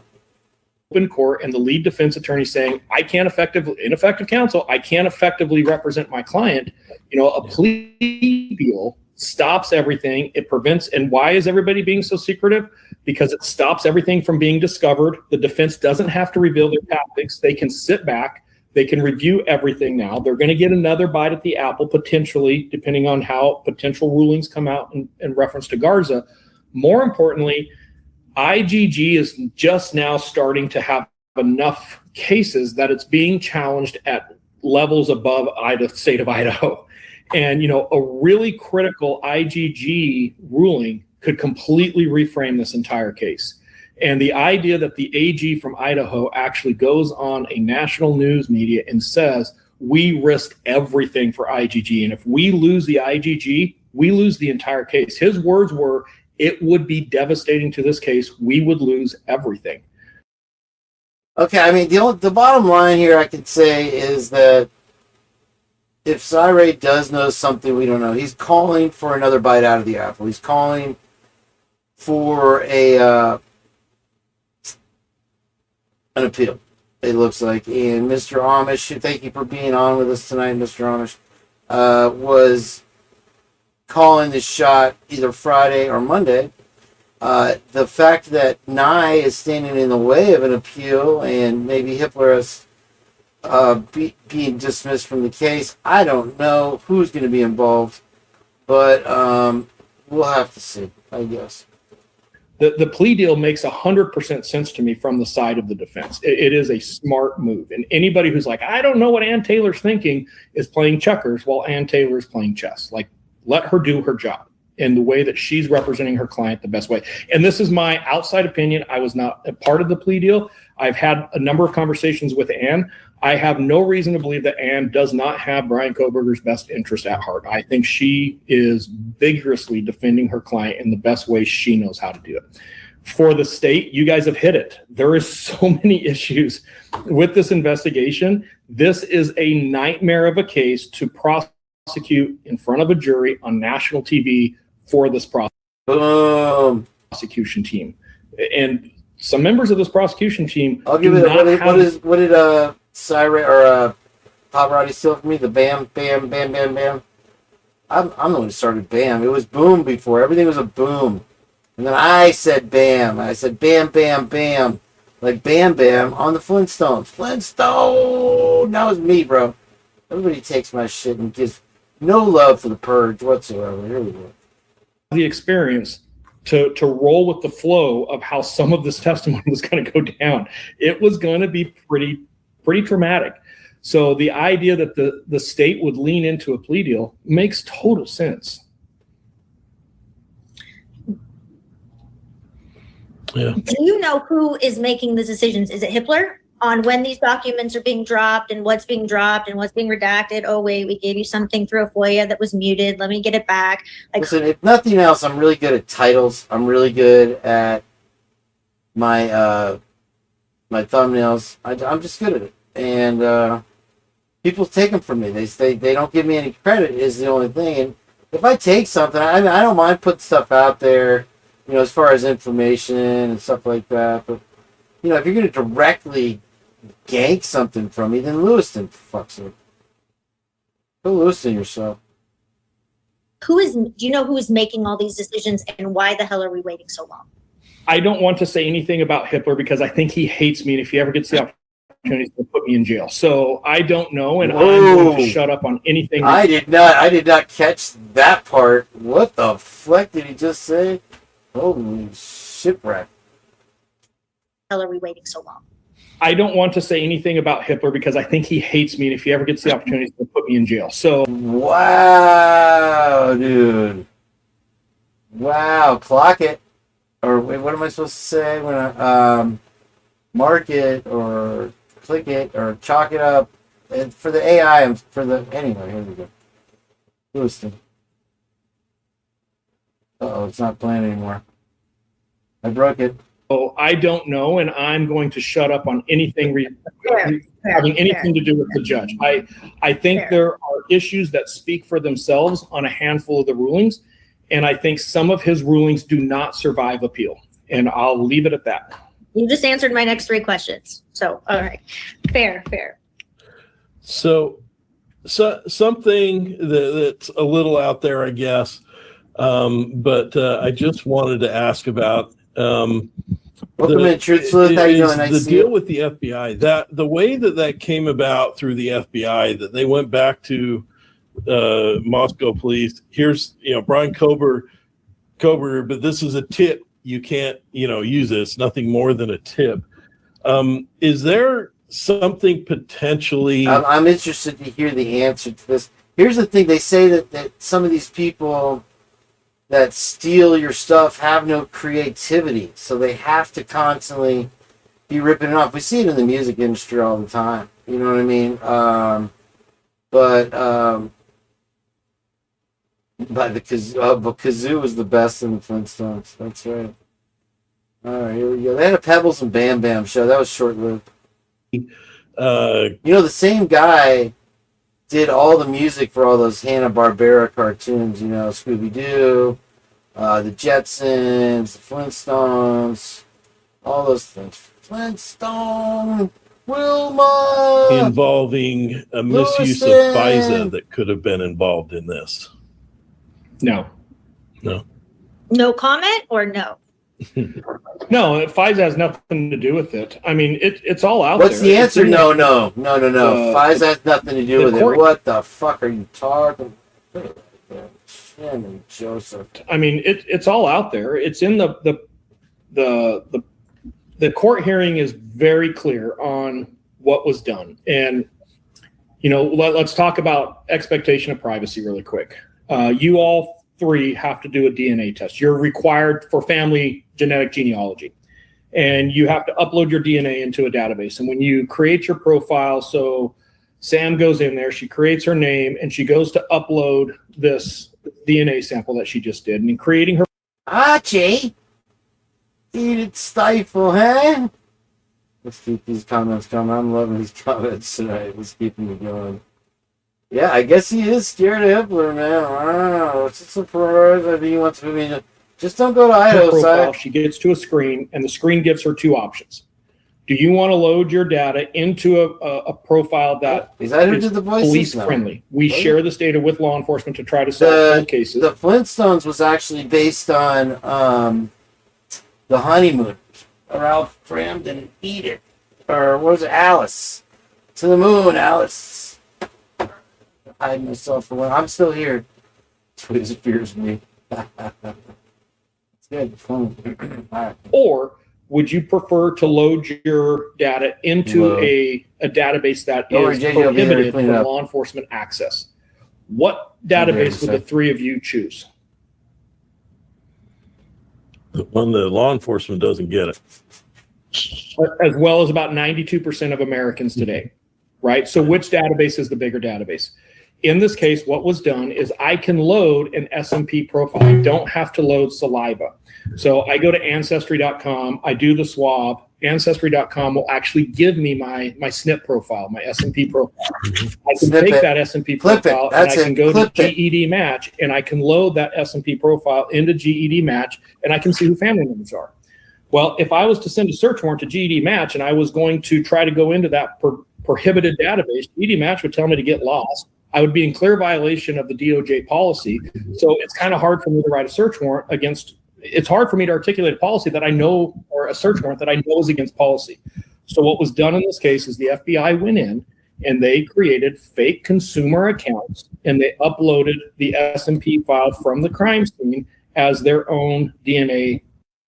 Have you ever taken exogenous ketones? I've heard of ketones. What's an exogenous ketone? You can take exogenous ketones.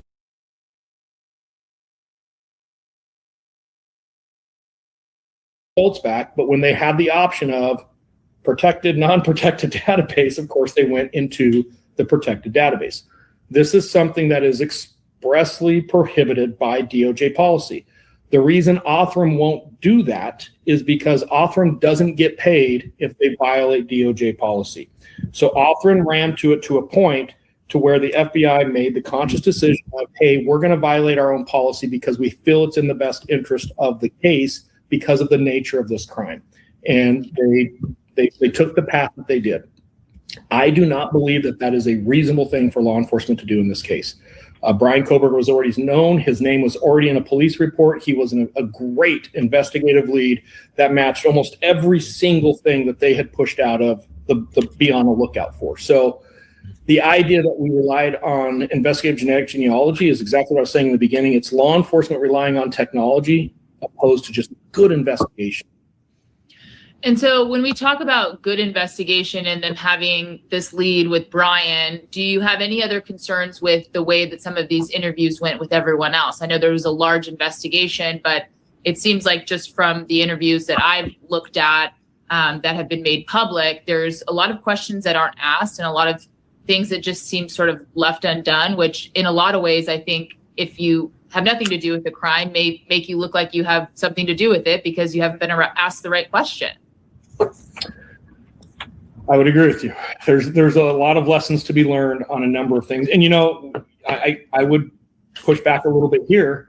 When I have a traumatized, and I'm going to call her a victim, that I keep interviewing over and over again, and I know the story is changing, and I'm going to change the tables here a little bit. This is very common with rape victims. It is not uncommon at all for a rape victim's story to change 2 or 3 or 4 or 5 times. And there's a lot of training and a lot of studies out there within law enforcement of how you're interacting with those victims, how those interviews are conducted, who's conducting them, the environment that they're conducted in. Somebody changing their story who has been subjected to some type of traumatic, violent encounter is actually really common. So, how those interviews are being done, who's doing those interviews. There are people specifically forensically trained to do that. And I think there's a ton to say about the way that all of the interviews could have been done. Some of them were done really well, but the way some of these other interviews could have been done, yeah, absolutely. But that's always the case. Law enforcement's always going to have gaps like that. And there's no evidence, I think you were just using it as an example, but to clarify, there was no evidence of any SA to Dylan, correct? Oh, yeah. No. I'm just saying there's a lot of research, because that's where, typically you see very traumatized females in interviews is trying to recount this very traumatic situation. Have you had a chance to review, I know the transcripts from her interviews were dropped, I don't know, maybe 6 to 8 weeks ago, give or take. Have you had a chance to review those transcripts? I haven't read those transcripts since they've been dropped. I've had a handful of conversations that I won't go into. And I know that I see it popping up a couple times like, hey, why can't Cy talk about this? Let's frame something here very quickly. I am a defense expert. I am privy of information because of attorney-client privilege. Okay, you guys are 3 attorneys who understand this very well. There are conversations that I can't get into because of that privilege, and I'm not going to get into it, and it's not going to be things that are going to get released somewhere down the road. We're talking about attorney-client privilege. Things that are public, things that aren't attorney-client privilege that I can talk about, I'm more than happy to talk about. But, I also get frustrated, and I'm not referring to this podcast, when I see a lot of podcasts saying, well, there's just no reason that they can't do this. You guys know as well as anybody, yeah, it's called the privilege. And there is a reason that there's certain things that I can't get into how I know or why I know. So yes, I am familiar with statements made. There's limitations on how far down that I can go because of how I know about it. Certainly. If there's an appellate attorney working on this case, that's a great read. I'll leave it there. Yeah, and certainly, I agree with you that there's obviously privileged information, confidential information, and as attorneys, we certainly hold that valuable. Something I appreciated from your report was it seemed like an ongoing concern with the lack of source data and the lack of work product where you could actually view how some of these reports came to be. And so I think what happens sometimes for the public and for us in general is, although we understand this confidentiality portion, if we're asked to believe a conclusion, but we can't see the work, even if there's a legitimate reason we can't see the work, it's hard for us to accept that conclusion. 50% of people in this country don't live within driving distance of a Whole Foods, and even more of them can't afford the premiums, even if they do. Nick Green and his co-founders came up.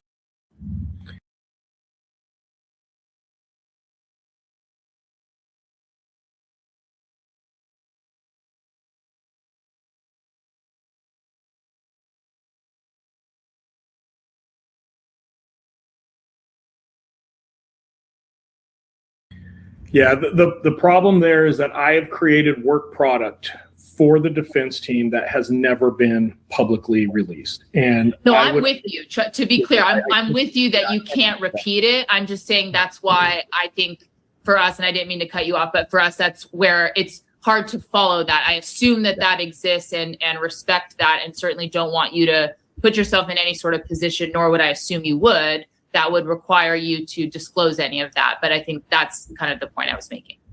Yeah, 100%. And, that's why I think the lack of trial is really what we're talking about here, is it just left so many things unanswered. I have a couple questions about the sheath and the DNA from that. I saw a report, and it may have been in Chris Wickham's book, that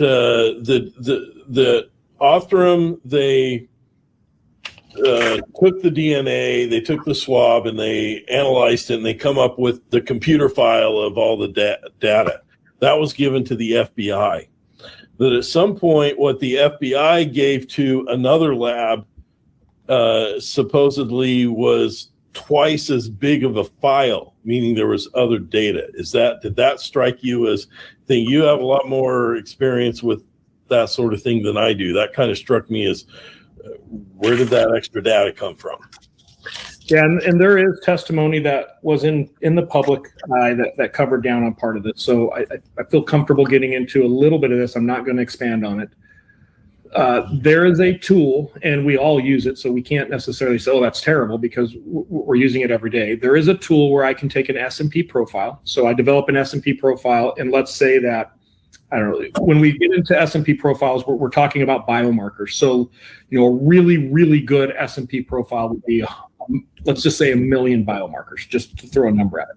So I'm working with this evidence, and I have an S&P profile that has 500,000 biomarkers. There's been enough research, there's enough data out there about commonalities in relationships and paternal and maternal relationships of DNA sequencing that AI can take a data set of 500 biomarkers, and it can kind of start to rehydrate that, hey, if you have this chain here, you would also have this piece here. And if you have this chain here, you would probably have this. So there's a tool out there that we can take crappy crime scene DNA. So let's go to like a 1968 sexual assault where we have the victim's necklace. Maybe the DNA is just terrible. We can get that, and we can rehydrate that S&P profile.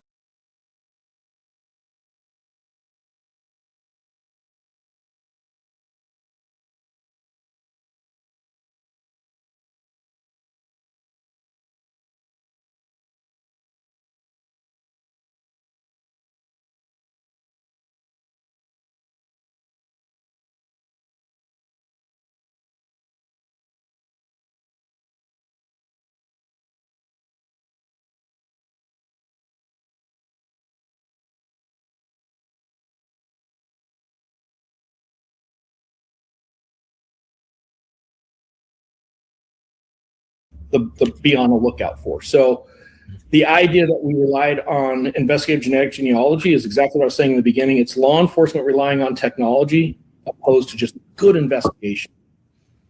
And so when we talk about good investigation and them having this lead with Brian, do you have any other concerns with the way that some of these interviews went with everyone else? I know there was a large I was saying that with the SNAP thing is that, okay, so you can rehydrate something from 30 years ago, and, you got to rehydrate yourself.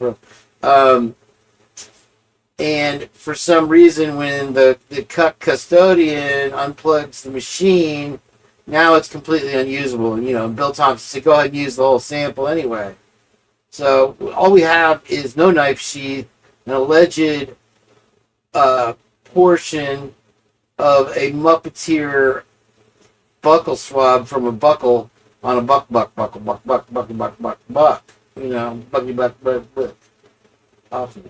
Investigation, but it seems like just from the interviews that I've looked at that have been made public, there's a lot of questions that aren't asked and a lot of things that just seem sort of left undone, which in a lot of ways, I think if you have nothing to do with the crime, make you look like you have something to do with it because you haven't been asked the right question. I would agree with you. There's a lot of lessons to be learned on a number of things. And you agree with what? What are you agreeing with? Is it like both sides of his ass are talking, bro? I would push back a little bit here. When I have a traumatized, and I'm going to call her a victim, that I keep interviewing over and over again, and I know the story. Well, who said that?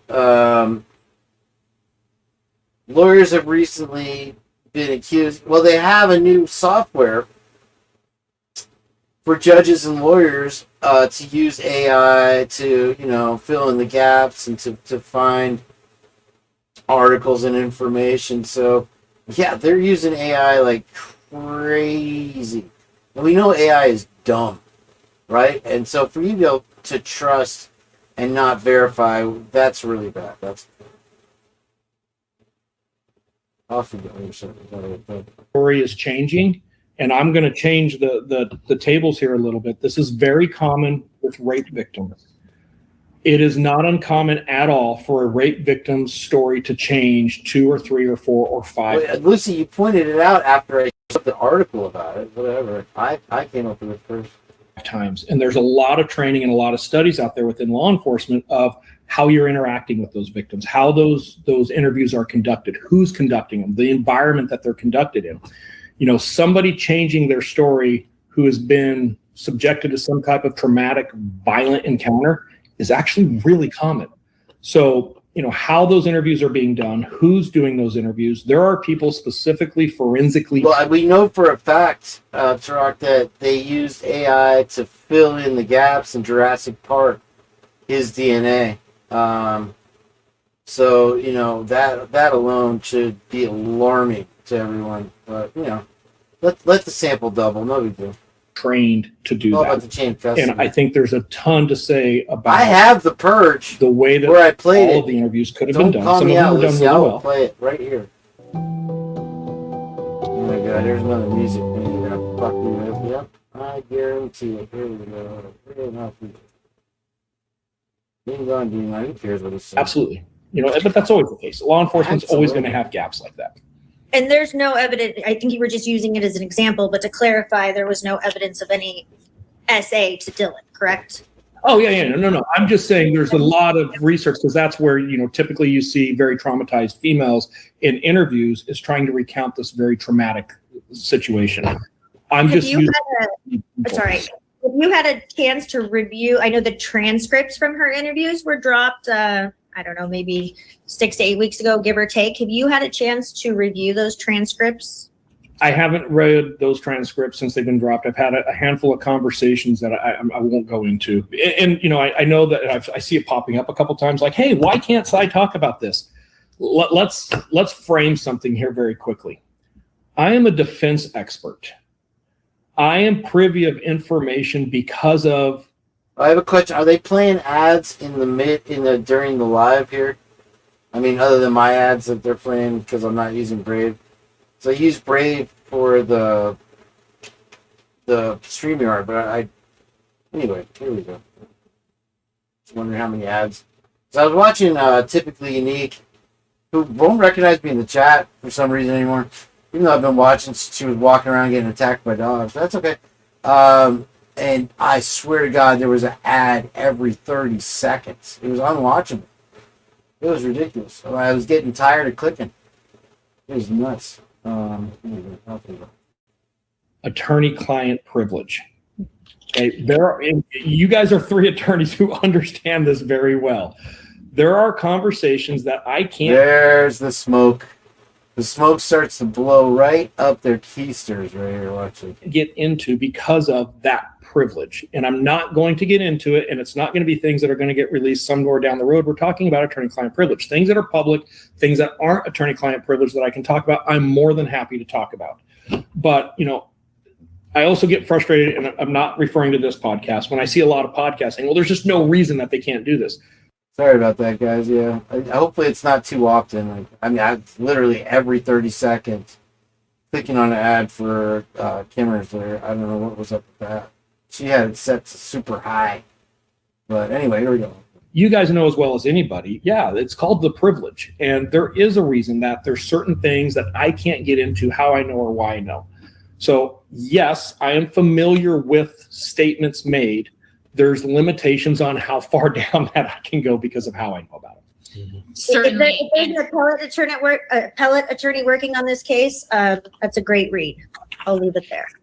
Yeah, and well, certainly I agree with you that there's obviously privileged information, confidential information, and as attorneys, we certainly hold that valuable. Something I appreciated from your report was it seemed like an ongoing concern with the lack of source data and the lack of work product where you could actually view how some of these reports came to be. And so I think what happens sometimes for the public and for us in general is, although we understand this confidentiality portion, if we're asked to believe a conclusion, but we can't see the work, even if there's a legitimate reason we can't see the work, it's hard for us to accept that conclusion.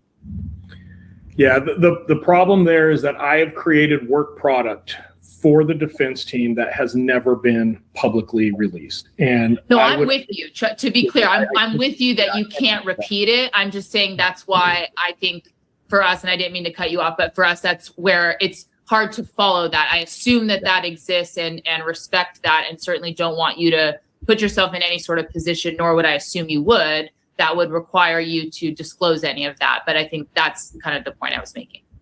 Yeah, 100%. And, that's why I think the lack of trial is really what we're talking about here, is it just left so many things unanswered.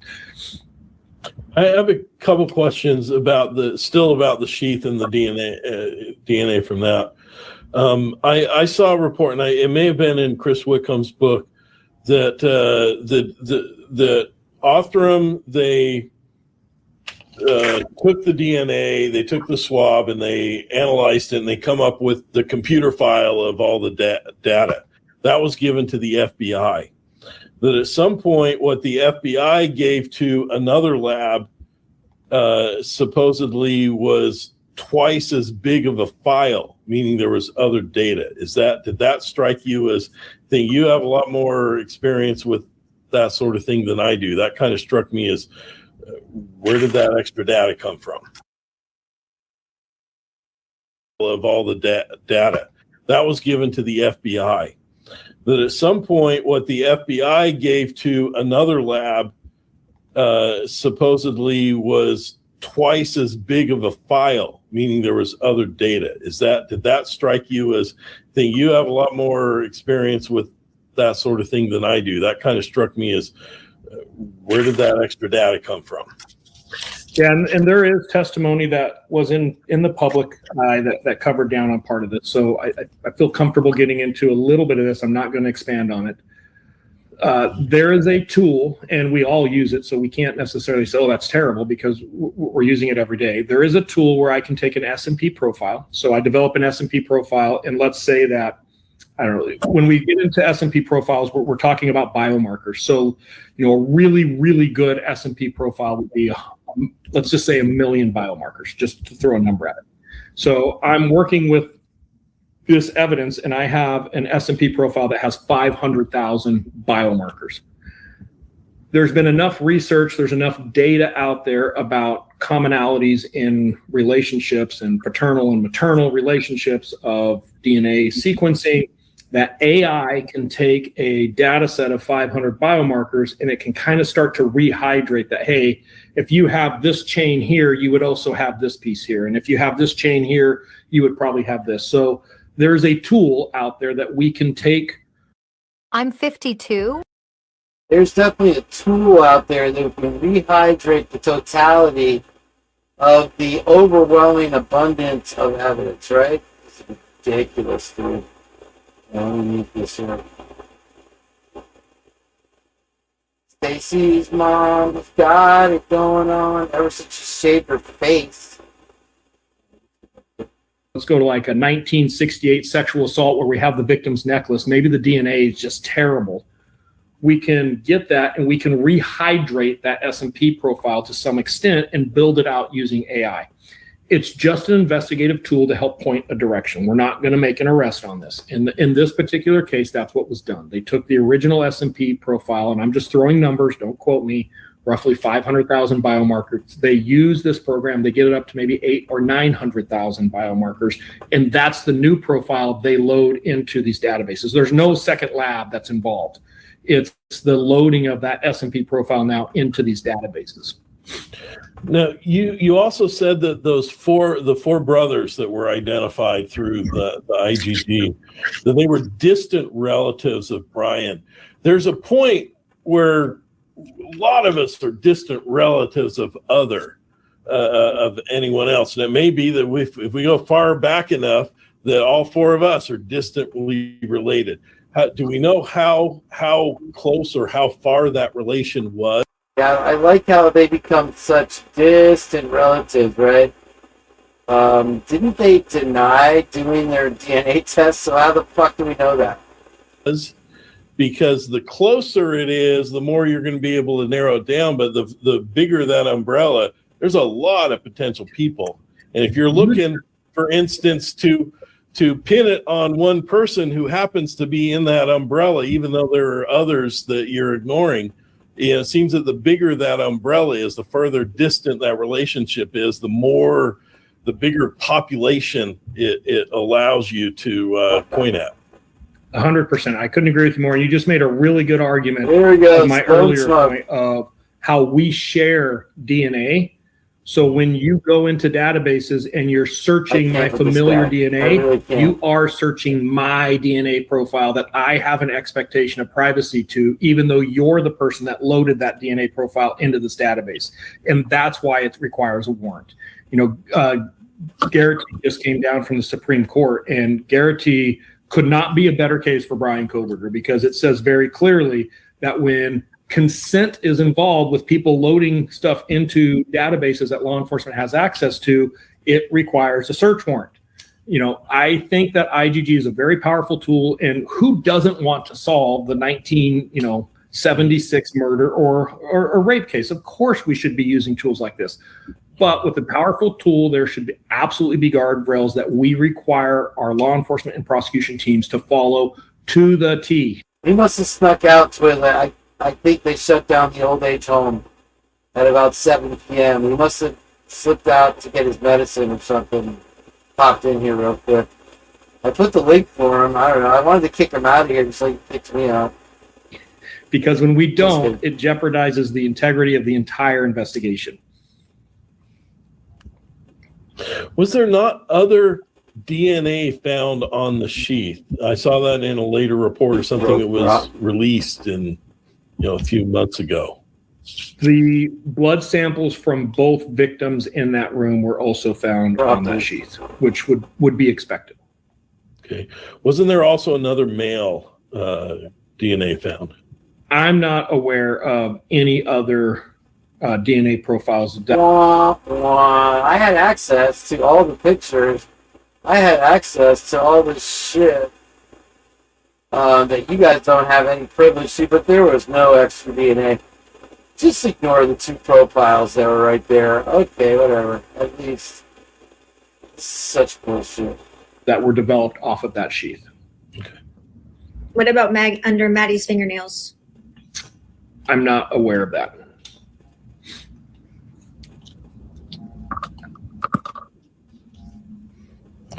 I'm not aware. Interesting. How convenient.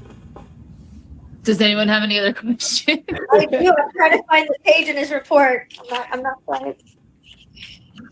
Do we open up the question side?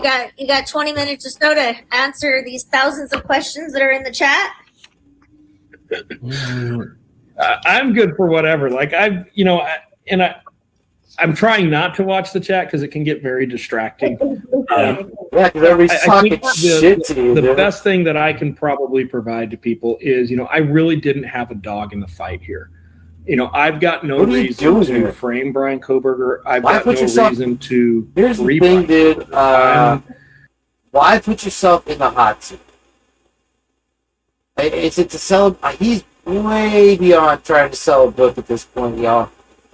He's way beyond it, and I'll swamp rose myself to prove it.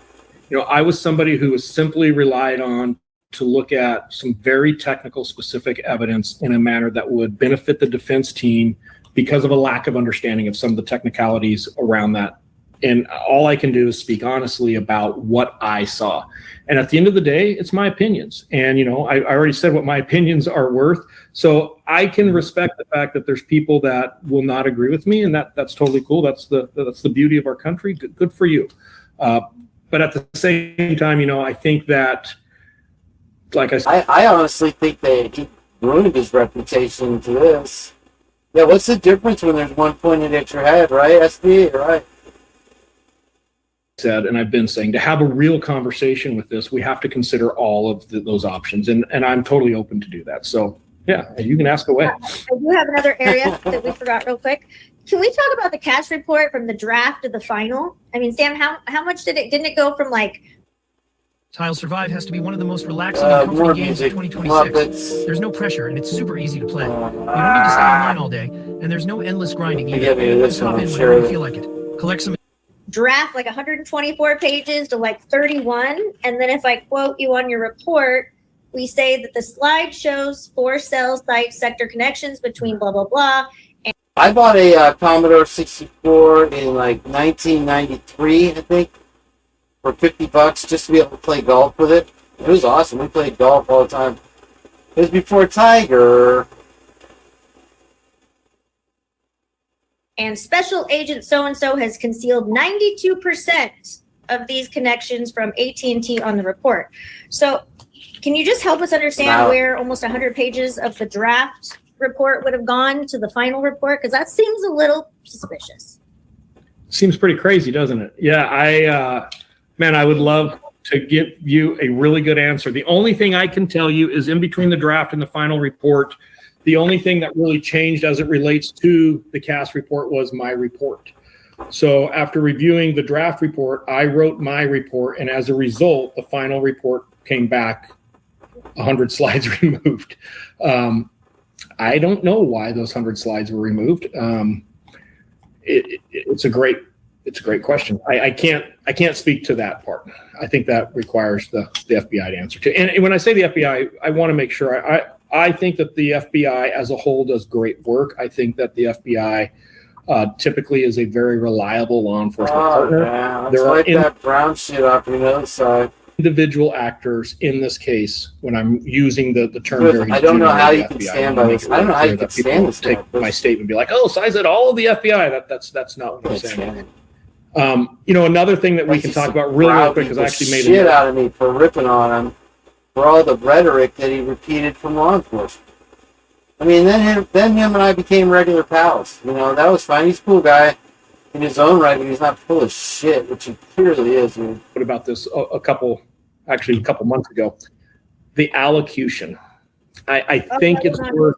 I don't know. I don't know why he didn't respond to my email. I invited him and Carrie on for just a couple laughs and a couple sips of wine.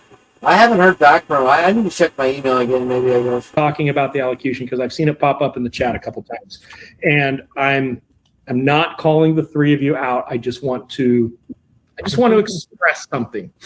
There was an interview with Dr. Turvey where Dr. Turvey says, I've never seen this. And one of you asked him, have you ever seen a case where the allocution was not required? He says, no. Or have you ever seen a case turned over and appealed because of the lack of an allocution? He says, no, I've never seen that because I can't get my logic so flawed that I think it makes sense that the FBI special agents certification in CASVIZ would ever be poorly trained or had a bad day, correct?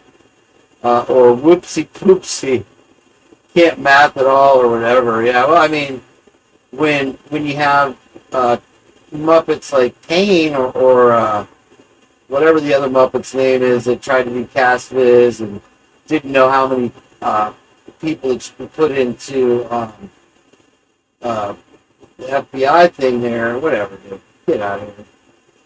The fuck is his excuse is, I can't get to a place where admitting 92% makes sense that it was an accident. And they did not totally know about the alleged second route. They knew the second route the whole feckin' time. They couldn't put Brian on it. So they admitted data. And made it look like something that it's not. Exactamundo, my friend. You'll never be my ex. Never happened. Mm-hmm. Idaho Criminal Rule 33. Right? I never had. Everybody they should were read pushing it. the 128 who have an issue when I with the bought the allocution. 64. I'll be honest with you, but I think it was $200 at that time, so I wasn't about it. It's ICR 33. All you got to do is go to Google and Google it. A lot of states do not require an allocution. The idea that an allocution is actually required is nonsense. The Fifth Amendment is still very much at play. The idea that they didn't require an allocution is disgusting. Absolutely horrific. Whatever, dude.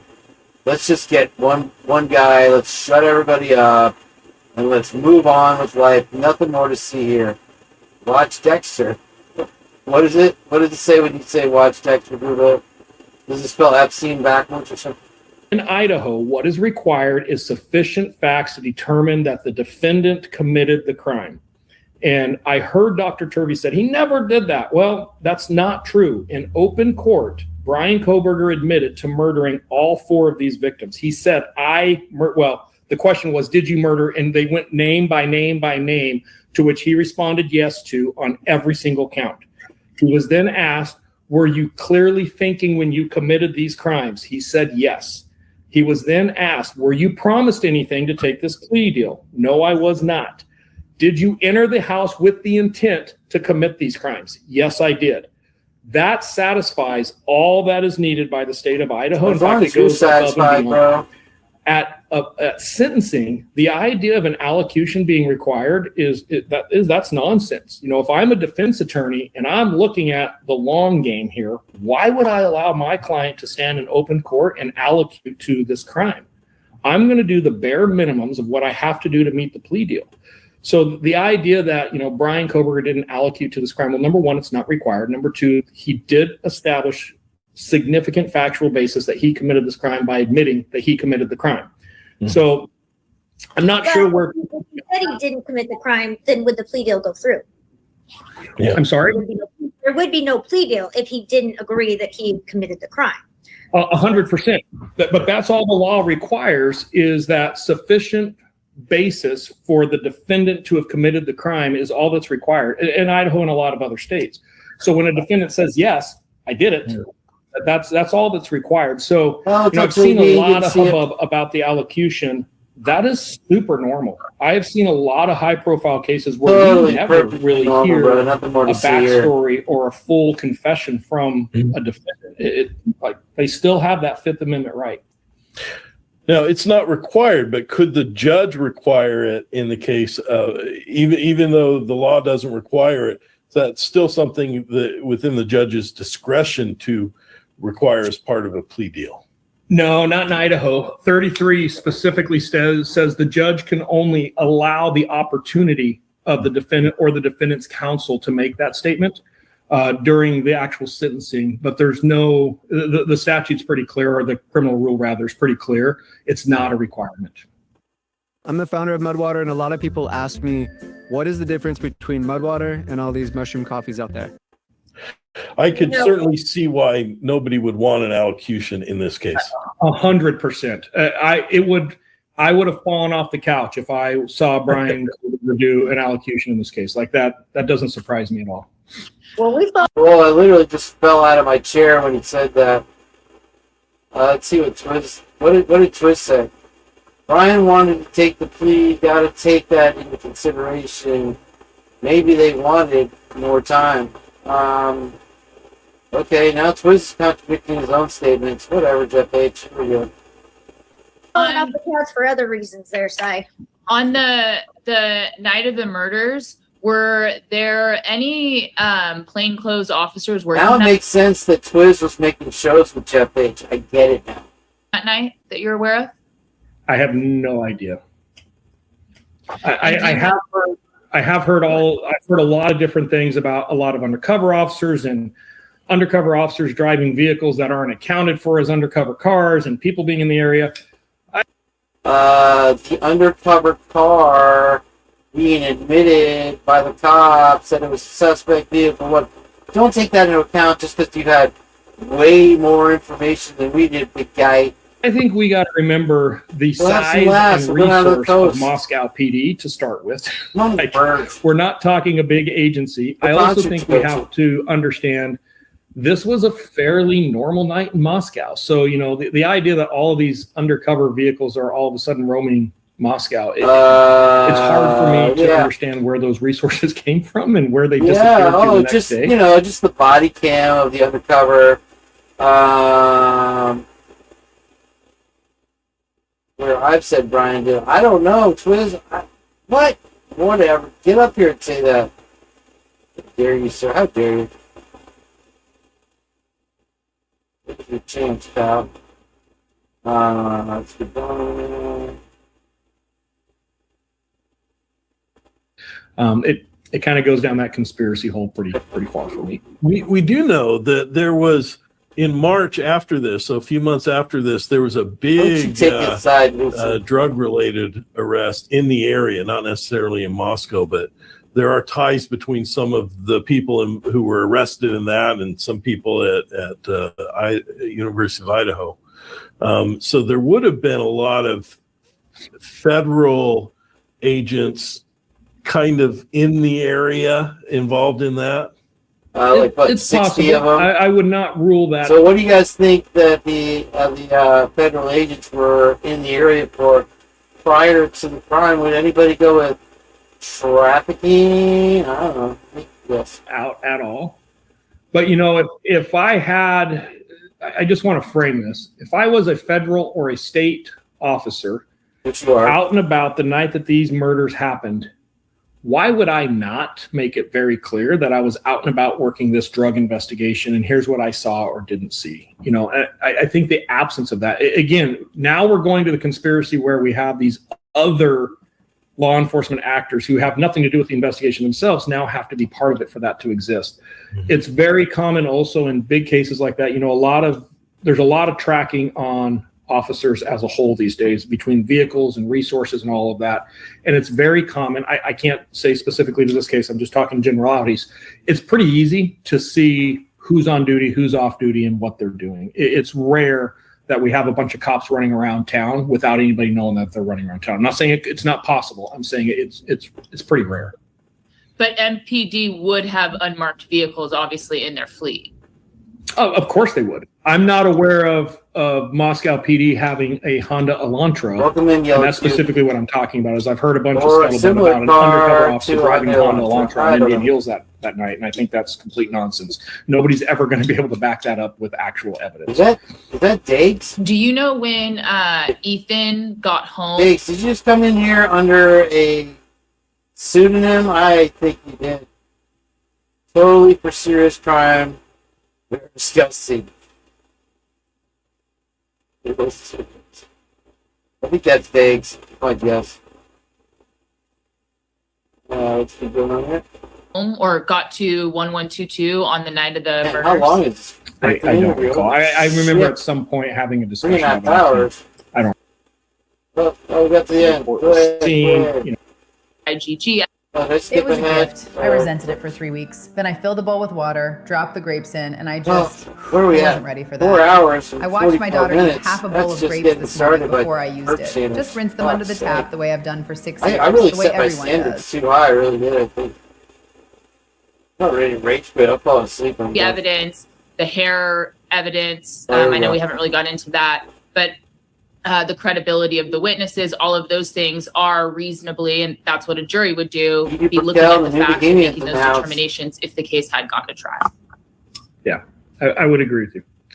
And I think we have to, you know, that's kind of what I was talking about in the very beginning. I think that the case of guilt, to me, is not where the focus should be. It's not where the effort and the exhaustion should be of, you know, did he do it? Did he not do it? Yeah, we haven't seen anything, but I really feel this way or that way. I feel that as the general community looking at this case, the question should be the legal process. The question should be the way this investigation was done. The efforts right now should be looked at. Let's talk about the legal process. What do we need to change and employ? The judicial system that wants to have you arrested because the judge has a personal problem with you. Let's talk about that judicial system that you're supporting right now. Interesting. Educate, require, to prevent a case from having so many investigative issues that we're having this conversation a couple years later with the potential that we're never going to get all the answers out in public. You know, that's the conversation that needs to be had right now. Julie Bean, tell us what concert you went to. I don't know if you heard my question earlier. We're all very genuinely interested to hear. Right now. And that's the conversation that I think people really need to lean into is how do we effectively change what we saw in this case so that we're not talking about this again in a couple more years with another case that exact same issues. Okay, I have a few questions, and only because I think we are going to receive some flagellation from our viewers if we don't go into these. Flagellation, nice word. I've seen reports and seen actually photos of them, of 3 clumps of hair found in the 2 rooms. Oh, here we go. This is not cast off hair that shed over time. There's a clump of hair that is said to have been in Ethan's hand.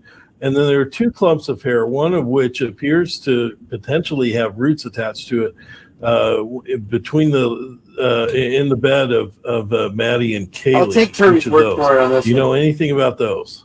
I do, and I want to qualify my answer before I say this. I recently released a book where I actually quote Dr. Turvey on some work that he has previously done, and I actually cite him as, hey, look at this guy. His statement about the hair on this case is complete and utter bullshit. And the day that photo gets released, I think he has incredibly hurt his credibility. Incredibly. The idea that Ethan is holding on to a clump of hair just isn't supported by the evidence in this case. There are very good crime scene photos that shows exactly what he's detailing. And I want, for your listeners, I want to explain very clearly what Dr. Turvey said.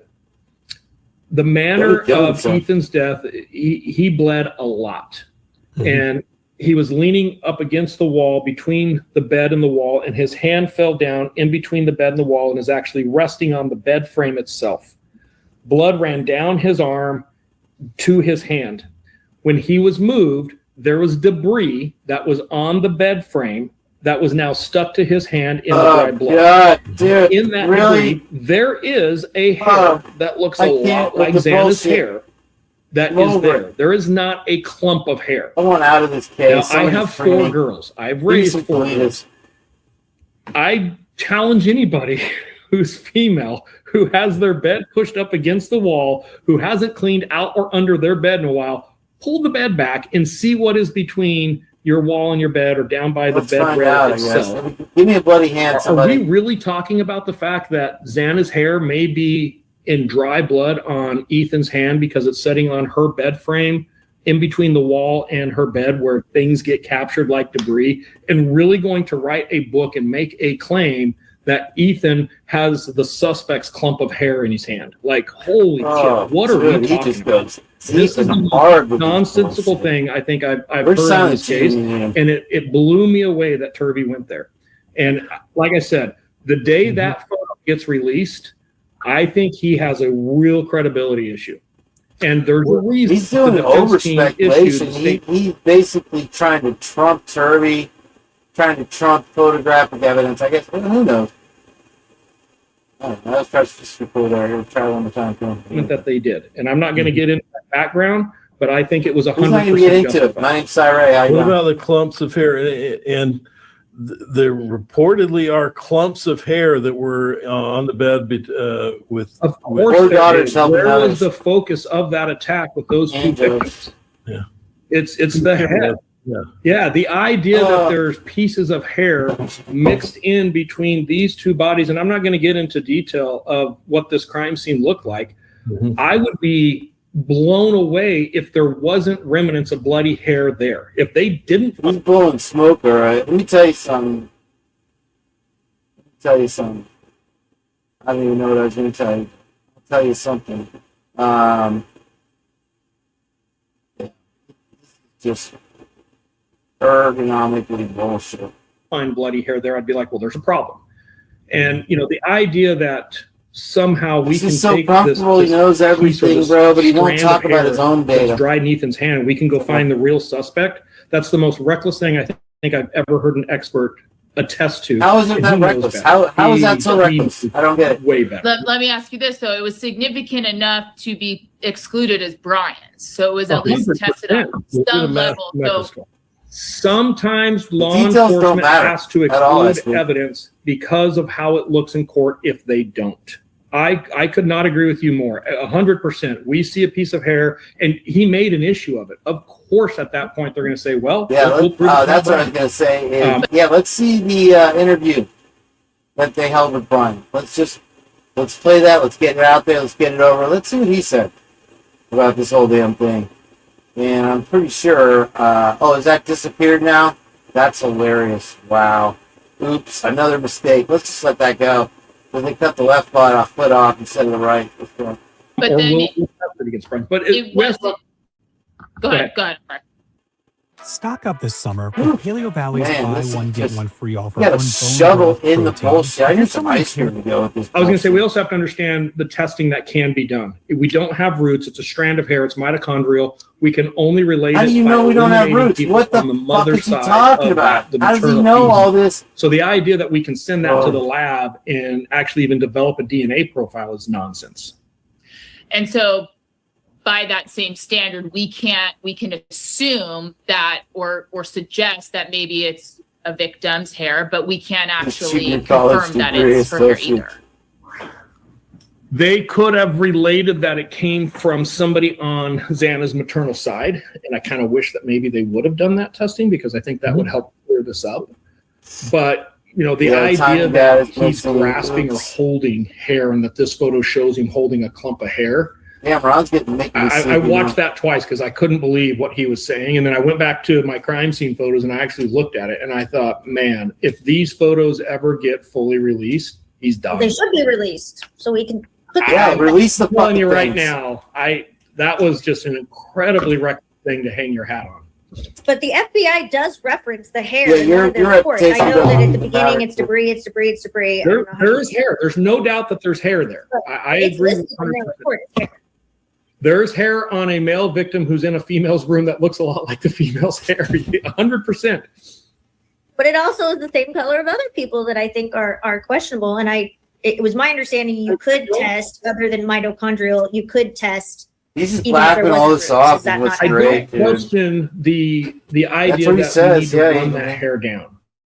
I question the framing that Ethan is holding on to a clump of hair, the way it was described by Turvey as, and it was very clear. Anybody can go back and listen to what he told you guys.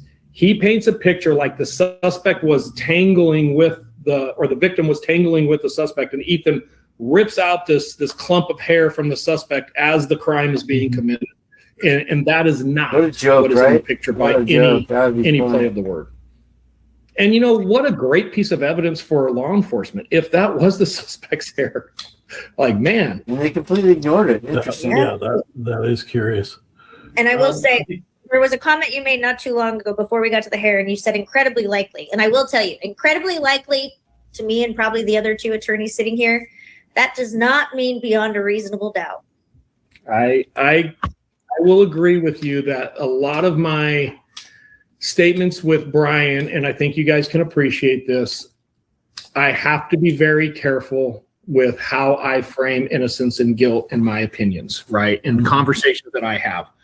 What I can tell you is, in looking at the evidence, it is incredibly likely that Brian Koberger is the correct suspect. He is by far the best, and I know your viewers having a field day with me using the word candidate. I think we're starting to split hairs, for lack of a better term, at this point. He is the best candidate. There is no alternative suspect who completely outshines. There's not a single one. With the conspiracy theory that I'm hearing out there, the hypocrisy of how much weight they're putting on evidence to support their conspiracy theories, in spite of refusing to even accept the evidence that exists, is pretty insane. But you do agree, like, that hair wasn't tested. The 247 was not accurate. The PCA was wrong. Suspect vehicle 1 wasn't a thing. The FBI report didn't show their math. Like, all those things are also There was true. an intentional withholding of evidence. Admit it. I have documented it. I've written a book about it, and I'm running around the country telling it to every police officer that I can get to listen to make sure that we change it. 100%. The legal issues surrounding this investigation are mind-numbing. I couldn't agree with you guys more. So in conclusion, this really was the worst investigation you've ever seen in 30 years of being a expert law enforcement. Let me frame that. This level of a crime, with the authority and resources that were provided to solve it, yes, without a doubt. have I seen some pretty crazy things with very small agencies on crimes that never really got investigated that were even worse because the investigation never happened? 100%. Worse than this one? Different. I don't think so. Very high profile case where the amount, and let's be honest here, the cost of the resources that were thrown at this investigation, yes, I think everybody in the world can say we expect a better work product here, that we didn't get what we paid for. We'll just put it that way. I pay the price every day. I've got a couple questions, if you guys. Go for it, Ron. Okay. About, and this relates to the weapon that was used. I think I've seen the autopsy reports. I've looked at the measurements. I agree that there's a lot of injuries that are consistent with a K-bar knife. Two things, though, stick out at me. There are some injuries that are not just not consistent, but inconsistent with a K-bar knife, meaning they are far too narrow. Could it be skin stretching? I don't know. But we're talking about half a blade that would be half the width of a K-bar knife. Are you talking about the thickness of the knife or the width of the blade? The width of the blade. I mean, some that are like, half that, really is, which would surprise me, which also don't show sharp edges on it. And so that question, there's also some indication of possibly a serrated blade being used. But what I didn't see, and I don't know if it just hasn't been released to us, is we don't see a lot of transfer of blood from one crime scene room to the other, meaning we don't see, I haven't seen, and maybe I've missed or it hasn't been released, any evidence of Kaylee and Maddie's blood in Xana's room. Ron nailed it right there. I mean, if you're using one weapon, there's absolutely one way or the other going to be transfer of blood from any, so you can't completely wipe it down and sterilize it in 14 minutes or whatever the hell they're giving us. Give me a break. And on Xana and Ethan's body, or vice versa, which, I mean, you would expect if the person used a single weapon, that there would be some blood transfer, but you didn't see any of that. Yeah, so the first piece on the width of the knife, I think it's important that we all agree we have to understand the depth to put sense to the width. Mm-hmm. A K-bar knife, the first few millimeters is very thin when we're talking the width. Yeah, so we're talking about a 4-inch. I know exactly the part you're talking about, and I think if you go back and look, you'll see that there's some discrepancies and some disagreements on depth, and that depth is critical. Without that depth, we can't say that. Yeah. Serrated is also consistent with tearing, and I think it's important we understand the mechanism of injury like that and the brutal nature of these murders. There's also some tearing, which can also be looked at as serrated. And it's because just the sheer force and volume. Same with the blunt force. The blunt force can be, some of these blows not landing necessarily knife tip first. So all of I haven't seen anything there that would be concerning. Like I said before, I have done blood spatter expert. What about the torture, bro? Subject matter expert with blood spatter. I mean, I don't know what all has been released. Put a 1 in the chat if you think they were tortured. They were tortured. They were bound. They were probably gagged. This took longer than anyone or Cyray's at least saying it did. It's insane. This is insane. I believe that there's been quite a bit covered down on this. I will clarify it this way. There is no doubt as to the order of the victims being attacked that evening because of the blood spatter that is found in the different rooms and leading from one room to the other. There is blood from the first 2 victims found throughout the house going to the bedroom, second 2 victims. In what order was that? Could you tell us the order? Yeah, the upstairs first. That's been out there for a long time. Yeah, I wanted to hear you say it. Yeah.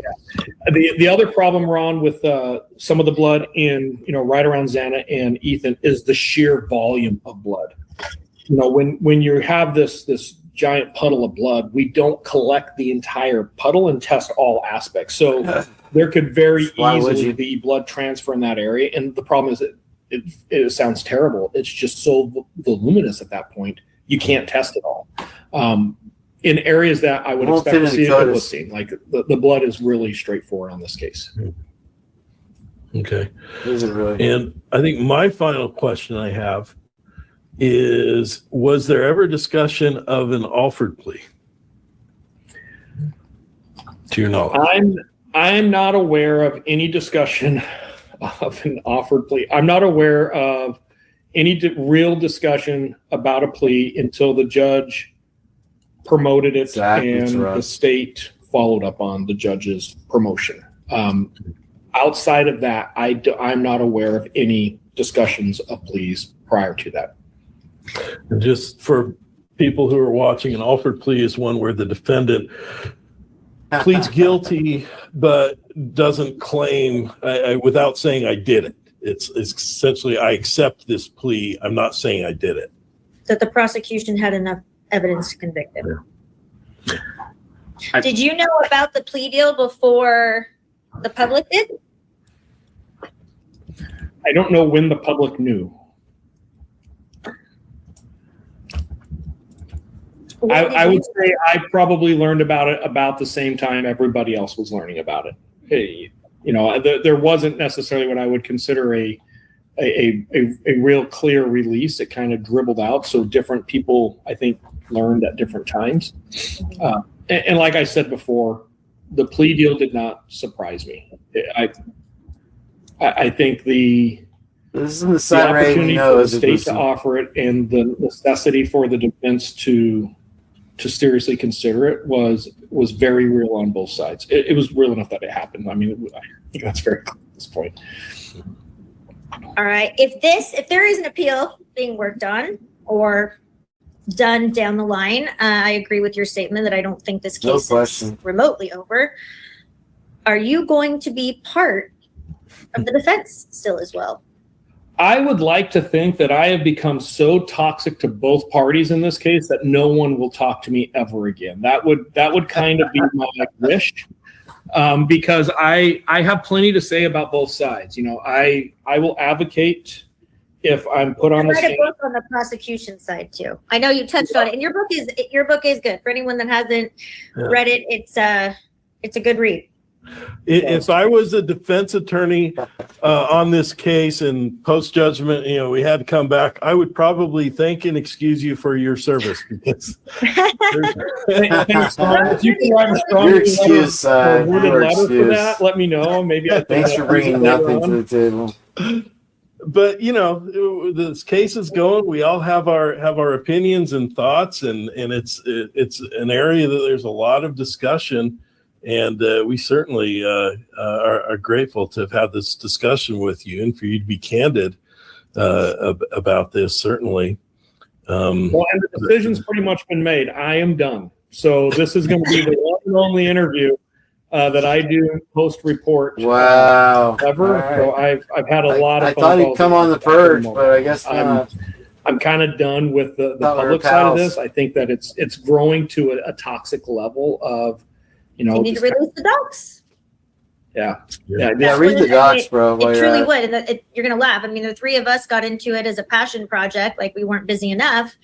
And like I said, I watched another creators listen to some audio, and I was like, this does not sit right. And I know you might think we're dealing, but you and I can respectfully disagree about that. It sounded littered with problems with the investigation from day one, and then it kind of turned into this. But we appreciate it. Both, right? I do think that there can be legitimate issues with Dylan's statements and things that Dylan has said and done. I can also fully, very clear-minded say, I think that girl is a victim. I think that she has experienced something that I would like to say none of us should ever have to experience. And I think we can have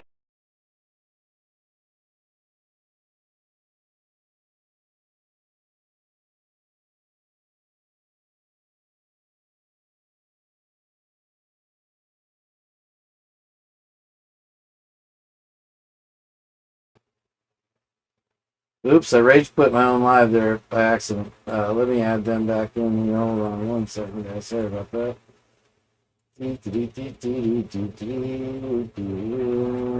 the audio is working on this. Let me know. Let's take it to the bitter end here, my friends. Let's see. Oh, I did it again. Oh, I did it again. That backspace button is on the left of the mouse. My hand's getting tired. Growing facial hair after menopause, this is the easiest way to remove it. If you're over 50 and you're not Enforcement writes and drafts the search warrant for these records.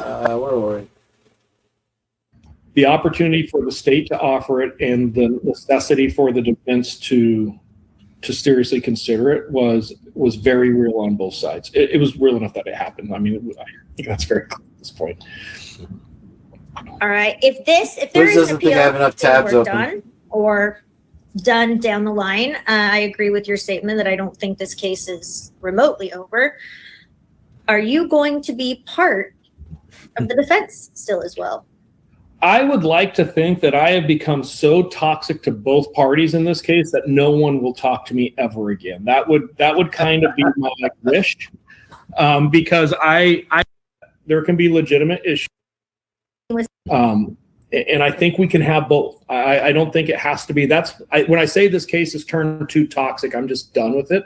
The idea of people saying it has to be this or that, and that there's not a common ground there, is absurd. And I just, to the point that I'm done kind of arguing that piece of it. You know, both of these things can exist. Dylan can have made terrible decisions that she can't account for, and that she should have to answer at some point for, like, hey, why did you do it like this? Like, I couldn't agree with you more, but at the same time, she is a victim. She 100% experienced something that I would not want my daughter to experience. If my daughter was going to college and did some dumb shit like Dylan did, I would be like, what the hell's wrong with you? And then I would give her a hug and think, oh my God, I'm so sorry this happened to you, right? Like, there's an empathy piece to everything about this case that we can never lose sight of. You know, there's real victims, living victims today that are having to deal with this nonsense. I feel for the families having to go through this toxicity. I feel for the friends and relatives. It's kind of gotten to its own stratosphere, if you will, and it's disturbing to see. And two things can exist. I can still agree. We can still agree to disagree, but I understand where you're coming from, and I haven't seen everything because they haven't released it. But I have serious problems with the way the investigation was handled with respect to some of them. And maybe now we're totally aligned. I will totally agree with you on that. I mean, the fact that we just accepted them as victims right off the bat, I have a problem with. I mean, can we get back to Hunter J walking? You know, he's holding a knife. He's standing in the room, inviting the cops in for the walkthrough. They haven't even cleared the house, and I'm holding a knife, and we just totally normal in Moscow. I mean, that's wild to me. When do you show up at a crime scene with somebody holding a knife over their head, and it's like, hey, come on in. Come on, homeboy. Let me show you around. Well, I will say I really, and I know I can speak for Kristen and Ron and everyone out there, I really do appreciate you taking the time to, it's now been 3.5 hours, talk with us and go through all our questions. So thank you so much for your time. Truly, Sai, thank you very, very, very, very much. And I know we have questions we didn't get to. I'm going to ask this one really quick because it was for Lana. Lana wants to know what report had Brian's name in it because from WSU, because we don't have anything released with his name in it. I would say there's a lot about that hasn't been released. Obviously, I think the lawsuit with WSU has some things to go with it, but there are some emails out there that actually talk about the emails. Okay. So, you know, the report exists. There's been testimony that the report was transmitted, that the report was seen. You know, as far as turning it over, I'm with Lana on that one. I would to see it today as well. What there is probably more important of, and there is a record of, is, you know, whenever a law enforcement officer runs a license plate or a driver's license, or with WSU, they look up a student ID, there is a log of those things. And I have very good reason to believe that when and if it is ever required to show the exact time and date that the license plate was ran, that the driver's license was ran, that the student ID was ran, there will be a very clear log showing all of that. And I suspect it's going to align with everything that we've talked about. All right. All right. Well, Sai, thank you very, very, very much. We've been looking forward to this, and I know you've been doing some stuff with your book, but we really appreciate it. And, any insight that we can get is always good because we haven't seen the reports, and some of the reports that we have seen are not consistent with some of the things being discussed. And I think we can all agree that the FBI did a really shitty job on this case. I would say a couple of people within the FBI did a really shitty job. There is some work from the FBI in the case that was actually really well done. Yeah, sure. That's fair. All right. Well, we wish you the best with your book and all your lies and with bullshit. your work on future cases. Carry on, sir. Nobody Very wants grateful to talk for to this you. Toxic. chance and for this interview. So thank you. Absolutely. I appreciate your guys' time. Take the trash Thank you. outside. And RJ, thank you for all of the help. I wanted to give you a shout out earlier, but we had a friend that was helping us kind of go through all these documents before this so we could make sure we had all the information. So thank you, RJ. And thank you, Sai. We appreciate your time. And everyone else in the community was so helpful with helping us come up with questions, and we really appreciate it. Yeah. Thanks, guys. All right. All right, kids, there it is. We made it to the end. Wow, I can't fucking believe it. I was ready to rage quit like 15 times in a row right there, I'll be honest with you. But I'm going to play this out, guys. I've had it, and I'm ready to shut it down. I know JJ's tired of hearing me talking out here, so... Yeah, unfortunately, that was JJ's last live in Clearwater. I hate to see the guys go. But I guess that's for the best. Him and his kid get to handle business up there, and it was a great stay. So we wish him adieu and safe travels, right? So thank you everybody for being here. I appreciate all the comments; were amazing. Thank you for the gifted membership, Tara, and I will see you guys at the next purge. Love you, Twiz. Talk to you guys later. Have a great Saturday. I took you from Friday to Saturday. You know this. That's how I do it. What's up? All right. Let's see if we can figure it out. I think I can. Woo!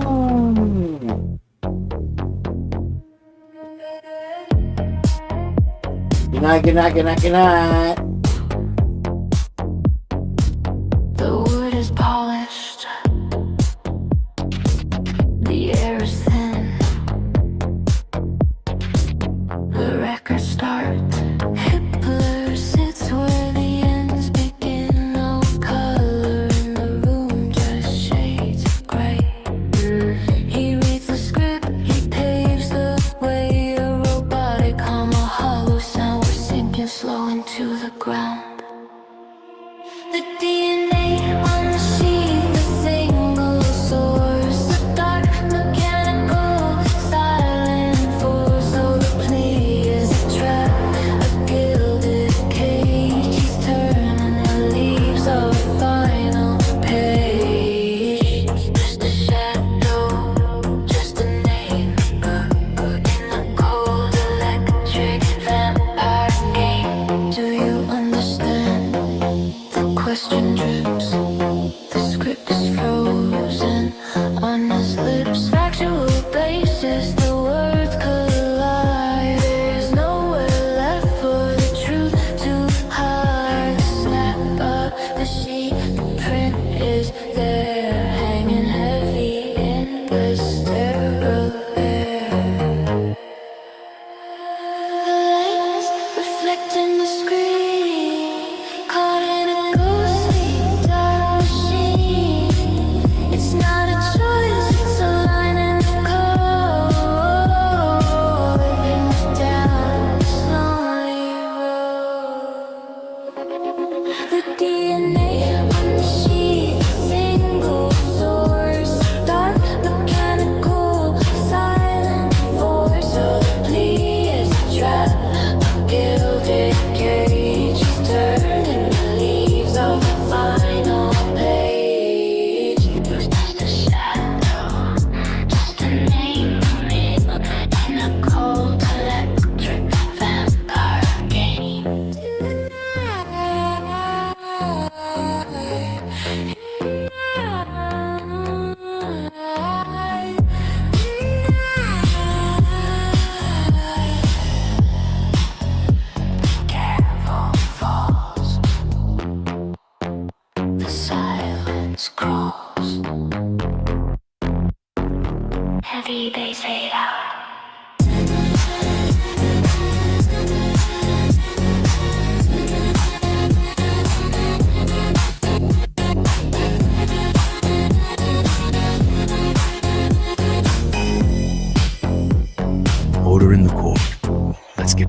some of this.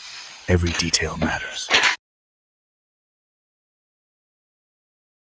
Deposit just